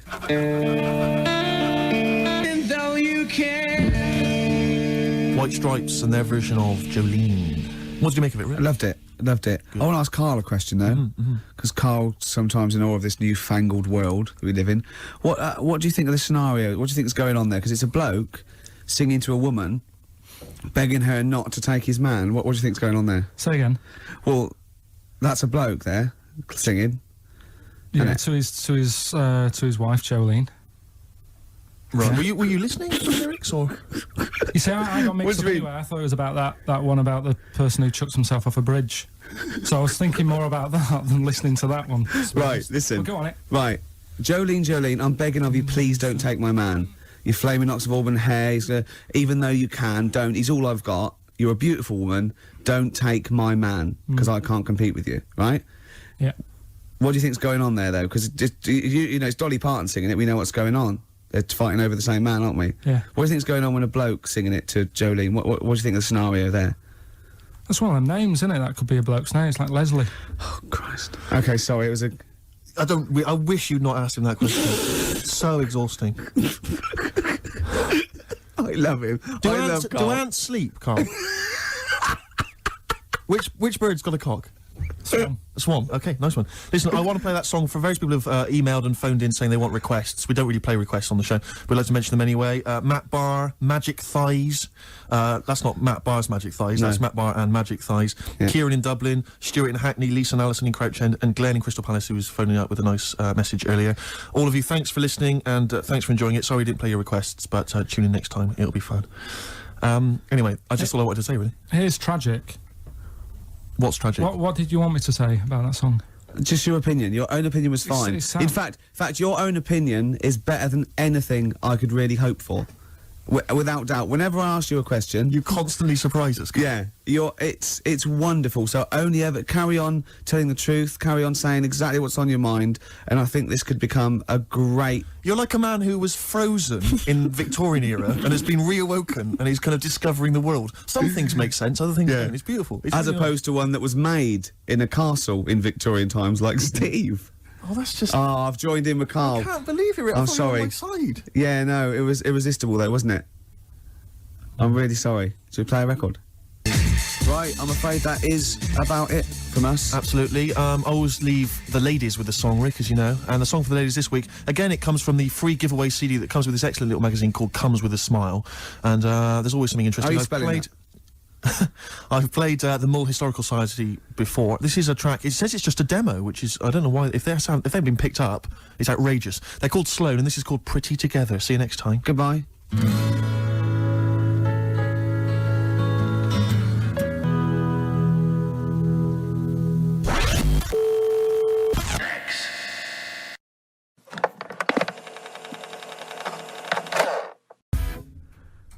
Sum 41 and In Too Deep. If you're listening now, you're in too deep. It's the Ricky Gervais Show. Run for the hills. No. Classic. Yeah. With Steve Merchant. Yeah. Whose birthday it is today. Yeah. So someone never listened before and they heard that link. They're thinking, great, it's proper radio at last. XFM 104.9, just gone 1:05. Steve, do you want some great music I'd today? love to hear some great music. Well, I've brought in some good stuff. I've brought in Oasis, we've got Radiohead, Sure, I've got some sure. Dre, I've got some Alba, I've got some Jimmy Webb. I'm looking forward to that. Yeah, you know, yeah, we're keeping yeah. it real. Oh, absolutely, yeah. I've got Charlatans, I've got Nirvana. Any Sade? There's no Sade. No, that's a shame. No, but I've been looking through the library and I have found 4 non-blondes. Brilliant. Looking from yesteryear. Looking forward to that later, Rick. Yeah. It was Carl. It was you that worked out the maths and worked out I was 28 because they just worked out I'm 27. You are 27. No way.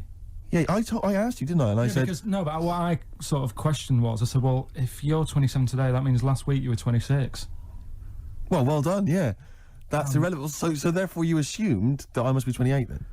Yeah. Whereas I assumed you were using, your knowledge of maths, such as it is. I wouldn't do that. No, sure. Wow. I actually got lost in that conversation because I genuinely didn't know what he meant would mean last week you were 26. I don't know what that meant. I don't know what it meant. Wow. Well, it is Steve's birthday. But he would have been 26 last week. Sometimes you genuinely frighten me because it's those staring eyes. There's nothing behind him. It's this little bald head. Looks like Davros looking at me. Genuine fear on his face when he enters into a conversation with another human being. What bit don't you understand? If he's 27 today, he would have been 26 last week, and he doesn't look 26. He didn't look 26 last week. He looks older than 28 today. You've started on his birthday. You're still having a go at him. Carl, I don't look like the kind of hot stud that I actually am, but face facts, that's the truth, mate. Yeah, live with it. Get with the programme, jeez. Well, let's have a little bit of cake. Okay, oh, that's appropriate. As See a what I did? birthday. But you mean the band, don't Yeah. you? Not the cake. You haven't actually bought a cake, have you? Got anything at all? Cake, short skirt, long jacket, sort of fashion sort of Sure. single. Yes. isn't it? Yes. Yeah. Oh, I got. Just remembered something. Go on. Right. Think that like short skirt, long jacket. Once I was watching daytime TV. I was unemployed. It was the early days of it was about mid-80s, and Who was hosting? It was sort of like one of those Eamon Holmes and someone, or like Oh, like right, Richard Newman, but not as good, not as. And the Linksy went, well, after the break, Leo Sayers popping in, tell us about clothes for the shorter man. I stayed tuned. He came on. He went, Leo wear a short, Sayer? yeah. He went, wear a short jacket. Why wear a short jacket? Optical illusion. You're going, well, that jacket, it couldn't be a foot long because that'd be mad. So it's 2 foot long. So he's 6 foot. So I'm looking at him there. I'm looking at him. Don't get too close. Just look at the jacket. How tall are you, Leo? Well, work it out. Yeah. This jacket's presumably about. Yeah. Isn't it? Yeah. Yeah. Of course it is. Yeah. Yeah. But Leo, you're famously quite a short man. In fact, I saw you on TV talking about clothes for the shorter man. No, but look at the jacket from there. Yeah, you must be about 6 foot. So you had to walk around looking like a bullfighter just for this illusion at like 50 paces. What's the other thing about stripes? Is it? Yeah. Horizontal stripes widen you. Make you look fatter? Yeah, Right. yeah. So good advice, good fashion advice for anyone listening. On XFM 104.9. Leo Sayer there offering some topic. We should get Leo in, maybe offer some new stuff. For your birthday, a little special Leo Sayer visit for your birthday. Lovely. Got any presents yet? Got any? I've received nothing yet. But my parents haven't come up, and they're the ones that normally bring gifts. Oh, yeah. They are coming up later, and I always look forward to my father's gifts. Yeah. Because they are remarkable. I don't know what he's thinking sometimes. It's like I don't understand the logic. I mean, if I explain some of the gifts he's bought in the past, maybe you could figure out. I once opened, I think I was about 14. Right. And I liked all the stuff that you like at 14, you know, the ladies, obviously, pop music, sure. Fashion. Yeah. And that's why that's why he bought me on audio cassette the collected wartime speeches of Sir Winston Churchill. It's a good gift. Did you listen to him? Well, I'm not sure when you'd ever be in the mood to listen to that, to be honest. We'll fight on the beaches, all that. All the classics, all the classic hits. I don't know when you listen. I think unless you're under attack, I don't think you'd ever listen to that. Did you not even listen to it? I kind of stuck. But when are you gonna be in the mood to put that on? No, but just because it was a gift. But I always remember being once. This was. But what if he tested you? Go, do you like track 4? Oh, some chicken, some neck. Oh, I love that, Dad. Yeah. But I think they're doing a remix. But he said to me once. He said to me, "Never forget, son." He didn't. Yeah, and I went, I don't remember, Dad. It was mad, and it was like because he was quite into sort of, but he was into like the military and all that kind of and war history and stuff. So are you allowed to tell an anecdote about your dad on radio? Can I just give you a clue, just in case? Can you tell the thing about the shed? No. Okay. No. No. Okay. Too complicated. Too long. Okay. All right. Okay. But I remember this was true. I remember I had it on once because I just stuck it on because I thought I ought to. And my dad came in. He was pleased to see I was listening to it. And he was like, we just sort of stood there listening. And I was with my sister coming in with one of her quite attractive friends. Teenage friends as well, like, and I'm a teenager as well, and it's like, and just this woman walking by, she goes to the same school or whatever, quite fit, and I'm just stood there with my father listening to "We'll Fight Them on the Beaches," "Never in the Field of Human Conflict" of so many, and just remember looking at her as she passes, just you've looking learned at her. it's rubbed off. Oh yeah. Oh, Rick, if you're ever in a war situation and you need some morale, come to me. Yeah, you'll just I'll sort your right time. Quote me out. What about a little bit of White Stripes? I've got some more gifts that I can tell you about afterwards. Wow, I'm looking forward to it. Look forward to it. Oasis, Morning Glory, before that White Stripes, Hotel Yorba. Oasis, of course, have you been watching that VH1 Top 100 album? I have indeed, I've enjoyed it. Yeah, number 1, do you remember what number 1 was? Joshua Tree, U2. Yeah, now, good album. It's not the greatest album ever, is it? Of all time. I mean, I know it's an arbitrary list, but even so. Yeah, you sort of feel comfortable with it being the Beatles or exactly. You kind of or even Pet Sounds. Whatever, exactly. Yeah. And then maybe maybe it's a generation shift. There's enough people now. But it was sort of, what I found odd in the list was it started off with, I think it was like the Doors. I remember there was Velvet Underground and stuff. These kind of respected album classics. And then there was things like Stars, Simply Red. I mean, it was a big seller and it's well produced, whatever. But an odd choice. for the greatest albums ever. And then I remember there was things like that Texas album. Yeah. Is it White on Blonde or whatever it was? And I just think, again, is it just based on albums that have sold well, you know, via Britannia Music Club? But that's always the thing, isn't it? It's like any poll. Like I remember, I think it was last year, the greatest lyrics of all time. One was Imagine by John Lennon, which is you know, if anything's it's a solid classic. And there was like maybe a Dylan or another Beatles one, or something. And in the top 5 was Robbie Williams songs. Robbie Williams songs? Yeah. One of the worst lyricists ever. Well, just not just the worst, a collection of words. Just annoying. Yeah, I think and it was that thing. A man, 1,000 fags, like my dad, and there's gonna take you to the bridge. Postmodern sort of. Yeah, but that's a reflection of the sheer weight at the moment, isn't it? So it's always going to be 4 of all time, and then the biggest thing that year. I suppose so. But that's why Coldplay and Travis again, and they're good. But I mean, I don't think they'll be at the same position next year. No, I think you know what I mean. Yeah, it's just But it's just, I mean, I get frustrated with those lists because they just always seem so arbitrary. I think we've forgotten we're on the radio, because that was a pretty boring link, wasn't it? Because we're just talking like we're alone. A lot of people probably haven't even seen the VH1 show. Yeah. Not interested in the late. Are we losing it? Are we, you know what I mean? Listen, I'll be honest with you, Rick. It's my birthday today. Last night I went out. I got a little bit wasted. Yeah. So I'm hungover this morning. I didn't get to bed before 11. Right, so Yeah, it's like too much. No, I was pretty wild last night. In actual fact, and I have to say, I went to God knows how many units I had. I went to the Monarch in the Camden. Monarch, yeah. There was some kind of groovy night on. I went to the door. I got a load of mates with me. I said, any discount for XFM DJs? You didn't really? Yeah, I did. I was a bit drunk. He went, who are you? I went, Steve Merchant, Ricky Gervais. He went, Steve Merchant, brilliant. You can come in for free. No, he didn't. Yes, he did. I swear to God. He said, yes, you did. He said, and I said, what about mates? He went, it's £5. They can have £1 off. He said, and I think basically, but basically, Rick, I think I also agreed that you'd DJ there. I can't remember, but if the guy is listening, he could maybe let us know if I promised that. I might have signed something, I can't remember. Oh, God. Oh, but anyway, no. it was a good night. It's like one of those 50s sitcoms when, you sold my soul to an angel. Exactly. Oh, how am I going to get out of this? Yeah, exactly. Oh, no. So, anyway, if you go down to the Monarch, maybe next week, Ricky Gervais playing. That'll be fun.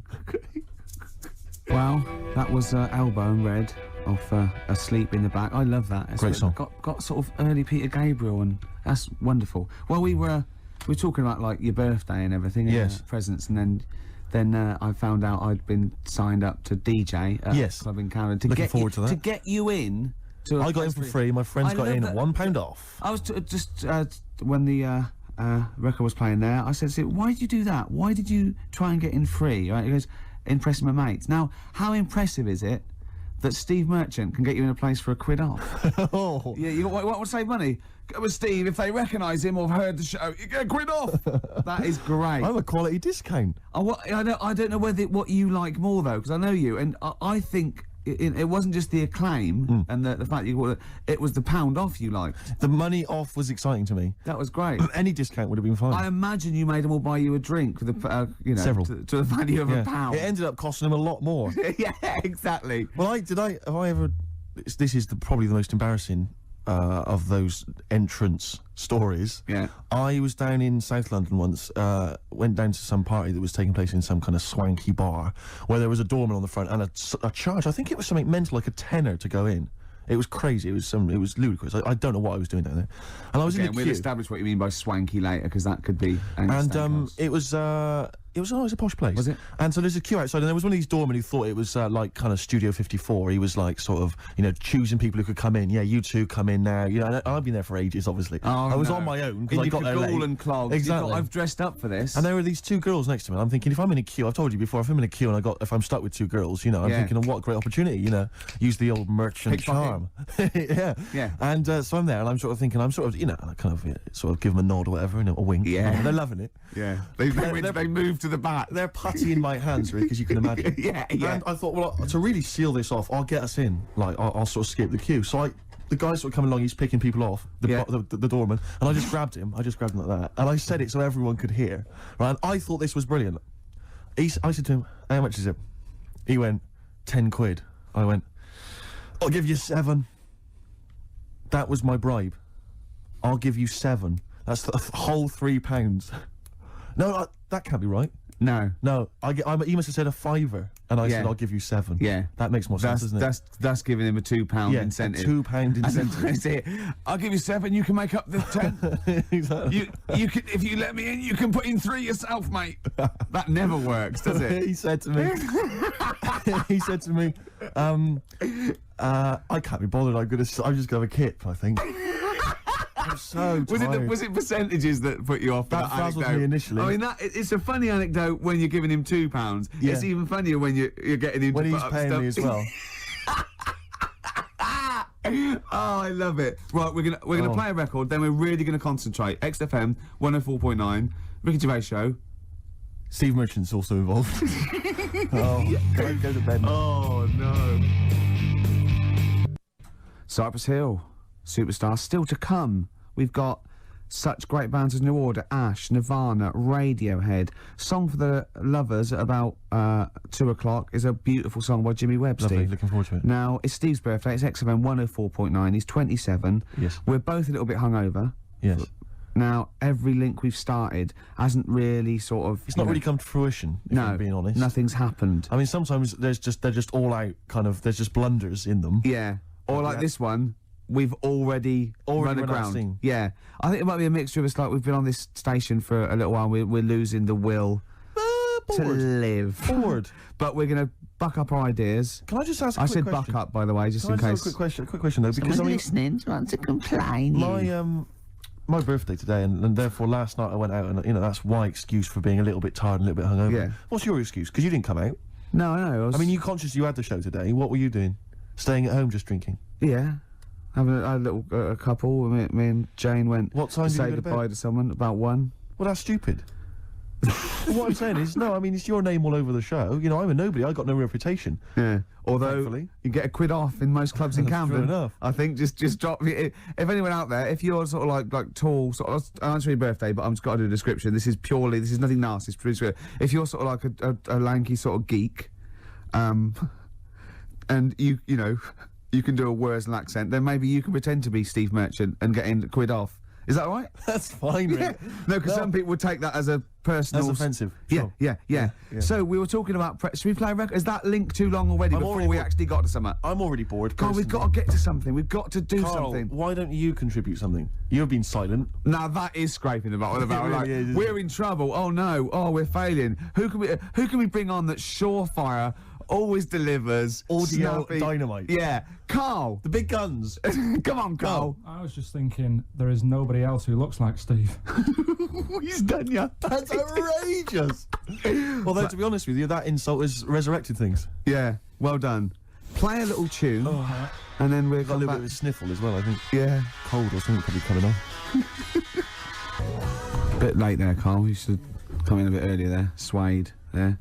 What I like is the complete lack of professionalism on our part. Yeah. It's like we've got a bit of a headache, a little bit tired. Just that's it then. You can't fight that. You can't fight that. But I mean, the thing is, as you well know, Rick, there are certain DJs on this station. You know, drunkards. There's at least 2 I know of who are smackheads. Yeah. And you know they still manage. They still manage to do a good job. even the ones that aren't, that try their best, are rubbish. That's true enough. I'm not saying we're still not the best. Yeah. And it's effortless for us, Rick. I know. You Yeah. We're coming up with dynamite stuff here. Yeah, I know. And we're not even fighting on all cylinders. XFM 104.9. Ricky Gervais with me, Stephen Merchant, a little bit hungover. We all are, but he can't really take it. He's Wait, there is tickets to give away, Rick. I don't know if we should mention that. What? Who is it for? Joe Strummer. Oh yeah. And his band, the Mescaleros, play Brixton Academy, we think, this evening.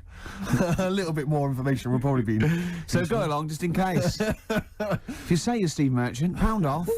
Well, the doors are at 7 o'clock, and it's £17.50.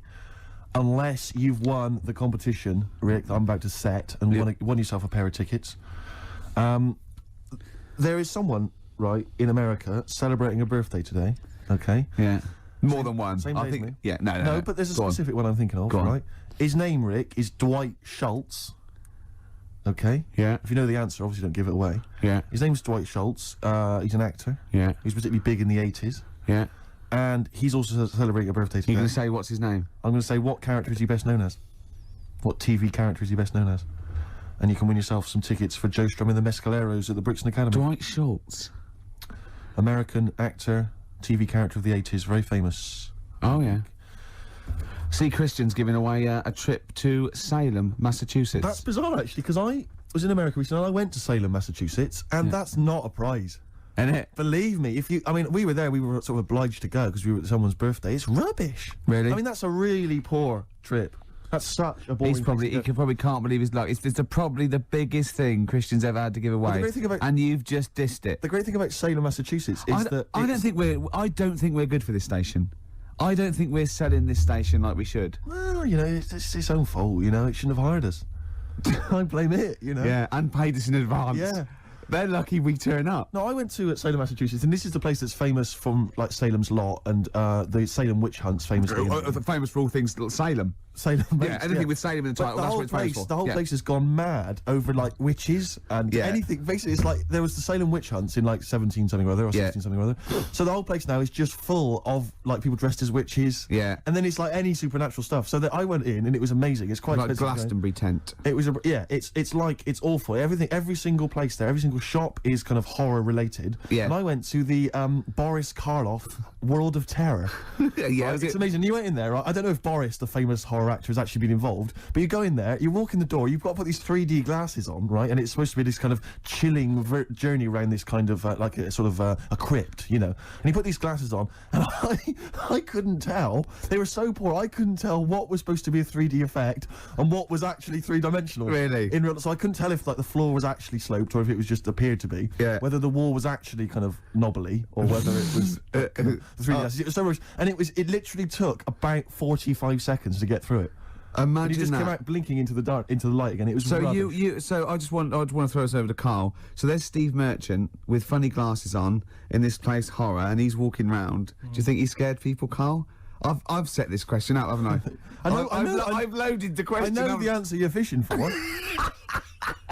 Carl, do you just want to have a dig at me? Because it's coming up to 2 o'clock, and you've not really put a lot of effort in today, slagging me off. I don't do it on purpose. No, he doesn't do it on purpose. He's just an honest northerner, and he can't lie. He's like George Washington, but without the wooden teeth. Yeah. Salem. I didn't mean We've to say... lost it again, haven't we? You didn't mean to say Salem. This is such bad radio. Was just this the is word really. that was in the tip of my I mean, tongue. genuinely, this is bad radio, awful isn't it? radio. Quick. Oh yeah, my mate went to one of those things in the West End where you walk around and it's aliens and they jump out at you. Right. And he was so scared when the alien jumped out and he ripped a bit of his face off. And the alien's face off? Yeah, it was foam, and the bloke went, "Don't do that, mate." Brilliant. Well, in the Salem one, I was wandering around, and this was one guy that kept jumping out. Yeah. Because there was about 10 of us, I was at the back. I always missed him jumping out. So when I got round, I'd missed all the frights. It was ludicrous. Oh no! He'd at least, you'd have thought he'd like jump out, then double round and jump out again. For Yeah. people. At the end of the Everyone queue. might catch that. Not No, what really, you doing? We. All right. Okay. Move on. Oh, if you want to win those tickets, 08700 800 1234. Dwight Schultz, who is he better known as? Yeah, Basement Jack said, keeping it real. Where's your head at? Where is your head at? Yeah, I know what they're saying. They're saying, where's your head at? Where is your head at? Yeah, XFM 104.9. Ricky Gervais. Now, just one thing I would say, Rick, is that I've spoken to a few people who've listened to the show, and a lot of people, you know, this is the highlight of their week. It really is. No, a lot of bedbound people, and you know, yeah, and we're not putting we're not putting the effort in, are we? We're providing nothing. We're trying, but it's just not coming out right. It's just the words aren't coming out. When I say them in my mind, they're brilliant. But it's sort of like getting old. You know, your mind. I still want to run upstairs and things, but I just the lift. I'd like to run upstairs. I just can't anymore. And I felt like today. The comedy's in there. The interesting things and it's all in the head, and it has to go via the mouth. Yeah, that's and it's just not working for me. But it is your birthday. You're 27. Happy birthday. Thanks. We're talking about. Can I tell you one of the best presents I ever had? Go on. Without doubt, all I ever wanted was a go-kart. This is true. I was like you know, sort of 5, 6, 7, and I eventually for Christmas, I wasn't sort of spoiled in the sense that I got pocket money, but I always got what I wanted at Christmas eventually, because working class mothers they'd get it out the catalogue and pay for it for the rest of the year. So I always got really as many presents as anyone else, and I got this go-kart. It was a little red go-kart, and it was a pedal one, and I'd run home from school and I'd be in it, and I'd get up and down the garden for hours. I had to come in for my tea, and this was fantastic. And this went on for like weeks and weeks and weeks through the summer. The next night, it was just it was fantastic go-kart. I'd show off, and then one day I came home and I went. It was always at the back of the shed, sort of up against the shed, and I went in. I couldn't see it, and so I went to the back door. My mum was sort of like washing up with that, and I went, "Where's my go-kart?" I thought it hasn't been nicked. She went, "Your dad swapped it." Your dad swapped it? Yeah. I went, "He what?" And I was going to be brave, and I went, "He what?" She went, "He swapped it for a wheelbarrow." And I could see she didn't approve of this, and she was thinking, "I'm going to tell him, and then I'm going to, you know, have this out." And I went, "Right." She went, "It's your wheelbarrow." And I went to the back of the shed, and there was this wheelbarrow. He swapped it with a bloke called Jimmy Dublin, who he worked with. Jimmy Dublin? Yeah, I don't know. I bet he was a respectable member of the community. He was fine. It was his lively. No, I think he was an Irish gentleman, and that's why we called him. I don't know what his real name was. And I think my dad must have been drunk, and he went, "You know, I want to get my son a go-kart." And my dad went, "Well, my kid's got one. He's probably had it for a year. He's probably bored with it." Yeah. And he said, "I'll give you this wheelbarrow." And I went to this wheelbarrow, and it was caked in concrete. I could hardly lift it. I just nicked off a building site, obviously. And I'd be there for hours trying to push this wheelbarrow up and down the garden, right? And it was okay though, because I was going on holiday soon, and I 7 years running went to Bognor Regis, a place called Riverside, because some woman around the way had a caravan that we got free for a week, and it was great, just wonderful. And I used to go there with my mum and my nan. Oh, party time!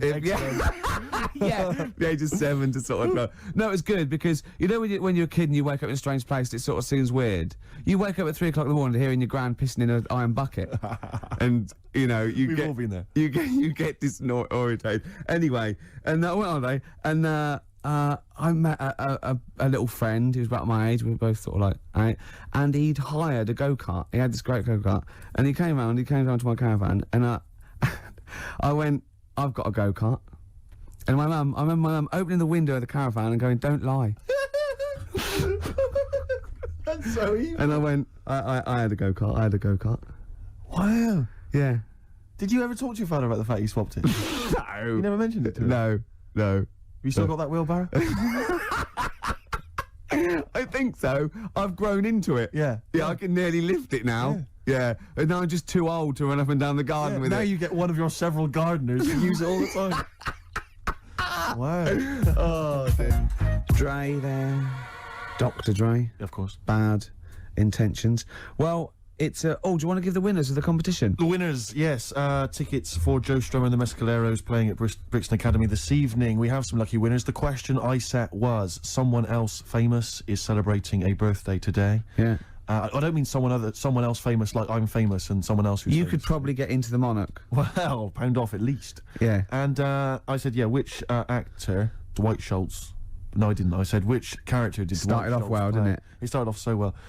Which character did Dwight Schultz play? What made him famous in the 80s? He's celebrating a birthday today. I don't know how old he is, probably in his 60s. Not in his 60s. The character he played, of course, was Howling Mad Murdoch. Yeah. From the 18. We did accept Murdoch. I was watching an 18-1 UK Gold the other day, because I always like to have something, you know, so that I can talk to Camfield whenever I meet him. Yeah. And the thing about Howling Mad Murdoch is, his madness is one of those convenient kind of madnesses where he's not like kind of depressive, where he's trying to kill himself, or he's just schizophrenic, or he's unreliable. He's just a bit eccentric. Yeah. His madness is largely, I'll do some funny voices. You couldn't have howling slightly off the wall Murdoch, though, could you? It didn't have the edge. But it's rubbish. It's rubbish madness. Or howling wacky Murdoch. Yeah, well, that's what he is. He's wacky. Howling annoying student Murdoch, I think he should have been called. Exactly. Yeah. Anyway, the winners, Carl, I think you took some answers.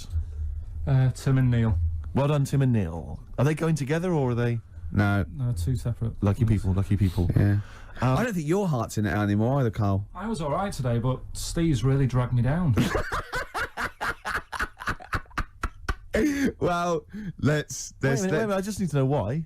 No, do you know, like, Yeah. people are being miserable around you? Yep. I was full of beans when I came in. Yep. Yeah, but you got to remember last week, you were really miserable, and that really wound me up. Yeah, because he was done So to it's do moving stuff. around, Because, you know, he'd been let down and they were worried about the last next week show. you were in a terrible mood. Yeah. Look at me like the you were. songs. I wasn't like going off and lying on the settee looking ill.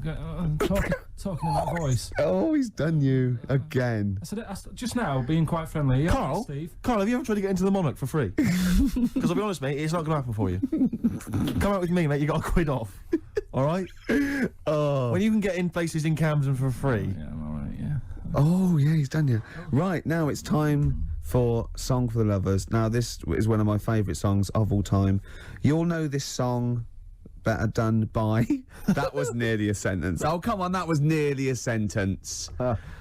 What's his name? Glenn Campbell. It's Galveston. Oh, yeah. This is the man who wrote it. This is the original. This is Jimmy Webb. Oh, yeah. With Galveston. From what I can work out, I think it's about a bloke who goes off to the Vietnam War and he's missing his bird. And I've brought it down, haven't I? I've brought it down a tone by saying bird. It's a beautiful song. It was irony. Just play it. Galveston. It's beautiful. Jimmy Webb with Galveston. Now, I know you enjoy... Love the work of the Webb. Webmeister. A lot of people, of course, be familiar with his sons, the Webb brothers. Yeah.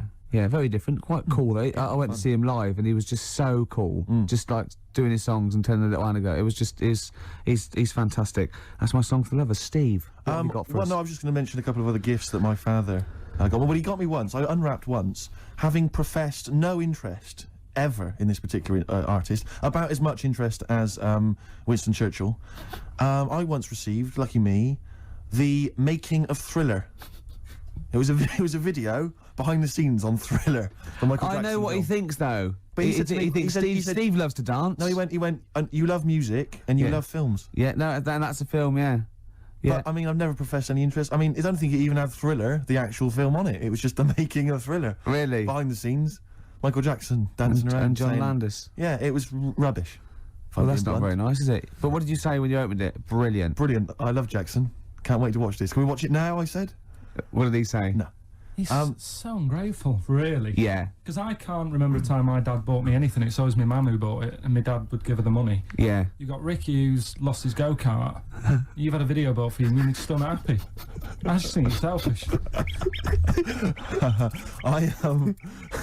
It's not so much that I appreciate the fact that there is a gift.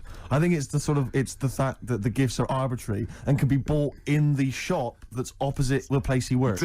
Tell Carl what you got your mum for this. Well, Listen to this, Carl. You'll love this. Right, it's the thought that counts, right? So I suppose if you say that the thought that counts is the fact that he went and got anything at all, that counts. Okay, fair enough. But he phoned me up. He said, "What shall I get your mother?" Right? It's her 20th wedding anniversary, right? What shall I get her? I said, well, I'll tell you this. This is a great idea I'd heard from somewhere else. Why not get her, pay for her to have a makeover, you know, and all this sort of treatment, you know, and the beauty treatment and that. She'll love that, you know, then take her out, give her a meal and stuff. He went, okay. So he hangs up. I speak to him on the day of my mum's birthday. I say, what'd you get? He said, I got something. I said, do you go for the makeover idea? He went, not exactly. I went, what'd you do? He went, I bought her a trowel. A trowel. I went, a trowel? He went, yeah, for the garden. I went, it's a trowel. You've been married 20 years and you got her a trowel. He went, it's stainless steel. I said to him, it's a trowel, Dad. And he went, do you think I should have got it engraved? It is mental. And I went down to see them, right? And I went in the lounge and literally, imagine it, like, she wasn't this, but imagine, I got in there, he'd bought this trowel, right? And he'd also bought her an industrial-sized tin of coffee. You know those big size ones you have in like hotels. Did he say she loves coffee, Steve? She loves coffee, Steve. He said. I love the fact that that's meant to be like the whole family use it. Like she keeps that by her bed. Yeah. Like she's in Stalag 13 or something. This is my coffee. But imagine walking into the lounge, right? She's there. She's got the presents that my sister's bought and that. A trowel, just holding a trowel and a tin of coffee. And me walking in wondering, I wonder if there's anything sort of that she regrets in her life. Mental. Oh, that's lovely. She loves coffee, Steve. She loves coffee, Steve. Oh. She loves the garden. Carl, what's the worst present you've ever had? You see, we don't really celebrate birthdays in our house, so... Where are you from? What planet are you? What do you mean you don't celebrate birthdays? Are you here from another world observing? Like, trying to blend in, but not quite managing to pull it off? Not that fussed about it. Right. You know what I mean? It's... Yeah. My mum and dad's are on the same day.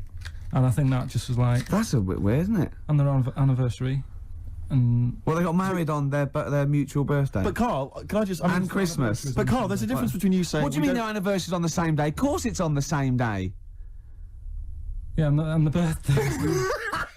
But, Carl, what I mean is that you say that you don't really celebrate your birthday, but presumably you have received some presents at some point in your life from your parents or anyone. Yeah.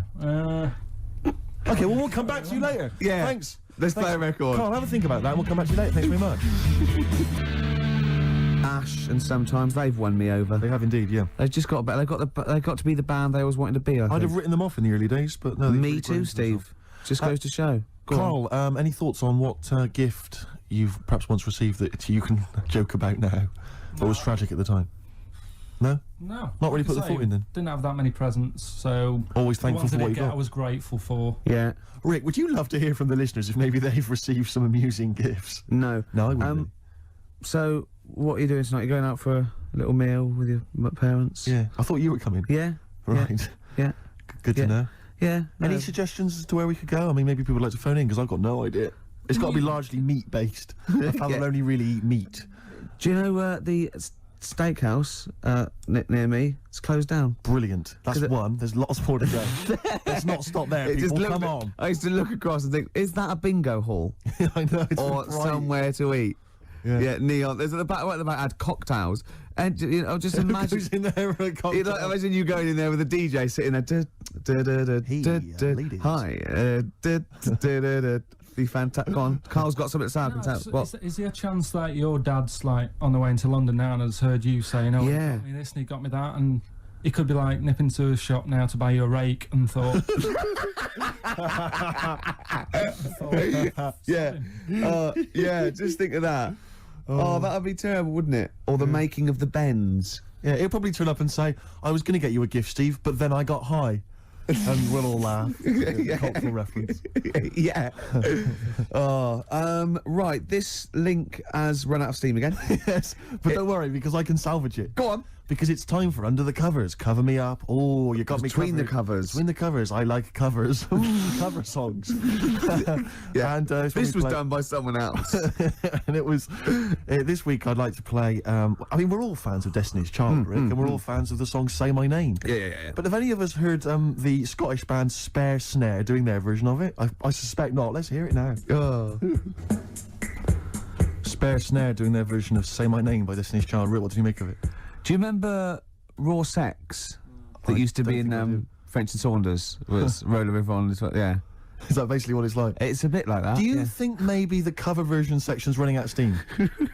If that's what we're playing. I think we should only ever do sort of 6 weeks a year on radio. Right. And then, you know... and people will kind of remember that. It'll be beautifully preserved in their memories. Yeah. You know, like Benny Hill used to do one show a year. Right. You know what I mean? Imagine how awful it would have been if he'd like do it every week for 2 hours. I don't think he'd have been so successful, to be honest, Steve. I think he'd run out of ideas. Rick, I know that you are tired of coming in every Saturday and doing the show. I know I am, and I suspect many of the listeners are. But maybe we should leave it to the listeners. You know, if they want us off the air, maybe they should just email, fax, phone in. That'd be... I think everything should be like that, though. Vote whether you want to, you know, like a binary sort, like, you know, up against someone knocks... Like Winner Stays On in pool. Yeah. I hate that, Winner Stays On in pool, in pubs. It's just horrible, fascist, isn't it? You want to play with your mates. You don't want to have to beat a bloke with one tooth who just plays pool all day. Yeah. Costs him nothing, and he has 93 games. Of course you're not going to beat him. He's a professional by the end of the evening. Okay. XFM 104.9. Oh, Merry Christmas. For Hero by Les Fleur. Great bloke, Les. Yeah. Worked with him in Blackpool. Weird. Had very high voice. Can't grow a beard. Yes. But, yeah. I'm joshing. Probably pronounced Les Fleur, innit? Les Fleur. Yeah. We know all that. Caribbean, we know that. Caribbean. We know that. We know You that. noticed all those huge posters advertising Christine O'Connell's breakfast show? They're all over the place now. They're mainly on the tube. You wouldn't know, Gervais. No. What with your driver and everything. Imagine if they'd spent the kind of money they must have spent on those advertising our show. I know. And those people were tuning in, and today's show is what they heard. I was actually thinking, right, because we do care in a way. Yeah. We couldn't get over it today, you know. Just to word to the kids, this is what alcohol can do to you. Yeah, it's a sobering lesson. Yeah, it is. Yeah. But I thought, what if this was our first ever attempt at radio? Think how gutted we'd be. We'd go, we're not What right. worries me is it's like, I don't know, it's like in my sort of hangover state, it's like I've kind of woken from a dream, and I've sort of thought to myself, all the stuff we're saying today is what we normally say week in, week out, and we think is brilliant. And it's today we've done it, and it's rubbish, and it's like we've seen the truth. Oh, yeah, it might be. See, yeah. So an alcohol can It's make... just not as interesting or entertaining as we thought. See, yours could be BSE as well, though, because I know There's you're a lot worried of that about that. kicking in, I think. Yeah, because you just ate beef, didn't you, for the first 15 years? Largely just beef, yeah. Beef and milk. Yeah. Mainly uncooked. It was just, you know, they just wheel a cow Often in. from the cow. Yeah, just suckle it from the cow. Now we get complaints about that. We will indeed. I always wondered if Bruno Brooks ever got complaints, actually. When he once played Rage Against the Machine, Killing in the Name of, yeah, and he must have dozed off or something because he didn't realise all the swearing, you know, F you, I won't do what you tell me, and he just left it playing. He probably wasn't. And listening. it was the UK top 40, and it was just, you know. He probably, yeah, of course, he probably did get complaints. Where is he now? Good point. Doing internet radio, which is of course where we'll be next week. Yeah, if we buck our ideas up. Quick question. Go on. I just realised who Carl looks like. Moby. He does. Not the first person to say yeah, that. Suddenly just dawned on me then. Yeah, so if Moby's one of those people that I think is fantastic. Every time I see him, everything he says I agree with. He's lovely, and I just can't get into his music. It's bad. It's like I feel that it's like a mate. You can't say, oh, I give it up, because I think he's fantastic, and I want to go. Why don't you do something else? For more I bored myself then. If you've got a pop star that you'd like Ricky Gervais to pass comment on, why not get in touch? Yeah, that's Rick, what are your views on Rick Witter from Shed 7? Rick Witter, I like their effort. Okay. I think he's quite got a nice hair. What about Chakademus and Pliers? What was their hit? Tease me, tease me, tease me. Anyway, more of that next time, I'm sure. Oh, that's it. Are we straight to the song for the ladies now? Yeah, song for the ladies. Yeah, should we just get it over with? Yeah, let's knock this on the head. Song for the ladies this week, one of the best tracks on Hour of the Bewilderbeast by Badly Drawn Boy. It's of course Magic in the Air for all the ladies. Bye. Sorry about that. We're gonna really be good next week. Happy birthday or? Happy birthday to you. But no, we're gonna start work on next week's show. Really, from then on, it'll be year 0. Yeah.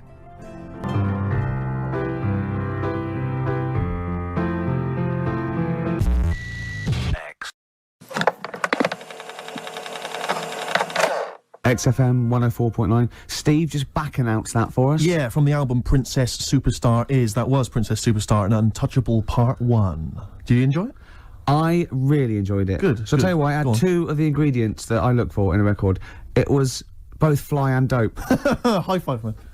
Yeah, okay. You're sweet, man. Coming up, yeah, I've got my film review. Looking forward to it. It's a great one. It's a great film. I've got a song for the lovers any minute now. Sure. And probably loads more chat. Yeah, there will be. There will be. PJ Harvey, This Is Love, XFM 104.9. It's Ricky Gervais show, isn't it? With Steve Merchant. Yeah, but you're going to keep quiet now, Steve, because I've got to do my world famous film review. Looking forward to it. Yeah, I know you criticise it because you say I do sort of like films that aren't on current release or that I sort of just do the plot or but have you taken that criticism on board? I have. Good. This week's Ricky Gervais film review is Jungle Book. The Jungle Book? Yeah. That was made in, what, 1968? I don't know, but listen, shut up, right? It's a good review, right? Right, for people who either have heard it or haven't, you might learn something. Sure. Because it's sort of my take on it. Has the review begun yet, or...? No, it's good from now, yeah? Okay, go. Right, the little kid, he's in the jungle, right? But he knows the bear and the panther, they're good friends. But it's dangerous because you got to watch out the tiger and the snake. Now, the reason is, they don't mind him, but he's human and he can make fire, they can't. That's why he's sort of in demand, even though they've conquered the power of speech, they can't make fire. And then, the orangutan gets him. Now, he's in trouble. But the bear puts coconuts on and makes himself look like it, then they fall off. They've got to get away. But then he meets, a girl, and then they're not, Okay. Do you write these yourself? Yeah. Or you don't get a professional to do it? Right. Oh, no. Okay. And what would you give that one out of 5? It's 9. That's a 9 out of 5. Strong review there. A strong film then for you. One again. And you'd recommend that for friends and family? Yeah. Okay. Just on video or DVD or in the cinema. Okay, good. All right. And the film again was? Jungle Book. Jungle Book. Jolly good. All right, thanks very much for that. Well, now it's time for a song for the lovers. This is the Smiths, and last night I dreamt that somebody loved me. Good. Okay, cool. Yeah, Smiths, lovely song. Last night I dreamt somebody loved me. Beautiful. Song for the lovers there on XFM 104.9. Can't believe I forgot the elephants. That was a key element of the review. Really? Yeah. Don't let it get you down, Rick. I know how these things depress you if you feel you've not done the film review as best you could. That kind of winds you up. Yeah. You stew about it. Played a beautiful song there. It was a song for the lovers. Yeah. And, you know, I do get depressed when I see people around me who've got, you know, girlfriends. And I think, you know, because I haven't, and I just think that, what's the rule? You know, we mentioned last week that fat bloke from Pop Idols. He's got a bird, which annoys me, angers me. And this really depressed me. Walking into Piccadilly Circus Tube a couple of nights ago, homeless guy, wrapped up, unwashed, and northern. And he's being spoken to by some kind of carer, you know, some worker who'd come out to dish out kind of stale sandwiches. And I just overheard as I was passing him going, well, of course, it's very difficult maintaining a long-distance relationship. And I sort of kind of lingered for a bit. I was thinking, what? And he was going, yeah. And basically I pieced together that he's got a girlfriend. He's from Leeds. He's got a girlfriend who's also homeless, who's homeless up in Leeds. And occasionally she kind of homelesses her way all the way down to I love London. the fact that he's travelled to be homeless. I know. Pathetic. It angered me that is there a lot of cheap housing in Leeds? Would that ruined it for him? But it just was. I assume maybe she was squatting or something. But it was like, and it just depressed me because it was like, not only is he homeless, but he's got a homeless girlfriend. But the homeless people are finding love. Yeah. Do you mean it's so? I mean that's really depressing, Carl, isn't it? Unless they both became smackheads together. Or whatever. No, Carl's found love on the street before, haven't you? How's it going with your bird, Carl? Are you married? No. How long have you been out with her? Going out with her? 7 years. Because I mean, you're quite a simple man. Yeah, you're sort of a simple. In a nice way. I mean, you're like Helen from Big Brother. Yeah, you're sort of nice enough, but I look normal. Well, yeah, you sort of do. But you could be one of those that just suddenly go mental with a pen. Yeah, do you know just what I mean? Stab people through the eyes. Yeah, you sort of look normal. But if I wouldn't really want to wind you up to a point of frenzy. How did you meet your girlfriend? Through work. What, through her work? What, you phoned up and said you worked at the same place. Oh, you're right. Yeah. You're quite an enigma, aren't you? Could you give us more on that? At work, you met her at work. What, she came in selling sandwiches? She was going through the bins outside. What do you mean you met her at Why work? are you having an attack on me? You're the one who's sad and lonely. No, he's done you again. He's done you again. But what I thought was interesting was I just scratched at him and he just went mental. Yeah, no, it's like a bear caught in a trap. It's funny, isn't it? You'll never learn. No, I was just interested to find out what the story was because it might be a really romantic story. Well, it's not. All right, jeez. I mean, the fact he doesn't want to talk about his love affair. I was thinking about you in the week, and like, does it worry you? I mean, you sort of joke about it now, and we're talking about it in the office. You know, like, oh, is Steve really touchy about the way he looks? And, oh, what's this? Where's that come from? He's done it again. He's done you again. I was walking home the other night, and I was thinking about it. And do you worry that when you're old, you will be on your own? You did start it though, didn't you? Well, Carl, I'm glad you've brought this up. because I mean, for me, you know, a lightweight, frothy entertainment show on XFM on a Saturday afternoon is exactly the place where I want to discuss the desperate, lonely future that's inevitably coming my way. Oh, God. I'll tell you what will cheer you up and forget all that. A bit of Embrace. Oh, one of the most hated bands. Hives, Main Offender. Before that, Embrace, Make It Last. I know you don't like Embrace much, but that's a nice tune. Yeah. They do cut a nice little chorus. Sure. And I think their heart's in the right place. Okay. Yeah, very nice. What could you do better? I was mucking around. That's always fair. No, I was thinking there's not enough avant-garde stuff. I just did this, right? There's a little spring on the mic. What does that sound like? Does that sound good? I haven't got my headphones on. Does that sound good? It sounds brilliant. I was thinking of doing that and just sending it to John Peel. It's good. Maybe with some samples of like politicians going, "We will not."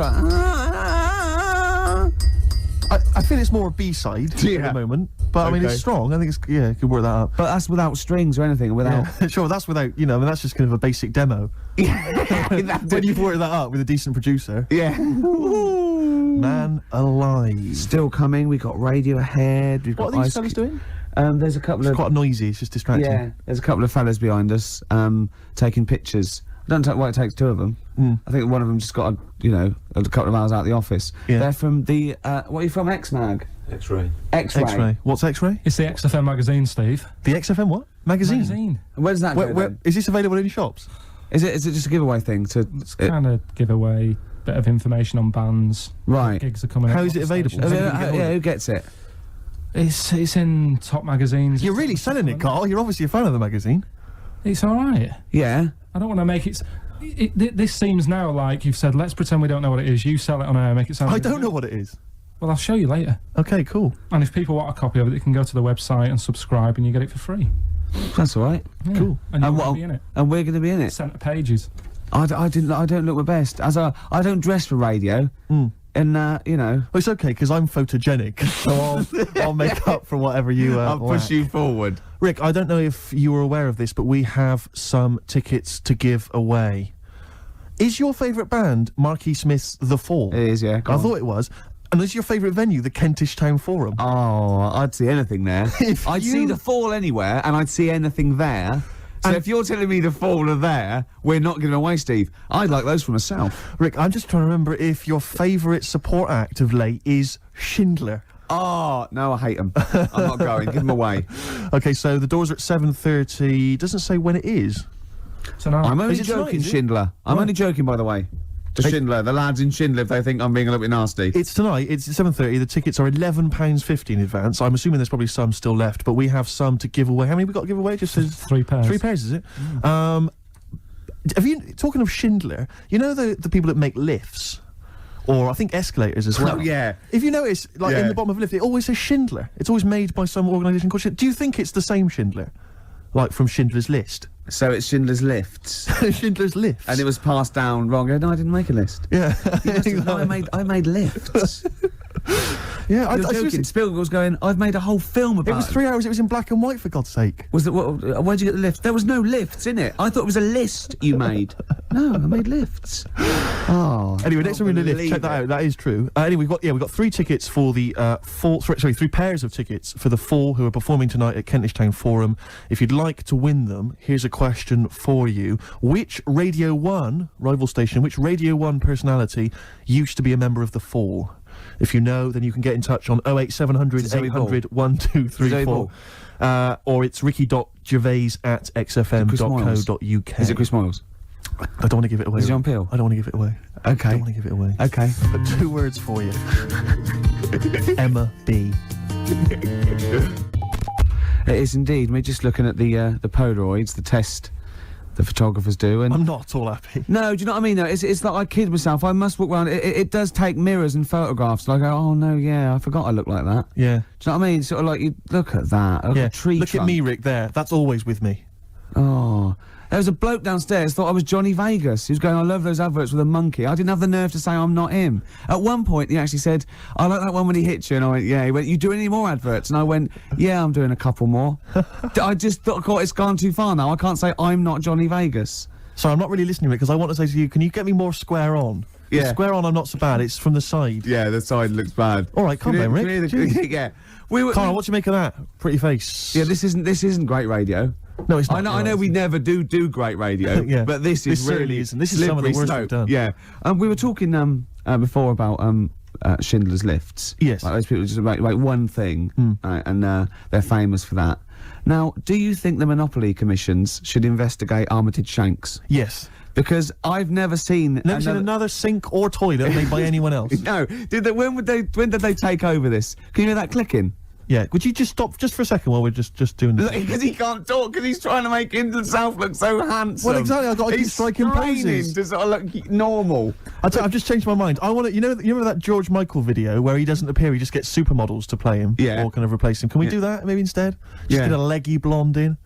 In our place, like 5 people. Exactly. Instead of this is Steve. Exactly. But he looks like 5 women. Yeah, no, that is Steve. And so you were talking about Shanks. Yeah, Shanks, Armitage. They've got it sewn up. They have, haven't they? Yeah. When did they sort of like get I don't know big? who the Shanks people are. I don't think they make anything else, though. I've never seen them making anything else other than lavatories and sinks. They seem to have got that. So who went, we're going to make so many urinals that there's going to be too many urinals. No one's going to have a look in. When anyone's out having a slash, they're just going to be thinking, Armitage but Shanks. presumably there's someone called Armitage Shanks who's got his name all over that. You know, whenever you meet him, you're just thinking, I've had a waz.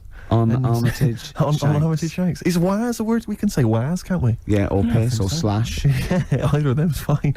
Oh. U2, Walk On.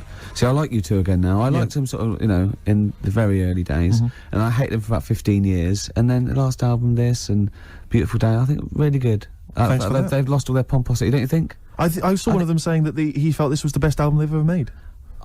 I tell you what, I'm not going to argue with him, whoever it was, Steve. Could well have been The Edge, not sure. Could have been Larry Mullen. Real name David Evans. Really? Yeah. Interesting. Yeah. Rick, you may recall that some time ago we gave people the opportunity to win some tickets for The Fall performing live at the Kentish Town Forum this evening. Supported by Schindler. I know you're a big fan of them. And we have some winners. I could have made more lifts.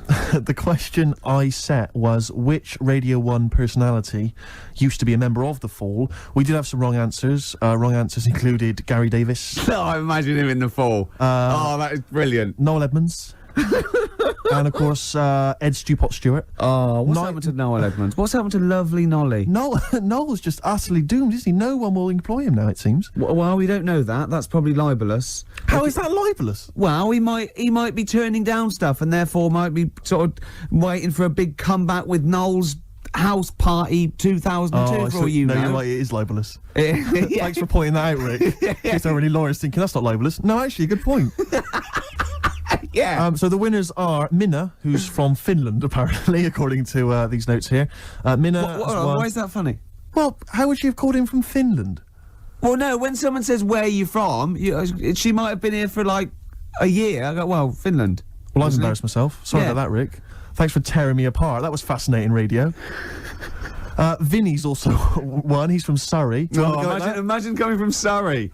And Tom Prince from Camden. What a great name. Tom Prince. They're all the lucky winners. I think we've lost it. No, I was really good the first few weeks. Thought, yeah, and even the first hour. But this last 20 minutes, I feel that I've bored myself. Yeah. What's happened? I think it's because you keep picking me up on every single thing I say. It can't help, surely. And then if it's not you, it's Carl having a go. Yeah, but he's more going for your looks. I'm more working on your personality. Right, sure. But together... So it's my fault now that the show's going No, but downhill. it's like, you know, we're sort of like your mentors. You've got to be harsh. It's like, you're like Eliza Doolittle. And we've got lots of little stylists in, like they do with, like, you know, makeovers and that, all that, faking it. They get in, like me and Carl. Carl's working on your looks. I'm doing your personality. We're going to get, like, stylists in and, you know, coaches. And then you have to do a date. And the woman has to, and there's 3 other blokes, and she has to work out what the freak amongst them is. And you've got to go, no one voted for you as the freak. Yeah, Rick, I've known you for 3 years. I don't think you count for that job. Groove Armada, Superstar on XFM 104.9. It's nearly the end of the show, Steve. It is. I'm going to try harder next week. Yeah. I mean, it started off well, and then I didn't get bored. I couldn't concentrate. I know what you mean. I mean, I thought I tried hard early on with the anecdotes that embarrassed me and which Carl just used as well, I had the funny bullshit T-shirt I had, and the you know, I had the woman, you know, walking around in my clumpy shoes. I had the washing with me. Oh, they were classic anecdotes, Rick. Oh, I love the first hour. I love the first hour. There should definitely be a sort of show on Saturday evenings on XFM with Kate Thornton and Richard Blackwood. Blackwood would be good. Moyles in going. Just remembering the first hour. They used to. Oh, it'd be great, wouldn't it? That'd be lovely. Oh, it'd be amazing. There's people taking our photographs, which I'm not happy with. No, I'll be honest. I'm gonna have someone. Because I know I'm only joking. He stopped. I was only joking. Oh, I've offended someone, which I don't like to do. And then we all the stuff about. I'm worried though. I'm worried because I didn't know that the photos were going to be taken. Yeah. That we won't seem quite as hip and down with the kids as we thought we would on account of wearing these tuxedos. I'm telling you now, that is ironic. We are down by law. This next track is Ice Cube. It was a good day. It's my selection for the hip-hop track. Yeah. As you know, we want to spread the word of... a lot of people don't seem to realise that hip-hop is music as well, and it's out there, and it should be enjoyed by kids. And it's at the moment, it's kind of quite an eclectic thing, you know, it's very underground. Yeah. We're trying to bring it into the mainstream. Yeah, and in this, you know, Cube says it was a good day, you know, simple things like he didn't use his AK. That's the sort of world he lives in. That's what he's trying to get across. And it talks to you about your life. Sure. Yeah, respect you, man. Well, there you go. Ice Cube, it was a good day. Great song. Yeah, yeah. Well, you've got a great song coming up as well. I have indeed. It's the song for the ladies, Rick. We'll leave people with that. Have you seen the film Magnolia? I have. It's one of the most underrated movies. It didn't get a single Oscar nomination. It's absolutely fantastic. Breathtaking cinema. Yeah, it's made by the guy that made Boogie Nights. Absolutely fantastic. Tom Cruise is in it, loads of people. And the soundtrack is entirely written by Amy Mann. Now, I don't know if she's normally the sort of person they play on XFM, but she's a singer-songwriter of great skill, I think. Yeah. And this is a song that features in one of the most breathtaking moments in the film. It's amazing when they all sing. Yeah, it all brings it together. It is, you know, we won't come across, obviously. No, here, but it nevertheless is a good song. It's called Wise Up. We'll be playing that in a second. But otherwise, Rick, that's it, isn't it? That is it. What will you be doing tonight, Steve? What are we doing tonight, Rick? Probably gonna be staying in. Yeah. Oh, yeah. Yeah. What, and doing what? Watching some telly. Oh, yeah. That's not all if I know you. Did I see a couple of cans of weak lager in your carrier bag? I did sneak them in. Yeah. You're not going to drink them both tonight, are you? What are you, my mother? Okay, chill out, do what you want. Will you be sleeping alone again? If I play my cards right. Will you be having a little tug just to get yourself off to sleep? I'll probably have a couple of tugs. If there's something saucy on Channel 5, I will. XFM 104.9. Here's Wise Up. Amy Mann, enjoy it.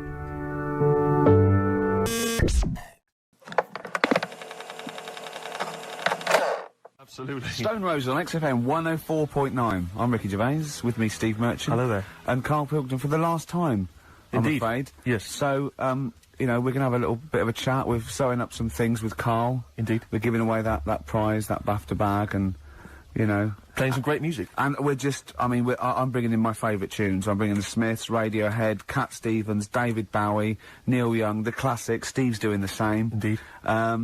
Well, Karl, the last time for... apparently, someone's got it a bit wrong. We're not actually away for 6 weeks. We're away for about...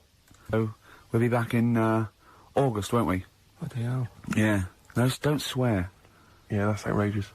On the last show, you have to say that. Already brought the tone down. Yeah. Cheapened it. And I think it's blasphemous as well. Yeah. No, it's not. No, hell isn't, is it? Isn't it? No, I don't think that's not blasphemy, is it? Taking hell's name in vain? Yeah. Yeah, but what was it you were saying the other week about the Queen Mum used to have the right mouth on her? What? I don't think we said that on air, Carl. What? No, but last week you were saying about bad language, and I was saying, there'll come a time when bad language isn't, doesn't matter anymore. You can F and Jeff and stuff. Oh, I know what he's talking about, Steve. Really? Right, let me explain to you, the listener at home. Carl was worried about swearing, and as a joke, off air, it was last week, we were saying that in the 1940s and 50s, the Queen Mum used to say things like, and we were quoting things she'd said, like, but putting F's and C's in there, and you believed us. What, so this whole week you've believed that we somehow had knowledge that the Queen Mum used to swear like a trooper? We were doing fake quotes from her in her voice, but putting in F's and C's, and you believed us. I mean, I didn't even think... I thought you were going along with a joke, but it obviously made an impact. Carl, we've said this. You've got to question and query everything. You can't take things at face value, certainly not if they come out of the mouths of Ricky Gervais. Yeah. All right. Yeah, sorry about that, Carl. It was a little trick. Is there any other things now that, as you look back over the said that you've been thinking about that I can tell you now that was a lie? Anything you've maybe queried or questioned, you've thought, that doesn't seem right, that maybe Ricky's told you? Something might come to me later on, but... Okay. Well, what about... Carl, I mean, we love you, right, obviously, we know that. We've got great affection for you. We look forward to this. I'm going to miss you, really, and I'll tell you what, you've got a heart of gold. Now, wait till you see what the record is, Steve, you'll see what I've done. Is it Heart of Gold? Yeah. Brilliant. Brilliant. All right. That's why he's a bronze award winner at the Sonys. I don't get up for bronze. I don't get out of bed for bronze. No, that's a waste of our time. Pilkington over there on XFM 104.9. Winner of a bronze award at the Sonys Radio Awards. The Radio Oscars. So Phil Jupiter said. That's what he called them on Liquid News. I'll tell you this, Rick. I'm not used to being on a table with losers at an awards ceremony. No. I'm glad. I didn't want to come in to do the final show. No. I went straight over and sat with Pete and Jeff, didn't I? Yeah. I went over Radio 4. I went over with Paul Gambaccini. I went over to BBC World Service. Yeah. It's a lot funkier. A lot cooler. Won an award. Yeah, they swept the boards. Yeah. Bronze is nowhere. What was the mood? What was the mood here? Silver's... What was the mood here? The mood... Because the day after, because people were... I mean, let me tell you that, I think XFM deserved an award, and I thought it was criminal, actually. But what I did like, that we certainly had the room, because Pete and Jeff said good luck to us and Christian, that was really nice. And then someone else mentioned it. James Nesbitt. James Nesbitt said XFM and stuff, so it certainly had the... Paul said something about it. Yeah, Did so he? It certainly had the room. And for a local... You've got to realise it's a local radio station, and it can't compete, really, with Radio 2 and Radio 4 and But what was the mood the day after, here at XFM? It was all right. I mean, I think we expected a few more, but you shouldn't take this thing seriously anyway. But what I didn't never realise, take Rick, awards seriously. But what I didn't realise is you have to pay thousands of pounds just to nominate. Just to get into the running for an award. So you've already, you know, they've squandered thousands of pounds. No, just it's not thousands, is it? Well, it mounts up because you pay to enter. And right? then the table. You've got to buy, like, mini-discs and that to send your stuff in on. Which Sure. adds up with Sony mini-discs. Oh, I see what you're saying, Carl. I'm not saying anything. No. And also then you've got to pay for the table. Right. And the food and the drink. I mean, it's a few grand. I swore on live television as well that night. Yeah. But I've never done that before. I mean, I've sworn before, but never accidentally. And we were being interviewed for, and Christian was sort of like, quite, you know, being a bit boisterous, and he must have brought out the worst in me, and I just accidentally said the F word, and I apologised straight away. I didn't want to embarrass Phil Dupas. He was doing a good job. He does that himself, yeah. but I was thinking about yesterday, and you're saying a bronze isn't worth having, right? Yeah. But, say, like... We're only joking. None of them are worth having, but they're very nice. They're very nice to win. Bronze is pointless. But you say that, because, like, bronze is, like, coming last, isn't it? Yeah. Yeah. Right. Yeah. Can you tell me the name of the person who won the marathon this year? No? Yeah, but that's because we're not sporty. Well, I'm sure listen. there's lots that can. But then, the guy who came last, who was in the swimsuit, people remember him. And No, I don't remember his name either. No, what's his name? No, but he was 6 days late. I mean, he was really Yeah, but bad. what's his name then? You see, no one's remembering either. No, but if someone said who won the marathon, I'd go, I don't know, but there was that guy in the swimsuit. Well, I'd say I don't know. It was a woman. Yeah. She had shorts on and trainers. I'm just trying to make... My point is, what they will remember is that we were losers. That's what they remember. They may not remember our names. Yeah. They'll just point and shout losers. We're all winners, aren't we? We're all winners, really. For taking part, sure. Yeah. And it's all subjective as well, isn't it? Go on. I mean, I'm not going to moan about awards because you've won a lot of them. It's like saying they don't mean jack. But Yeah. at the end of the day, right, there's some shows that won awards and you go, yeah, that's, you know, that's worth an award. I think you've got to treat it... I mean, some awards actually boost your profile or career or your cachet or everything like that. Some it's just a nice night out when it's nice to win, but I don't think you should really take any award that seriously. What worries me, though, Rick, as I mentioned on the night, is that when I was at school, I mean, you look at me now, you probably think he's an athletic kind of guy, he's a sporty dude, you know, but at school, bizarrely, that was not the case. No? What, were you a bit of a lanky beanpole? It turns out, You're joking? Yeah. Oh, right, okay. So, and yet I got a silver in the high jump. Yeah. And I've done better in the high jump, right? Did no training whatsoever, did no practice, just turned up. You were 2.5 foot taller than every other person in your class. Yeah, but wait a minute. People think that if you're tall, that makes you easier. It makes it easier for you to do the high jump. Surely not, because I've got all that leg to get over the pole. That makes it harder for me, surely. Don't talk rubbish. What are you talking about? Well, of course the taller you are, the more chance you got on the high jump. Well, explain that to me. Oh, what? Are you... Okay, then. So, is it harder for a 6-foot man to step over a matchbox or a baby midget? A baby midget? That is tiny, Rick. Hang on. Here's something I've learnt, remember? Go on. Back to, like, show 4 or whatever. Go on. What is it? Show 4? The flea can jump over the London Eye? No! No, it can jump the equivalent of, if it was a 6-foot man, it can jump about 6 inches high. A flea cannot jump over the London Eye. Yes, it can. Yeah, it can. And tell your kids that. Carl. Oh, remember. Oh, a flea can jump over the London Eye, and an ant can lift 3 Volvos. But you're talking about fitness people and that. Remember when we were in the pub, right? Yeah. And your mate Johnny was in there. Yeah. I think it was. Yeah. And he was talking about that guy who got done, right? Because he entered a wheelchair race. Yeah. And there was nothing wrong with him. His legs were all right. Yeah.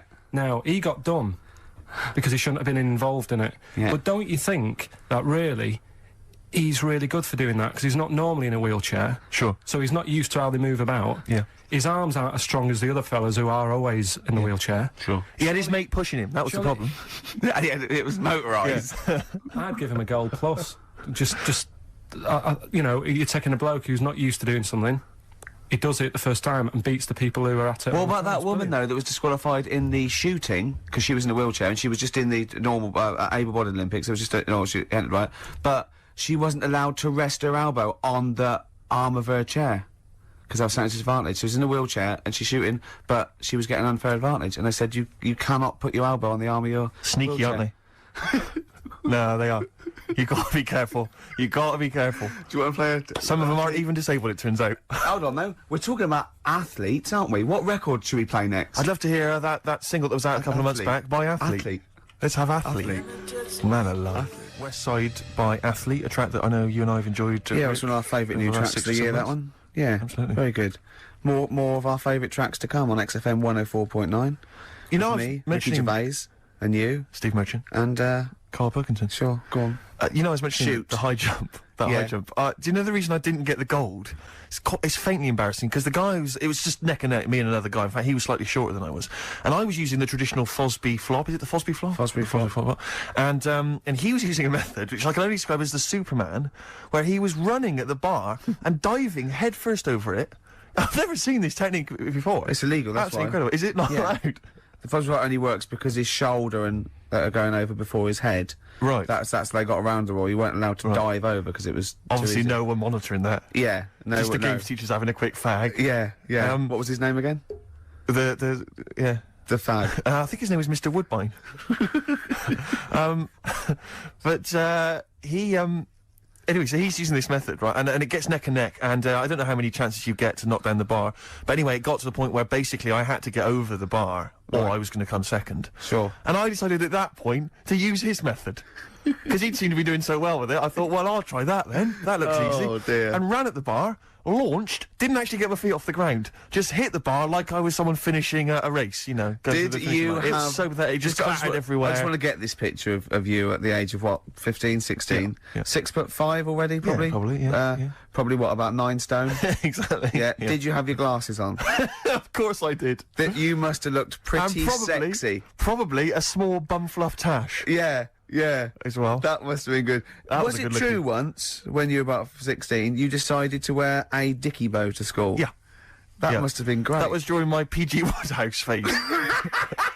You thought you'd be a hit with the ladies if you were more sophisticated. Well, not only that, I thought it'd make me kind of kooky and eccentric. Yeah. Like I wasn't already. 6'7", goggle-eyed. Yeah.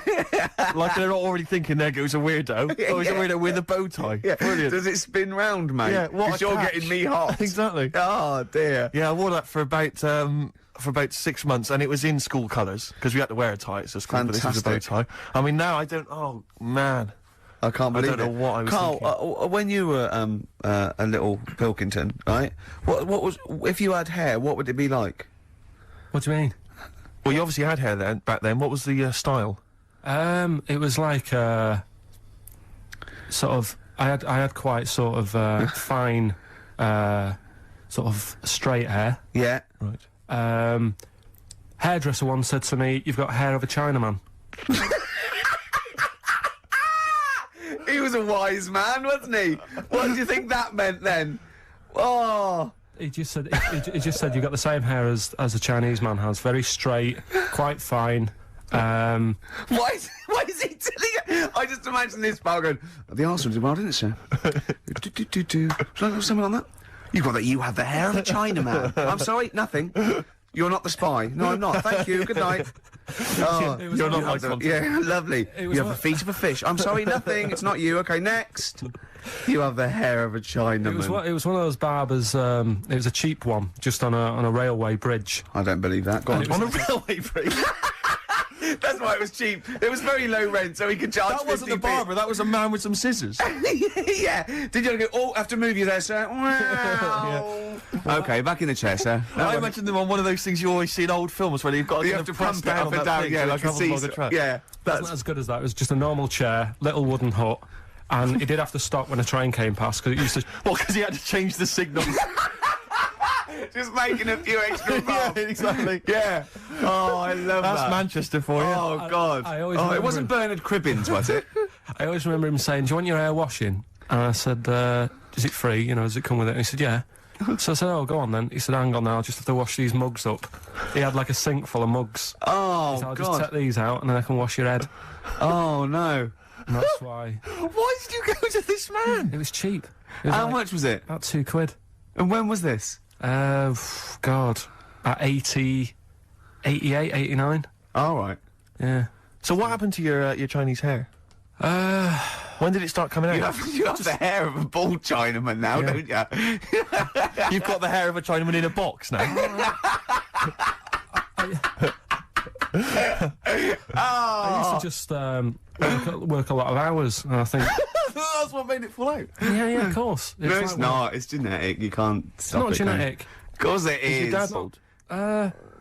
No, he's got more hair than me now, I think. Is your mum? Kojak's got more hair than you, Carl. Anyway, don't have a go at Carl's hair. That's a bit harsh. Oh, look at his little face. What did it say before in that book about going bald? It said it had a little tip, didn't it? We'll go over them later. It says if you're going thin, doesn't it say cut your hair short and something like that? So it makes you look thicker. Yeah. Oh yeah, we got people who are offering Carl lots of. We're coming up to that. In we'll go through that. So obviously we to win that BAFTA bag. Shall I remind people what the competition was? Yeah. Last week we were giving away this bag that we got signed by various celebrities at the BAFTAs, and we asked you to email or write in with your suggestions as to what you have that you could swap for the bag, and it has to be something that will enhance Carl's life. We've had quite a lot of suggestions. I'll go through those a bit later, but they're some of them are quite eccentric. Meanwhile, I'm going to play one of my favourite songs off one of my favourite albums. I look forward to hearing it. It's Radiohead, it's the Bends, and this is Black Star. Go for it. Sugar Cubes. Hit. Yeah, on XFM 104.9. Our last show till August. Absolutely. Sorry about that, we'll miss it. We can't avoid it, really. We've got to go away and do some filming. And they're only going to miss you anyway, Carl. They can do without us now. Zoe Ball's on. Yeah, Zoe Ball. And who else is after her? She's not doing the whole run, is she? Yeah, I think so. Is she doing the whole 3 months, is she? Yeah. Tell her not to get too comfortable. Alright. Right? Don't let her feet... And don't let Big Boy Slim come in with her, because he mixes up the records, doesn't he? And ruins them. Yeah. Hey, talking of DJing... Go on. You know, I did that storming set the other night for XFM. Yeah, sure, yeah. Go on. This was down at a little club, in case you weren't aware of it. Yeah. Anyway, I went to the Sony's the other night. Yeah. Karl Pilkington sidles up to me, slips me an envelope. Go on. 200 big ones in there. Did he get paid cash for that? Yeah. £200. Taxman won't know about that. Cash in hand.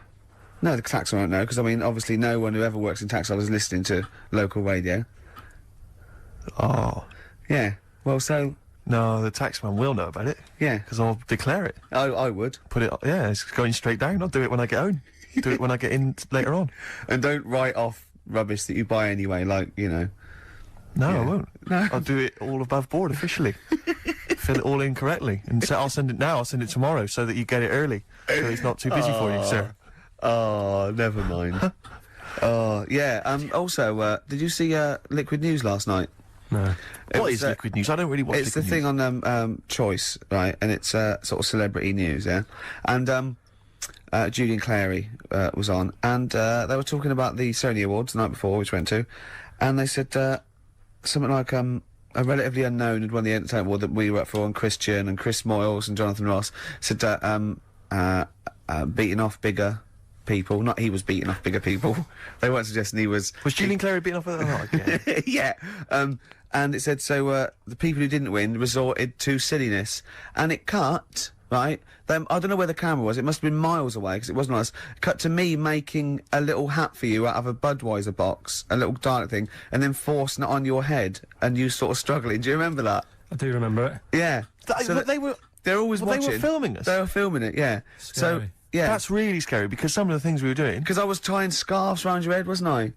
We were touching Carl in an intimate way. We were gaying him up. To make him feel all uncomfortable and everything. Because he doesn't like that sort of thing, do you? Can't stand it. We're going to be giving you a cuddle about 5 to 3, seriously.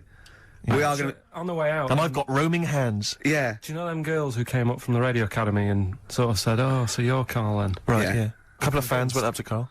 Just on the way out, I said to him again, I said, look, I'm not gay.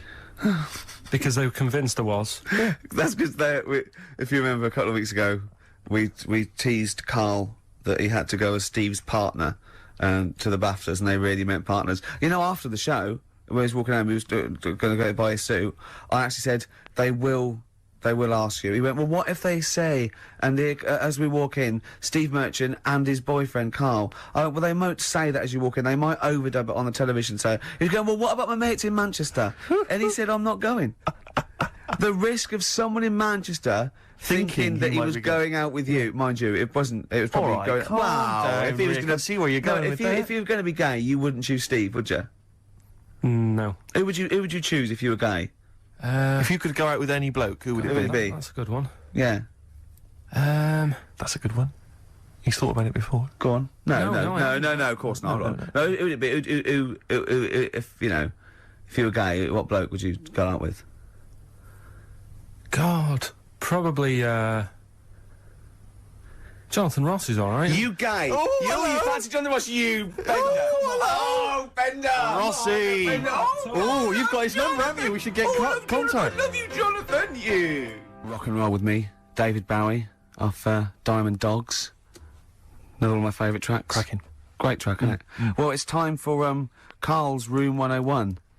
Carl was too shy to obviously ever do this for real, but we thought that end the run of this with things that Carl hates. Yeah, we know the thing he likes. We know that. So Carl, okay. We should just point out that we've been inspired by the TV show Room 101. We didn't come up with this ourselves.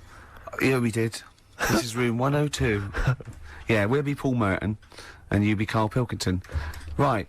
You could chance to banish to Room 101 all those things that you dislike. They're never to be seen again. Will you please welcome Karl Pilkington? All right. Who? How are you doing? All right, Carl. So, what's your first? What does this represent? And imagine me putting something on the table next to you. Go on. Right. Well, first of all, right, it's dead hard to come up with like 5 things that drive you up the wall. Okay. Right. It's not easy because there's so many things. Yeah. But it's just like, you know, picking 5. It's like someone saying pick your 5 favourite records or 5 favourite films. Yeah. It's hard. So. You know, in Desert Island Discs, where you always get the complete works of Shakespeare in the Bible. Yeah. I think you should include Ricky Gervais. I think you should always be there already in Room 101. They don't have to nominate you. You always go in. Go on then. So don't bother putting him in. Don't bother putting Ricky in, Carl. He's already there. I'm already there, waiting. Yeah. Go on then. Right. Yeah. First of all, right, I thought of like things that we've done in the past. Sure. And like quotes and that you were talking about. Yeah. That quote that people say that you know, money doesn't make you happy. Yeah. Right. We're just rattling through some here. Yeah. That annoys me. What? Well, the quote money doesn't make you happy? Yeah, because it does. It clearly does. Right. Without it, life's pretty dull, isn't it? Yeah. Good. Right, so, okay. So that's like a little short thing, and you know, then that sort of makes you think about people with money. There was a programme on in the week. I don't know if you saw it, Steve. The one Posh Loaded. That was brilliant, wasn't it? That was a great show. So annoying. Oh yeah. There was a girl on there, right, who's from a rich family and that, and you know, it's not her fault. She's from a rich family. No. It's like how posh people annoy people. That doesn't annoy me because the way I sound is because of where I'm brought up and that. Yeah. And at the end of the day, if you sound posh, you sound posh. It's, you know, it doesn't change you as a person or whatever. Yeah, it's quite But this girl, right? Did you see it, Steve? I did. You didn't see it, did you, didn't Ricky? know. Right? This girl goes shopping. She buys like 4 t-shirts and a crappy little handbag. Yeah. Spends about 1,300 quid, and she's just wasting it. Going, you know, the woman's saying. Oh, you'll love these, you know, they're really in fashion. She said, oh, whatever, I'll probably only wear them once anyway. And it's just, that sort of thing annoys me. Yeah. You know, people with money, you know, who have grafted for it are good. But, like, you know, people who just get money given to them from the rich parents trying to make the wall. There was another point, right, where she's in a shoe shop, right, and she's, like, got these big boots and stuff. But part of the problem is, right, she's quite odd looking and that, right? But she's got a lot of money, so she makes herself look half decent. Yeah. Problem is, she's got fat ankles. She's got what? Fat ankles. Right. And they drive her up the wall because no matter, I mean, it's one of them things, isn't it? It's almost like God has gone, yeah, you can have all the toffees and stuff you want. You can have, like, your nice t-shirts. But at the end of the day, love, you're stuck with these ankles. And you can see these... I love the idea of God saying, right, you can have all the toffees you want. Yeah. And you have nice handbags and that, but you're stuck with these ankles. Oh, God. And I really wanted to get a job in that shoe shop where she was going in, blowing her dad's money, and she was calling up her dad saying, oh, Daddy, is it all right if, you know, I'm just out shopping, I've just bought some shoes that have cost like $1,000, and I really wanted a job in that shoe shop. Just so I could sit there, and when she comes in, you go, oh, hello, love, whatever her name is. Lovely to see you here again. Got some lovely new shoes in. Look at these nice new boots. Everyone's wearing them. Victoria Beckham. and you know all the it girls are wearing them. Yeah, try them on. Oh, you can't because your ankles are so fat. You can't get into these. Never mind, here's some boots. She really annoyed me, and I'm not a nasty person. You're but not. She brought it out of me. Carl, I'm worried though. This idea of you getting a job in a shoe shop, I'm not sure you're qualified. I like all that's way round it. That some people go, oh, I'd like her to lose all her money or something. He'd like to actually bother go through getting the job in the shop. Yeah. And then just wait in there. You'd be too busy mucking around outside like, on some kind of trolley stuck in a little lake. Yeah. But interestingly, in that show, I was watching that show, and at one point, you mentioned that her fat heels or her fat ankles. Yeah. She said, I'd like to have various changes to my body. I know, plastic surgery. I'd like to do this to my face and da da da da. And her mum's there, and her mum's going, no, don't be so. That's how. No, you're my daughter. You're beautiful. Da da da da. No, you shouldn't. I'm not going to let you have those. Da da da. She went, I'd love to have an operation on my fat ankles. Her mum went, yeah, I do agree with that. What kind of a mother does that? Oh, how bad can fat ankles be? I know. What were these ankles like? Well, tell us, Rick. You must know. No, do you know what I mean? They were like, if you said to a little kid, say a 4-year-old kid, draw a person, they'd draw her legs. Do you know where there's no sort of thin bit and then it comes out a bit for your knees? Oh yeah, goes and they're down just to ankles. It was just like 2 logs. People go to say, I like your new flares. What do you mean flares? They're leggings. Cheeky. Awful. So, you know. It's okay. So you're putting in posh girls with fat ankles. Yeah. Okay. What's your next one on Room 101? Right. Another quick one, really. Go on. People in supermarkets. Right. What, the people who serve? Yeah. It's mainly these shops you get round in London that are like open 24 hours, right? Yeah. You'll go in and you'll buy you know, you don't do your main shop there. It's mainly just little bits in it. Your carton of milk and sure, maybe a loaf, a couple of balm cakes and that. Yeah. And you go in there. Who still buys balm cakes? Right? Do they have them in London? Yeah. Do you ever ask? Would you be annoyed if they said balm cakes? We don't have those down here. They're rubbish. That's happened before when I asked for gravy and they didn't know what gravy was. When did you ask for gravy? In a chippy. What do you mean? What do you say? Have you got any gravy? Just because you up north you have chips and pie and gravy on it, and they didn't have a clue what I was talking about. Right. Okay. So that annoys me actually. Stick that on the list. Right? But you've got fishmen up north. But listen, right?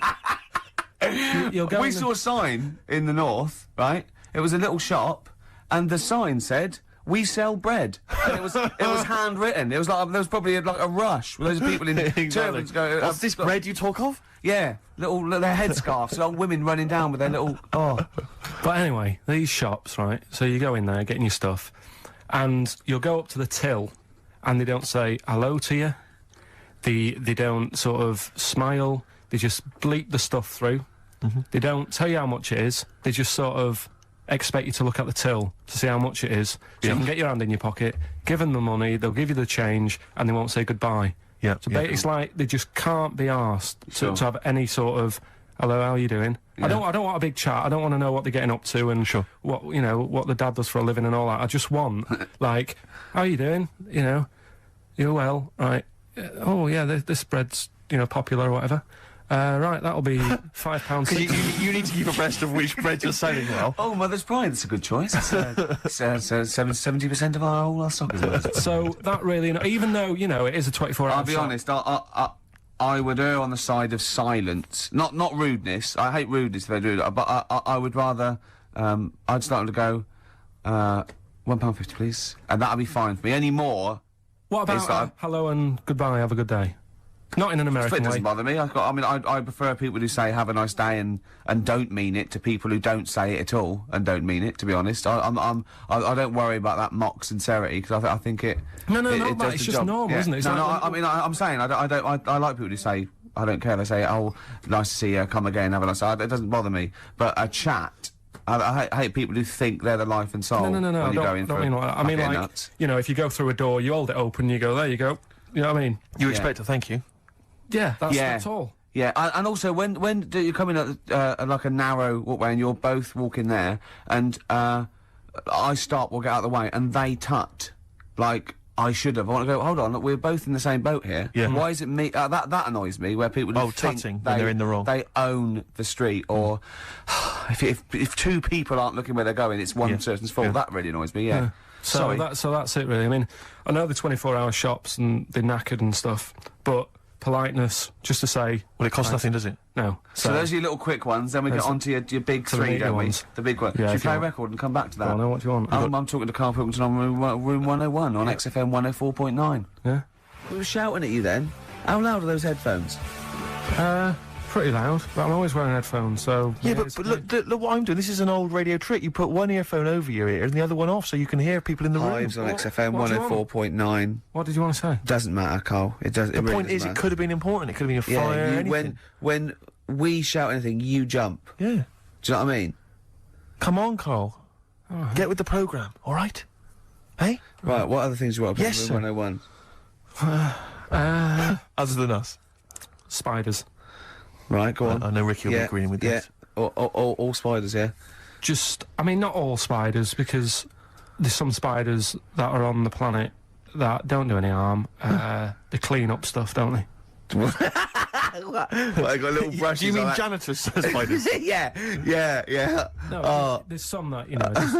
Hong Kong leggy. Just get on with stuff, but I'm talking about the spiders that are deadly. And spiders that are massive. I mean, Johnny's mate, Ricky's mate, Johnny, I mean. Yeah.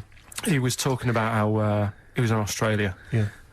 And he was sharing a room with a mate or whatever, and his mate was having a shower and said, Johnny, just come in here a minute. And he went in, and there was a spider on the side of the bath that he said was the size of your hand. 2 hands width. It's sort of like a size track, just like 8 inches across. That big, right? And the daft thing with that one is that can't kill you. It's massive. It's got no purpose. It's a huntsman. Yeah, but what? Something you said it does, right? If you sort of walk around it and it thinks you're going to try and trap it, it hisses at you and jumps at you and jumps on you, and it sort of clings on. That's terrifying. You'd be sort of running around trying to get it off, and it's just gripping on like the old stag beetle thing again. Yeah. It's clinging onto you. But there is no... What I don't understand is, why is that spider that big? Right. Because no doubt it only eats stuff like normal spiders do, but it needs to eat more of them because it's a bigger lad. Right? Yeah. And it doesn't actually do anything. It's not like... I just don't doesn't get track, doesn't paint, doesn't do anything. Yeah. It's just getting in the way, and it's one of those things that are so big you couldn't kill it. Because can you imagine like the mess that would make if something that size if you stamped on it? Yeah. Which I'm not, again, I'm not a fan of. Yeah. But I don't get that. And then there was a programme on a few weeks ago on BBC about spiders, and there was this one, right? It was going, there's so many spiders in the world, and apparently there's so many of them they can't give them all names. Right? What they're saying is, once one dies out, they'll actually introduce another one. Because there's so many different breeds of them that it's impossible to sort of make a book and list them all. Right. Well, It's like the a book would queue. be infinitely long. Well, yeah. Yeah. It's like a queue. They're not trying to name it individually, are they? No. That's their problem. No, seriously. Yeah. Just keep it down to the species. Go on. This is true, this. Go on then, yeah. So they'll sort of go give us a spider, the Black Widow, right? Black Widow, they've all died, so who's next? And they'll say, here's a redback. Yeah. And that's how they introduce them. So this programme was going on about this. That's not how they do it. No, they do it. Okay, your point Okay, being. all right. Right, so anyway, there's this little one, right, in Australia, and it shows you some kids being dead happy and playing around in the sun, loving it, all healthy and that, and, love being in the sun. They're playing around the pool, and, there's a couple of them there playing swing ball and that, dead happy, not a care in the world. And, like, the one of them goes, I'll go swimming, because I've been playing swing ball for an hour, got a bit of a sweat. Sure. Go for a little breaststroke or whatever. And they get in the pool, and they can't wait to have a swim about. And then it pans to the bottom of the pool. Yeah. And there's this little spider just sat there dead still. Right? Sat at the bottom of the pool holding its breath. Holding its breath! Okay. Cheeks going up red, eyes bulging. yeah. 8 pairs of goggles on. One goes by with a snorkel. You should have thought of this. 4 pairs of flippers. Yeah. Oh. It's sat there in the deep end, right? And then it pans back to the kids having a good time, chucking a ball to each other. Yeah. I can see what's going to happen here. And it pans back. It's not going to join in the game, is it? No. And what happens is the kid starts bouncing up and down on the floor. Sure. Goes and sticks the kid goes and puts a foot on the spider. Bites the kid, and apparently, if you're not seen to, you can be dead in 15 minutes. Sorry, why does this spider sit at the bottom of the pool? That's what it likes to do. Animals don't do things they like to do. Animals do things for a reason. Waiting for a kid to come along. So No! It doesn't make any sense. It doesn't make any sense. Well, that's what It's it not. does. It's not. It doesn't go out to murder kids. That's not. That's not what it does. No, there must be a reason. I mean, if you just stopped when you watch these programs and don't get involved with the music and, like, you know, the odd... Why does it sit at the bottom of the pool? There must be a reason. It either goes there for protection, food, to cool... It does it for a reason. It doesn't go there to wind up swimmers. Yeah. There must be a reason. This is it. If anyone's watching, please, if you're watching that program, I don't know about this spider. What's the name of the spider? I'm not sure. Okay. Well, it did say- 08700 800 123. Is it the Duncan Goodhue? Is it Paul? I mean, I don't know. Maybe it does go into other things like ponds and that, and maybe it does the same to ducks if a duck stands on it. But why? The duck stands on it. Why? Oh, I love your brain. Probably because eventually, you know, a kid can get like saved if it's seen to in 15 minutes, but a duck is just going to like wander around and go, God, I don't feel well and what have you. What good is that to the spider? Because no, I'm saying it might kill it if it might protect itself, but it must be in the pond for a reason in the first place, or the swimming pool. It must be down there for a reason. It must have another agenda, evolutionary wise. It can't just do it. Could it be in training for the Olympics? Unless it is just cooling, like those. Because on one of the other programs that's a bit mental.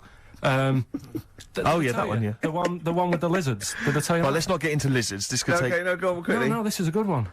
It was a program, BBC program again, on how insects and animals help each other out. Yeah. Right. They were saying how, you know, you might think they're an insect, but they think like humans do, and they all help each other out.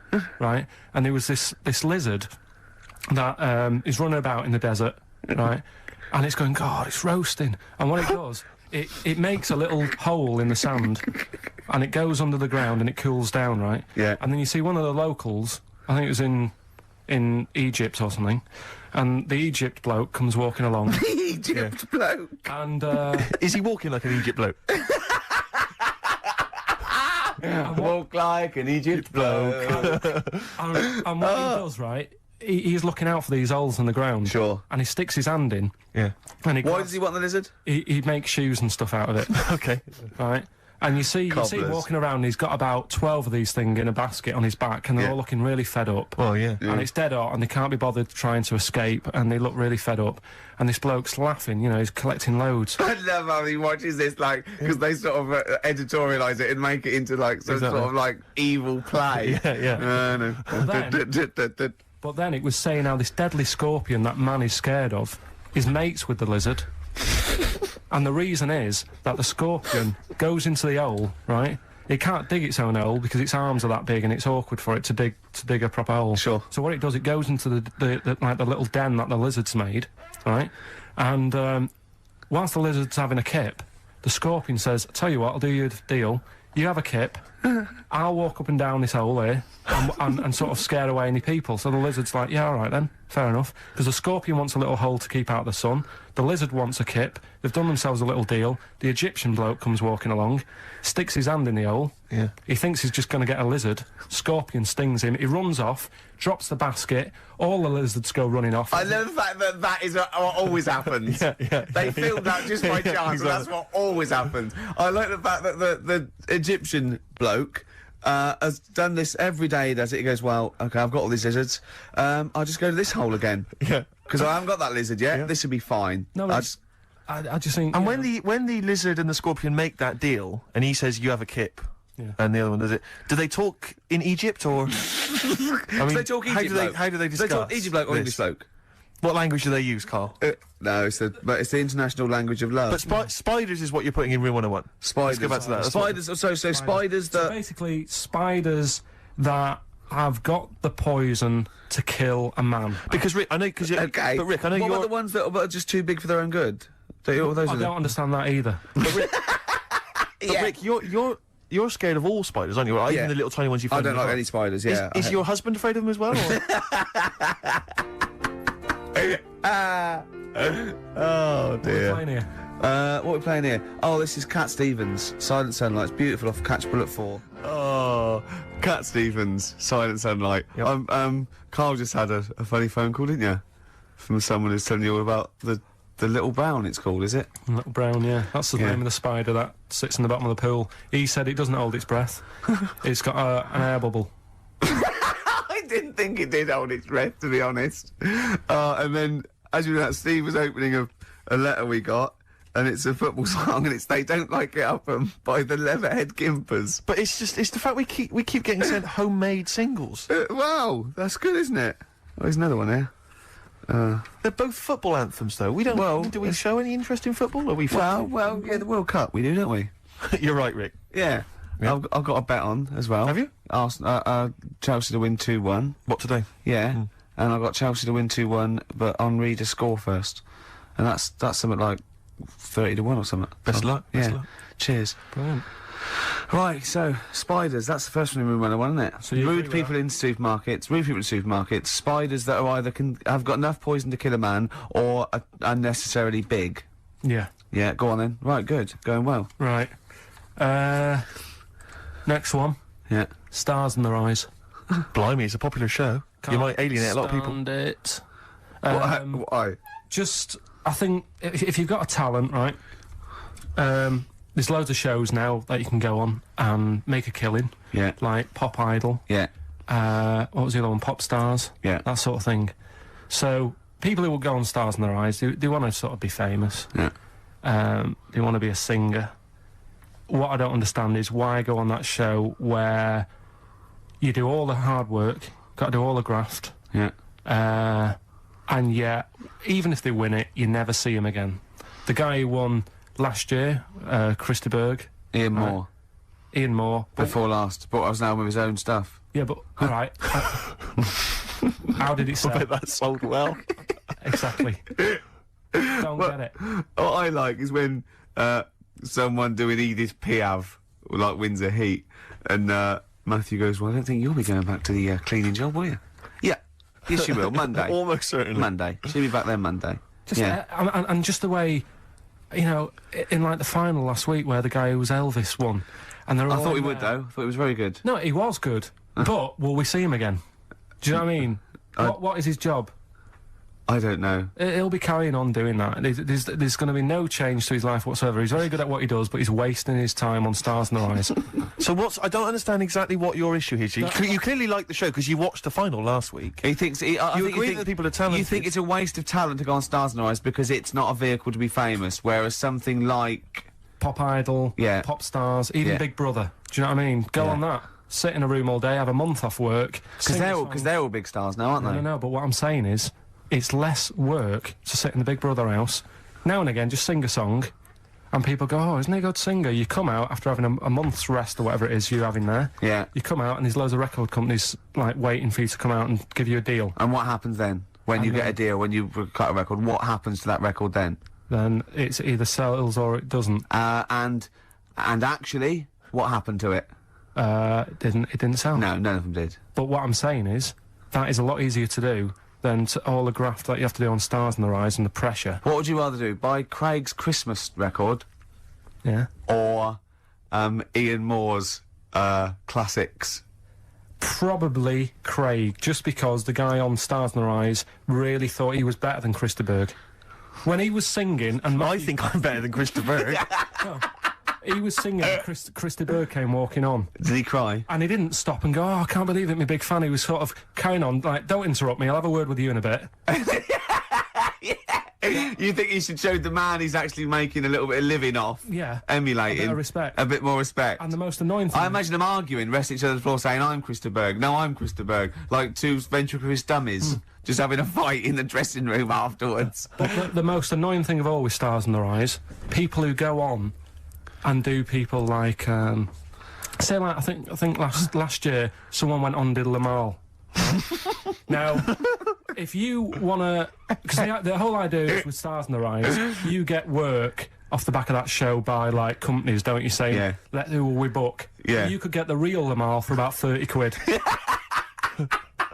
So why have an imitator? Well, it seems to me, though, Carl, the problem is that show's been running so long that all the big names have already been done, so it's going to end up having to be, isn't it, Lamal or some old kind of 50s singer you've never heard of? Isn't that the problem? I remember when. I mean, it's just Eddie Reader was on there. You've had Eddie Reader, but it's just a karaoke contest. It's just. I think you're assuming that everyone on there wants to get a recording contract. They do, Steve. Okay. In that bit at the back where they say, and the votes are coming in. Let's have a look at the tension now that's going on. And they sat there and they really think they are Elvis and they are Luther Vandross. Sat there and like, if they were all sat there having woke up this morning, looked at your picture just to get me started. Filth. If they were all sat there, sort of thinking, "Oh God, this is a bit of a laugh, innit?" But they're not. You can see that they all really want it, and it's like. So what I'm saying is, who are you putting in room 101? Are you putting in the people who are just there to have a bit of fun? Everyone involved in that show, including Kelly. Yeah, he's a talented guy. You don't care. No, he's going in as well. He's in there first, and then everyone else, everyone who enters it, the people who go and sit in the audience. Everything. But what would you do Saturday night? You'd love the show. You watch it every week. It was just on when I was getting ready to go out, and there's nothing else on at that time. Sure. And it was the final on Saturday night as well. Yeah, you got to watch the final, aren't you? Live final. The final. Yeah. Well, who would you do if you went on the show? Moby. I'd probably do. Ooh. It's not that you look like them though, is it? No, you sound like. Because they wouldn't let me on as Tracy Chapman. I was furious. That's annoying. Because I sound just like her, but they said no. Bowie. You do Bowie? Yeah. Can I hear your impression? No. Well, come on. No, because you just said if you could go on and what have you. I'm saying that. Well, it's got to be someone you can do. I mean, obviously I'd go on as Will Smith because I can do the rapping. Yeah. I can't do it. I'm not a good singer. I've never really been into singing. I've never done a live singing thing before. Haven't you? No. But if there was a talent show, on, what did you do? I did Walk Like an Egyptian by the Bangles, and I mimed, dressed up as a woman. How old were you? It was when I was still going to school, so it was like. Well, I hope so. 12. And what? Sorry, what was the? What? Why did you do that? What did you mime to? And why were you dressed as a woman? Where's the logic in this? Is what I'm saying, Carl. What sort of act was this? I think I was meant to get hold of some like Egyptian outfit. Couldn't. So I looked in my mum's wardrobe and I had a dress. Dress in a fez, carrying some lizards. That'd do it, wouldn't it? I had some boots and a wig on. And how did you dance? Look, he looks confused. He's confused by his own act. He's suddenly confused. The best bit was it was like a proper talent show. Do you know where you cover it all? Yeah. So I did like the dancing and the miming, and then I also did a bit of magic, right? Where I had like a cloth, right, and I had it over my hand like that, and the crowd were like, "Oh God, what's he gonna do?"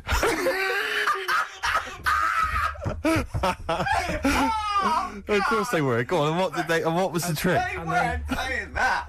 And the crowd going, "Oh, what's the great?" There's one chorus. Ooh, what's he gonna do? Oh, what's the great Pilkington gonna do? So what I did was, I was stood there teasing them, and teasing the audience. Yeah. Yeah. And I pulled I said, I'm gonna make a bird appear before your very eyes. Okay. And I pulled the tea towel off, and I just had hold of an egg.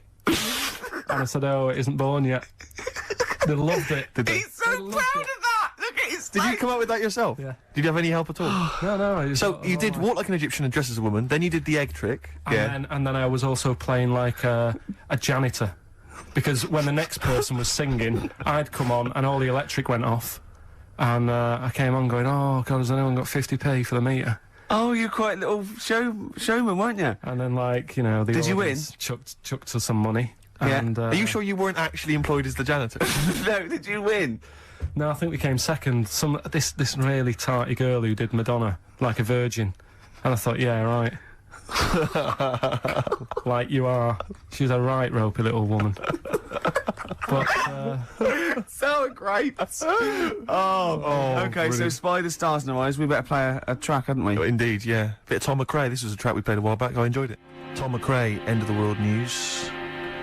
Yeah, I love that one. I hope you're enjoying the music. We're loving it, aren't we? Indeed. Still to come, we've got another entry to Room 101, Carl's final entry, and then that giveaway, the famous giveaway with Enhance Carl's Life. Can I have some adverts though first, Carl? Because I'm getting a bit fed up. We'll have adverts for a little while. Badly Drawn Boy, Once Around the Block. Classic, a retro cut. Getting a bit sad now, Steve. 20 minutes. Indeed. You're right. I've got so much to say. I've got so much to leave people with about Carl, all the things he's done. Looking back, Carl, do you remember when I put up the waste paper bin on your head? Classic time, yeah. Yeah, do you remember that? What did I do to you today? Well, you tried to bring the same memories flooding back to me by putting the same grotty bin on my head. But the annoying thing was, last time I did it, it was quite a new bin. Yeah. Did it today, rank, all sorts of stuff on What it. else do I do when I saw you go around the corner down there? Go on. I went to get the paperwork and that you need to produce the show. Yeah. And came round the corner. Ricky was sort of hiding, and I was concentrating, reading stuff. And he goes, I don't imagine it was as soft and gentle as that. I imagine it was more like exactly like that. And I tell you what, I nearly exploded because he sort of hops on one leg, right? And he sort of, I don't know why I'm doing this, but he sort of was walking out and on, we're looking down, and I went, and he hopped like that, and his weight was rest assured, listeners, that if you were here, it's not any funnier than it is if you were listening at home. It's only amusing to Ricky. But I'll tell you what, it makes you feel really refreshed. He was going on and having a heart attack like that, and I was nearly having a heart attack laughing. And he went, "I feel good now." He said, "I can see why people skydive." He said that would be good for people that were ill. Oh, Carl. They've made me feel fresh. How am I gonna live without Carl for 14 weeks? Oh, you'll find other people to irritate.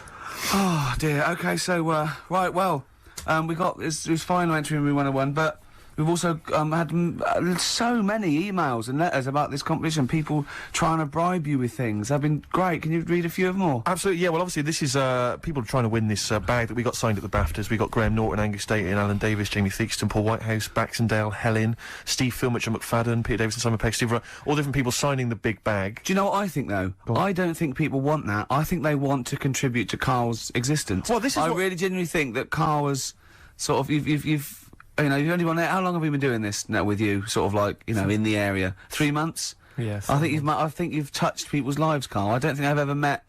Well, I haven't met you, but I think your soul comes across as like a cross between. I'd put it's like a cross between a cat and Rain Man.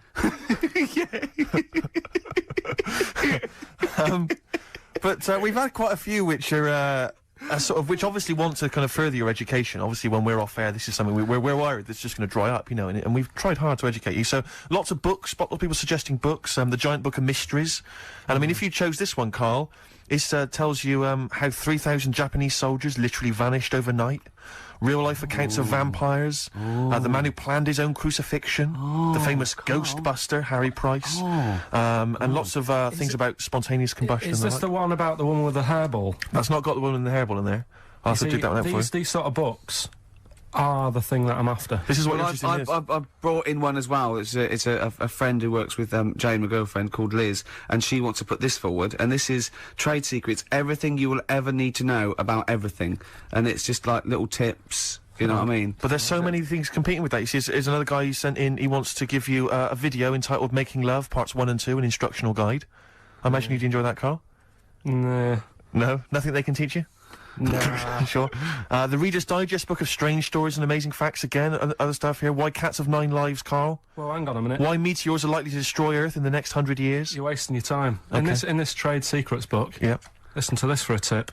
Make a necklace from electrical wire. That's a good idea. But don't plug it in. What about...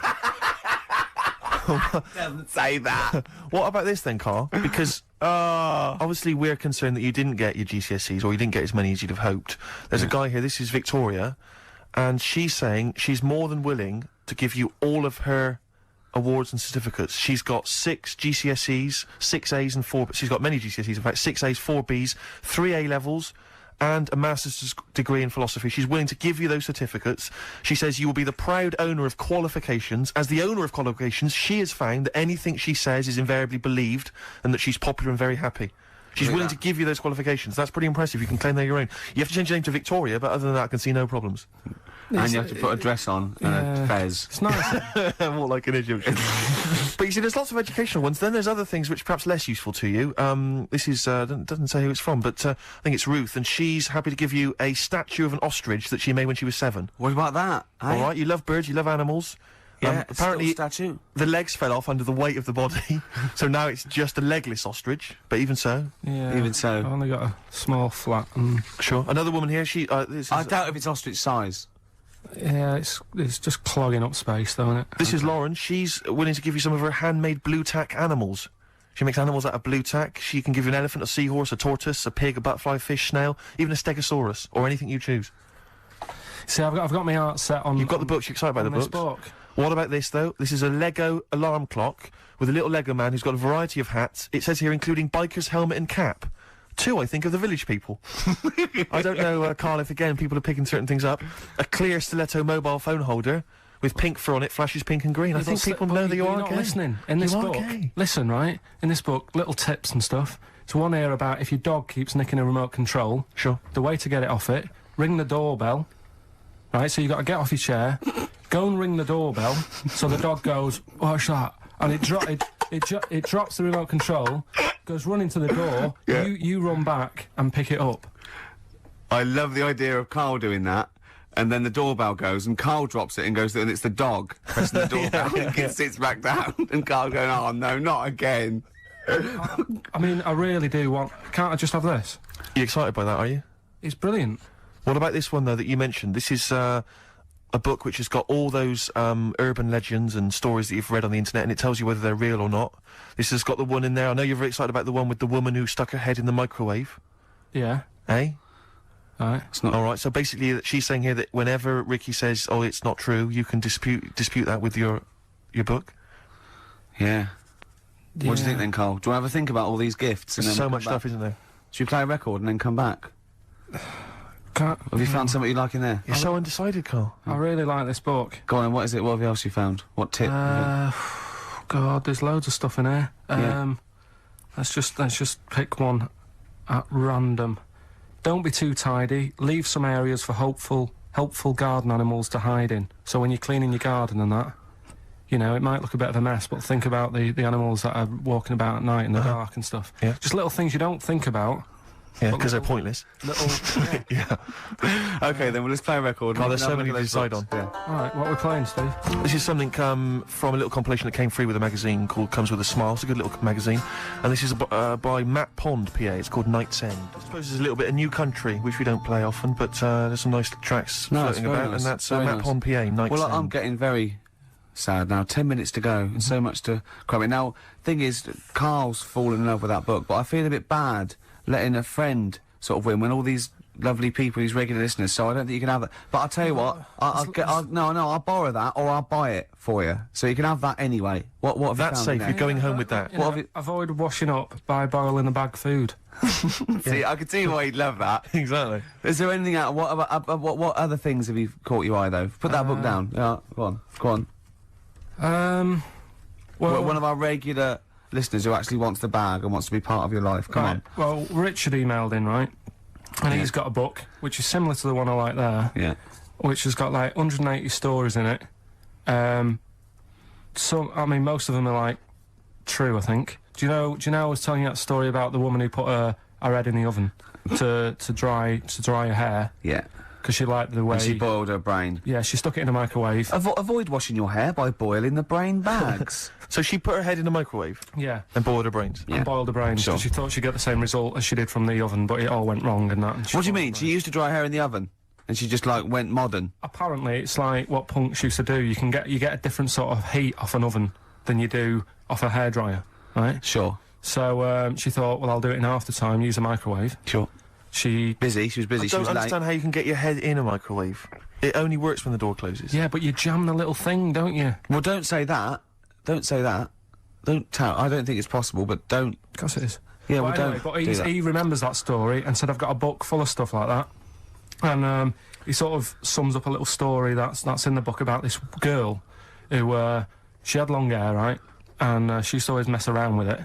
And she's sucking on it. Do you know, like how girls do with the long hair? They sort of mess around with it and stuff. Yeah. And she's sucking on it all the time. And she was doing this from the age of, like, 10.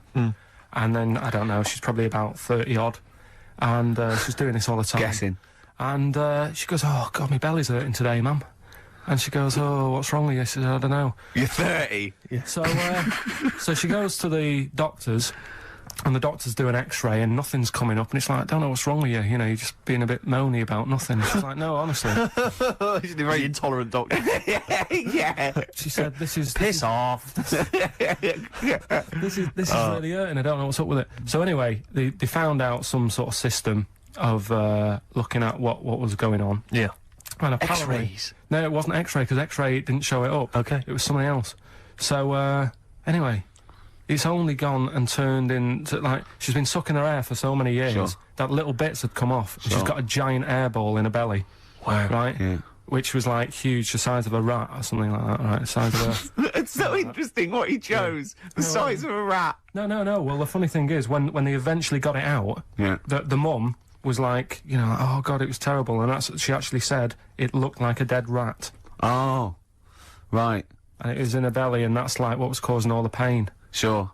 And apparently, your belly acids don't kill hairs because it's so fine it can't handle it. Yes. Right. So you're going for that book, are you? That's the one I want. Who's the winner then? Who's the winner of the lovely BAFTA What's his bag? name there? Richard Scholar, is it or something? Yeah, Richard, Scular or Scowler Yeah. or something. So he's the winner. So check it out. You're going to get that book coming to you. I'll borrow this book for you. I need an email within like 5 working days to sort of. So what's your email? It's Karl.Pilkington at xfm.co.uk. Okay, lovely. I want an email from this guy, and I won't be sending the bag out until I receive the goods. Okay, right, good. enough. Well, we've only got a few minutes. I want to play Suede, and I want to end with the Smiths track. So let's play this. What is it? Suede, Stay Together. Lovely track. That's nearly it, Carl. Right, what's your last room 101? Oh God, it was holidays. Holidays. You want to put holidays in room 101? People who are sort of annoying on holiday. Oh yeah. Do you know when you go away? Oh yeah. It's sort of touched on this before. Is this going to be the Scouse guy? Yeah. Go on. Oh, it's so long though. I mean, it was a holiday when we went to Tunisia. And the Scouser pissed you off. Surprise, surprise. Yeah. Yeah. But the annoying thing was, you know, when you go on it was a cheap holiday, and like the lesson here is, you know, if you want a good holiday, you got to like spend some money. Yeah. And we didn't on this one. We spent about, I don't know, 400 quid for 2 of us for like a month or something ridiculous. And we got there, and you know, you get to the hotel and you go, we have made a mistake. You know, it's a ropey hotel. You know, you can tell like the blinds and stuff as you walk in, they're all dirty and stuff. You think, well, let's make the most of it. You know, let's not get down about it. It's a holiday. It's for a rest. And you try and make the most of it. And we had to meet. Do you know, like you have one of those things where you get to your destination and the rep says, right, you know, go and unpack your bags and that. Go and sort yourself out in the room. And tomorrow morning we'll meet up at 10 o'clock. And I'll go through, you know, the best sort of place to go for camel rides and, you know, the best deals I can get you. That sort of thing. Can anyone here walk like an Egyptian? So she says, right, tomorrow morning, meet 10 o'clock in the discotheque. So we get up and we have breakfast, and it wasn't a good breakfast. The kitchen was, like, bit horrible. The food wasn't good. And it was run by sort of midgets. What do you mean it was run? Not there's anything wrong with that. There was little fellas running around, and the annoying thing was one of them sort of started to fancy my girlfriend. How did he manifest his affection for No, you're not saying there's anything wrong with midgets, though, are you? Just saying it was strange that there was Yeah, a but lot- even midgets shouldn't be cutting in on Karl Pilkington's No, territory. I know, no. But it's also that thing of, you know, they've got little fingers, and it's sort of God, I'm ruined. so sorry. No, I'm not. It is a bit of a phobia of mine. Okay. Do you know what I mean? They are nice people and that. Sure. Oh, God. But the annoying thing is... So what was he doing then? How did he... I don't understand how he was chatting up your girlfriend. Was he crawling under the table so you couldn't see? He just kept... Whispering to her from underneath there. Stop it. Just sort of, you know... Wait, I don't want to get a complaint on our last show. There's not many midgets What's going to happen? Can we just finish this and start up again in a couple of months? Oh, yeah. So if you want to know more about the midget-themed restaurants, then we'll talk you in 3 months. Yeah. It's just... It's just... No, that's fair enough, actually. Oh, You're yeah, absolutely no, right, sorry Karl. about That's your this. producer's head Listen, on. we'll see you in about a really... it's been a pleasure, truly, and thank you for everyone that wrote letters. Have you really? I've got you both a present, right? Oh. I got Ricky, do you know, like, we've done fables and stuff? Right? Yeah. This is like Mr. Ben. Oh. This is brilliant. Yeah. Right, and it's like little fables that Mr. Ben goes on. Oh, fantastic. So I want you to learn something from that for when you come back. Okay, brilliant. That's lovely, I'll tell you Karl. one of the stories I read this morning. It's brilliant. In fact, when you've done with it, give it me. Yeah. Because I haven't finished reading that. Okay. Thank you, Karl. And for Steve, a little chat up lines. A little book of chat up lines. That's fantastic. That's great, Carl. Well, we'll see you in 3 months. But carry on emailing Carl. Cherish Karl Pilkington. He sits in a little room by himself, so keep him in touch. And we'll see you in August. We're going to leave you with something that we all love. This is There Is a Light That Never Goes Out by the Smiths. Very apt, I think. Goodbye.